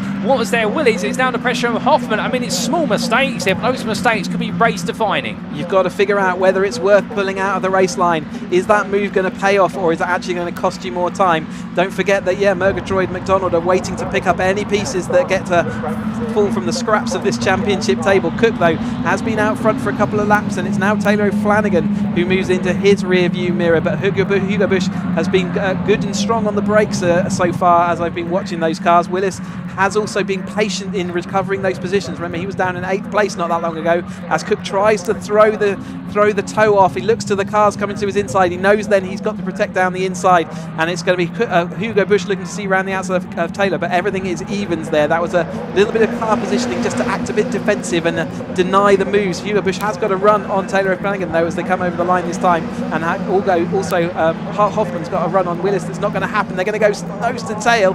Murgatroyd's getting closer again, isn't he, as they all go side by side. That gives Murgatroyd the momentum on the wall. Oh, and as they make the way on around there, around the outside of Willis, who's really exploring with track limits on the outside of turn 1, and hopefully he'll be allowed to get away with that this time around, given the fact he's really producing fantastic race. He had nowhere else to go as they come down. Oh my goodness, there's some bodywork flying off of the car. Rear wing, yeah. Well, that's a little bit of weight reduction there. That might just give him a little bit of a boost going into the second half of this race as they roar the way up the hill. Also further down, you may have seen in the rear of your picture moments ago, we have got a 4-way battle for P10 playing out with Mallet, Wood, Aya and Bianchi all together, and Chiddick trying to get involved in that. But we're going to stay with the leaders for now, as this is the championship defining battles all the way through to the end of the season. And well, Cook is now starting to break away a little bit, and it looks as though Taylor O'Flanagan might be starting just to run out of a bit of steam. Yeah, it's hard to judge because he's lost a bit of that toe from Cook in front, who's got a tiny bit of a gap. He's still going to be feeling the effect of that, but Cook's doing a good job to actually act as interference. He's sharing his toe with the person who's overtaking, and therefore drew Willis through there that time through, and actually chose to pull Willis through over the top of O'Flanagan. He's kind of playing that tactical route, and because he's got that small comfort gap, he can afford to do that. Now Taylor O'Flanagan, after having lost that one position, is going to have to work hard to defend from Hugo Bush, who's side by side with Hoffman as they come into turn 1. Murgatroyd still firmly now attached to the rear of this battle, and he will be not shy about putting that forward, and they're all dragging Graham McDonald up to through the whole field he's fought, hasn't he, to come out to this battle as well. So real people driving it through. Huffman round the outside. Doesn't often work down the Craner curves, and in fact I think Hugo Bush has got the momentum, so he will take that position back. But more action. 6 minutes left of this 310R race. Oh indeed, and for Graham McDonald, a P16 start, P7 currently, and absolutely charging as the drivers make the way on around here. We haven't got long left in this race, we're heading towards the final quarter, but as we see all the field make the way through, there's plenty of battles further on down as well, and one battle we haven't had a chance to really talk about is the Price Lancaster Mounsey battle. battle. It's a three-way fight for P17, which whilst it may not be championship defined at the front of the field, they're enjoying their own little scrap. As we look here at the number 66, that's Chiddick chasing after Mallet, and then just in front there they still have the battle of the 55 and 15 of Ayer and Yates as they chase after one another. But we come back to the front of the field, which is the centre of attention. It takes centre stage in the spotlight, and there we can see the shuffle between our drivers, and the number 70 of Hoffman now down to P5 for a brief moment, but for how long is the question. As you can see, Bush has been demoted back to P4, and I think Bush at this point just simply playing the time game, albeit has Hoffman got the patience, and the answer is yes for now as he pulls out the toe, perhaps to bleed a bit of speed.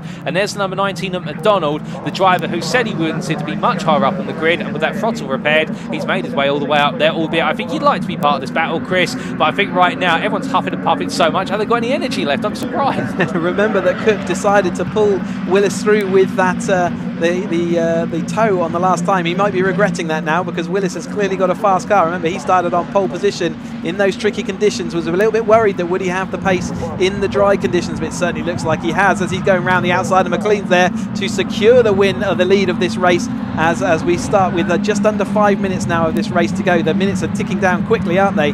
Cook, though, still where he needs to be, still ahead of Taylor O'Flanagan, and Willis doing what he can do to try and see whether he can got anything left in this championship. Remember, we're not going to decide this championship until Sunday, and so we can just enjoy all the action and we'll work out all the points this evening. But Harry Cook back to the lead then as they went down the straight. He did that overtake fairly easily, a little bit of a lock up there from Hoffman. He's lost a bit of time and momentum now. Hugo Bush has sort of broken a little bit clear. 4 minutes left to go. Murgatroyd now acting as interference on Hoffman. It's not what Hoffman wants in late in the race. He's going to have to do a lot of work to try and recover back over that gap and get involved in this battle. Oh, indeed. And for Hoffman, perhaps just running out a little bit of steam late on in this race now. But to be fair, if he can hold on to P5, it'll be a good set of points. We look a little bit further back here, and a lovely move being made there by the 92 of Bianchi around the outside of what was, I do believe there, was that the number 66 of Chiddick? No, I think this is the Mountsie Welch Lancaster battle. It is. So this is the number 12. Yeah. So Mountsie, they're having their, as you said, the battle between themselves all the way up and down this 310R grid. There is Chris Welch in the DPR Motorsport machinery out the round, fighting the Dutch Barn Vodka of Lancaster there. But this is the lead battle, and obviously when the championship's coming down, we do like to focus as much as we can on this lead battle. Now McDonald's have got past of Hoffman as well, so Hoffman needs to stop this rot. McDonald doing a great job though to make a couple of places up on this lap, but out front it was Cook still with Willis and O'Flanagan. Here it is, Cook, Willis, O'Flanagan. Our top three have broken clear of Hugo Bush in that fourth place. Has he got enough time to come across the gap? It's going to depend whether these three go side by side. We've got side by side Hoffman around the outside of McDonald. He needed to do that move. It was desperate. He used every single last bit of the apex curve as well. Uncomfortable place to be riding your car, but needed to do it. Cook's still in front though. And then as they make their way onto what is likely free from the checkered flag in terms of laps remaining, will Cook ahead for now, but you can see Willis and O'Flanagan so close. And whilst we don't have access to onboard cameras, I can only imagine how close they'd be running if we could there. And in fact, they probably could reach out and touch the rear of the car in front of them. But as they make their way down in towards what will be the Craner curves, will coming on down in towards the right hander, absolutely incredible between them. And will the trio here just simply running together, but also a little bit of mutual cooperation here with Bush just hanging on. And in fact, Bush has closed that gap up by a couple of attempts. We've got a bit of body work, I think. There's scraping his front wheel arch, yeah, just touching the wheel. Hopefully that's not going to cause him too many issues, or will depart the car fairly shortly. But you do get tyre rubs that can cause punctures, and that'll be on his mind. It'll certainly be slowing that car a little bit. When this is all so tight as this, any kind of bit of friction like that causes it will slow your car down. But it is Cook over Willis, over O'Flanagan. Bush has caught that gap up without any issues, hasn't he? So, and they are well clear now of Hoffman. Oh, and as they make their way down in towards the S's, there will be 2 more laps to go, and Willis there swapping place with Cook, who takes a very close line to the inside of turn number 9, and well, the suspension absolutely been rocketed, but that shows you how well the suspension's been built as they now make their way onto the penultimate lap. And here comes Cook once again looking around the outside. Meanwhile, Flanagan thinks about the middle. It's enticing, but decides, you know what, perhaps I'll save it for the final lap. As they roll the way through, it's going to be a bold move here from O'Flanagan. Meanwhile, it will be Cook who gets back into the lead. Willis goes defensive there. Now into Hollywood they go, and well, you couldn't write the script for this, as meanwhile Bush is now right back into the fight. Big squeeze there. Coming on down for Hollywood into the corner curves, and Bush, I think, was thinking, you know what, I might just be able to get around the outside. But in O'Flanagan saying, no thank you, you're not allowed. And as they make the way onwards towards what will be the Schwann's curve via Starkeys, will charge him through the double left complex here, and right now it's all gloves off between them. They're keeping it sensible though, they know exactly how wide their cars are, and Cook around the outside here, really making Willis have to work hard on those inside lines all the way up the rise they go. But here comes O'Flanagan again, and in this group, of course, despite the tow, O'Flanagan, I'd say, Chris, looking the most racy of the quartet here. But to be fair, I think Bush is the silent but deadly type right now. He's just waiting. He will store that move. Yeah, definitely O'Flanagan did block him to the inside, and he will store that one away. Hugo Bush looking left, right. You've got to get on the brakes to get into the chicane, and it's Cook still out in front. O'Flanagan's done what he needed to do to get up into second place. You see how important that block move was. Willis is now trying to fight for that toe because he knows he's got a Hugo Bush right on his tail. Hugo Bush absolutely in his trail, trying to figure out where he's going to go, left or right. He chooses the inside. Has he got enough to get on the brakes late and move down? I think he may just going to go side by side. It's going to be uncomfortable for both of them. Willis get pushed out onto that track, and he's not getting left back any room to get back on. He does squeeze it back on. Hugo Bush, like I said, has stored away that little bit of pain from the lap before and decided it's time for him to get his elbows out. As O'Flanagan chasing down Cook then as we come towards the last half of this. Hugo Bush looking down the inside of Old Hairpin. Can he make that stick? At the moment, everything is looking a little bit precarious, but Hugo Bush is into that third place. Tom Willis finds himself in fourth place, and a little bit further back you can see Hoffman is now a distant fighting with David Yates. I think that was Hugo Bush looking up the inside of all three of them. Can he make it stick? Willis out wide onto the greenery that time, and therefore is that going to lose a bit of momentum. One straight to go in this 310R race. And as they make the way through what is copy spanned, it looks so Harry Cook may just be allowed to run away with this now, as Taylor O'Flanagan tries to hold on to P2 with Bush hot on his heels, and meanwhile Willis seems to have fallen to P4 and he can't find his way back in. Now will there be a last gasp dive on the brakes here? Well, here they come, and Cook holds on, and through the right, through the left, a bit of bodywork shakes there for O'Flanagan's car,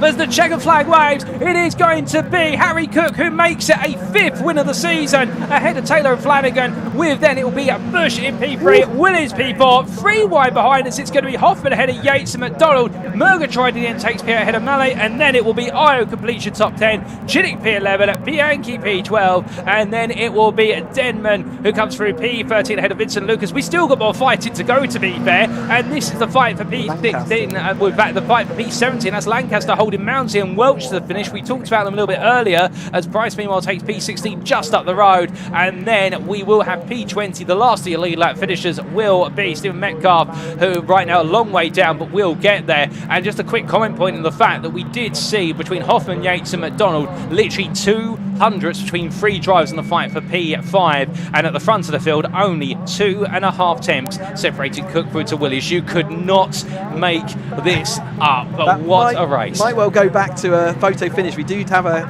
camera on the photo line just to make sure and double check with the timing line. It's a little bit further back, and I think by the second line I think Yates had got through, but because the timing line is actually the first line that we see across the track, I think it was Hoffman that got it, but yeah, by 200ths of a second. But here are the provisional results then of that fantastic 310R race. Oh indeed, what a fantastic race, and in the end Brugge, Harry Cook taking victory after 16 fast and furious laps by half a second over Taylor O'Flanagan. Hugo Bush P3 there, hold off Tom Willis in the end, who missed out on the podium but gets some good points, and Lars Hoffman, who fell away in the closing stages but did well to hold on to P5 ahead of David Yates and Graham McDonald. Special mention to McDonald, started P16 and did exactly what he wanted to do, get into that top 10 and stick it into the fight. P7 for him ahead of Andrew Murgatroyd, and then Duncan Mallet and Harry Iyer completing your top 10. Freddie Chiddick finishing best rest P11 ahead of Philip Bianchi, and then Craig Denman and Alex Vincent completing the top 14 overall.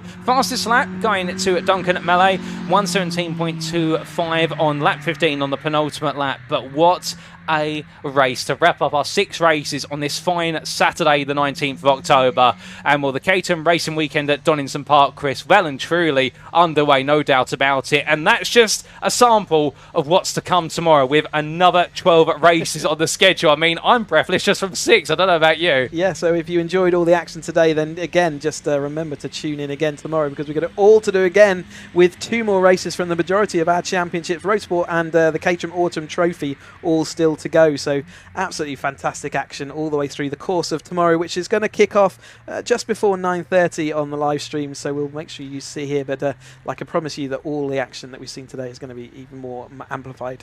And I think we're ready to go down to Parc Ferme, maybe, to speak to Sam, and who'll have the drivers.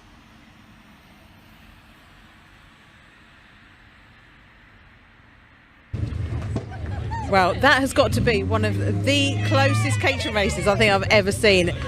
These guys did an absolutely amazing job. They put on such a great display for us then, didn't they? And it looks very smooth and calm, when you watch them on track. But I know it's not like that in the car. But let's run through and have a quick word with Harry. Congratulations! Now, Harry, honestly, how you kept these guys behind you, I don't know. That was impressive work. Thank you. Well, that was my target, keep everyone behind me and, I don't know, get to the lead and do that. So I did it, and I've been, it's the last race of the day, so since qualifying I've just been waiting for this, sat there getting a bit more and more stressed, but I'm really happy to win. It's what I needed to do as well after Brand, so really happy. Yes, exactly. But, with the toe, because it's so strong around here, you really have to defend hard, don't you? Yeah, you do, and you have to get, if you're going to hold the lead, you have to get your exits correct, and just really be watching where everyone else is. And then if someone's got a bit of a gap, you could let them pass. But if there's a big pack behind you, you've got to really fight for it, else you could end up losing about 4 positions. Exactly. Well deserved. Congratulations. More championship points. Thank you. Yeah. And where's Taylor? He's gone to speak to his family. Let's go and speak to Taylor quickly.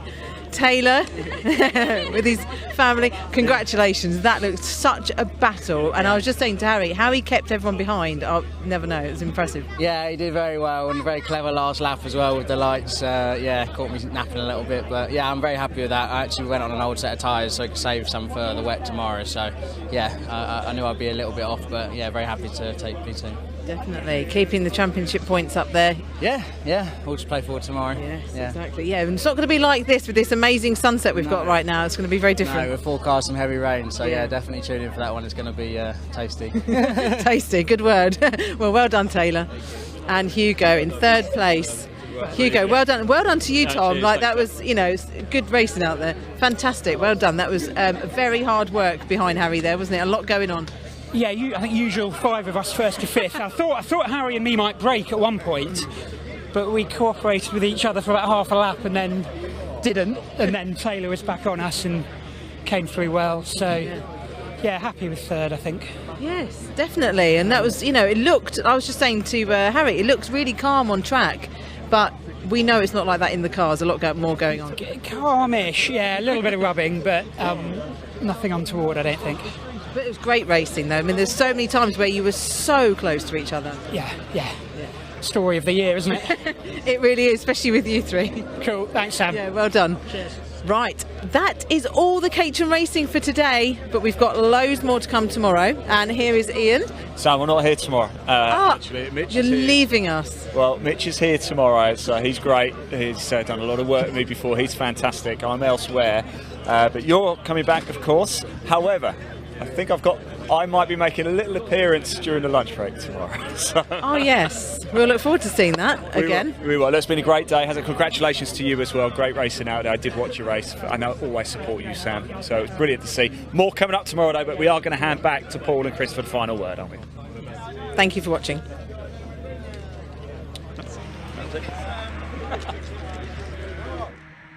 What a set of thoughts to wrap up our racing today, and it has been incredible Saturday of racing. But as we do bring the schedule up, this is what you've got to look forward to tomorrow, and this is just part of the schedule. Again, we've got 12 races, but we'll kick it all off at 9:30 with the continuation of what is the Bilstein Caterham Motorsport Championship. You didn't get to see them race today, but you'll get to see them have both of their races tomorrow to wrap up their championship campaign. And then at 10:05 we move into the Vertex Caterham 7 Championship UK.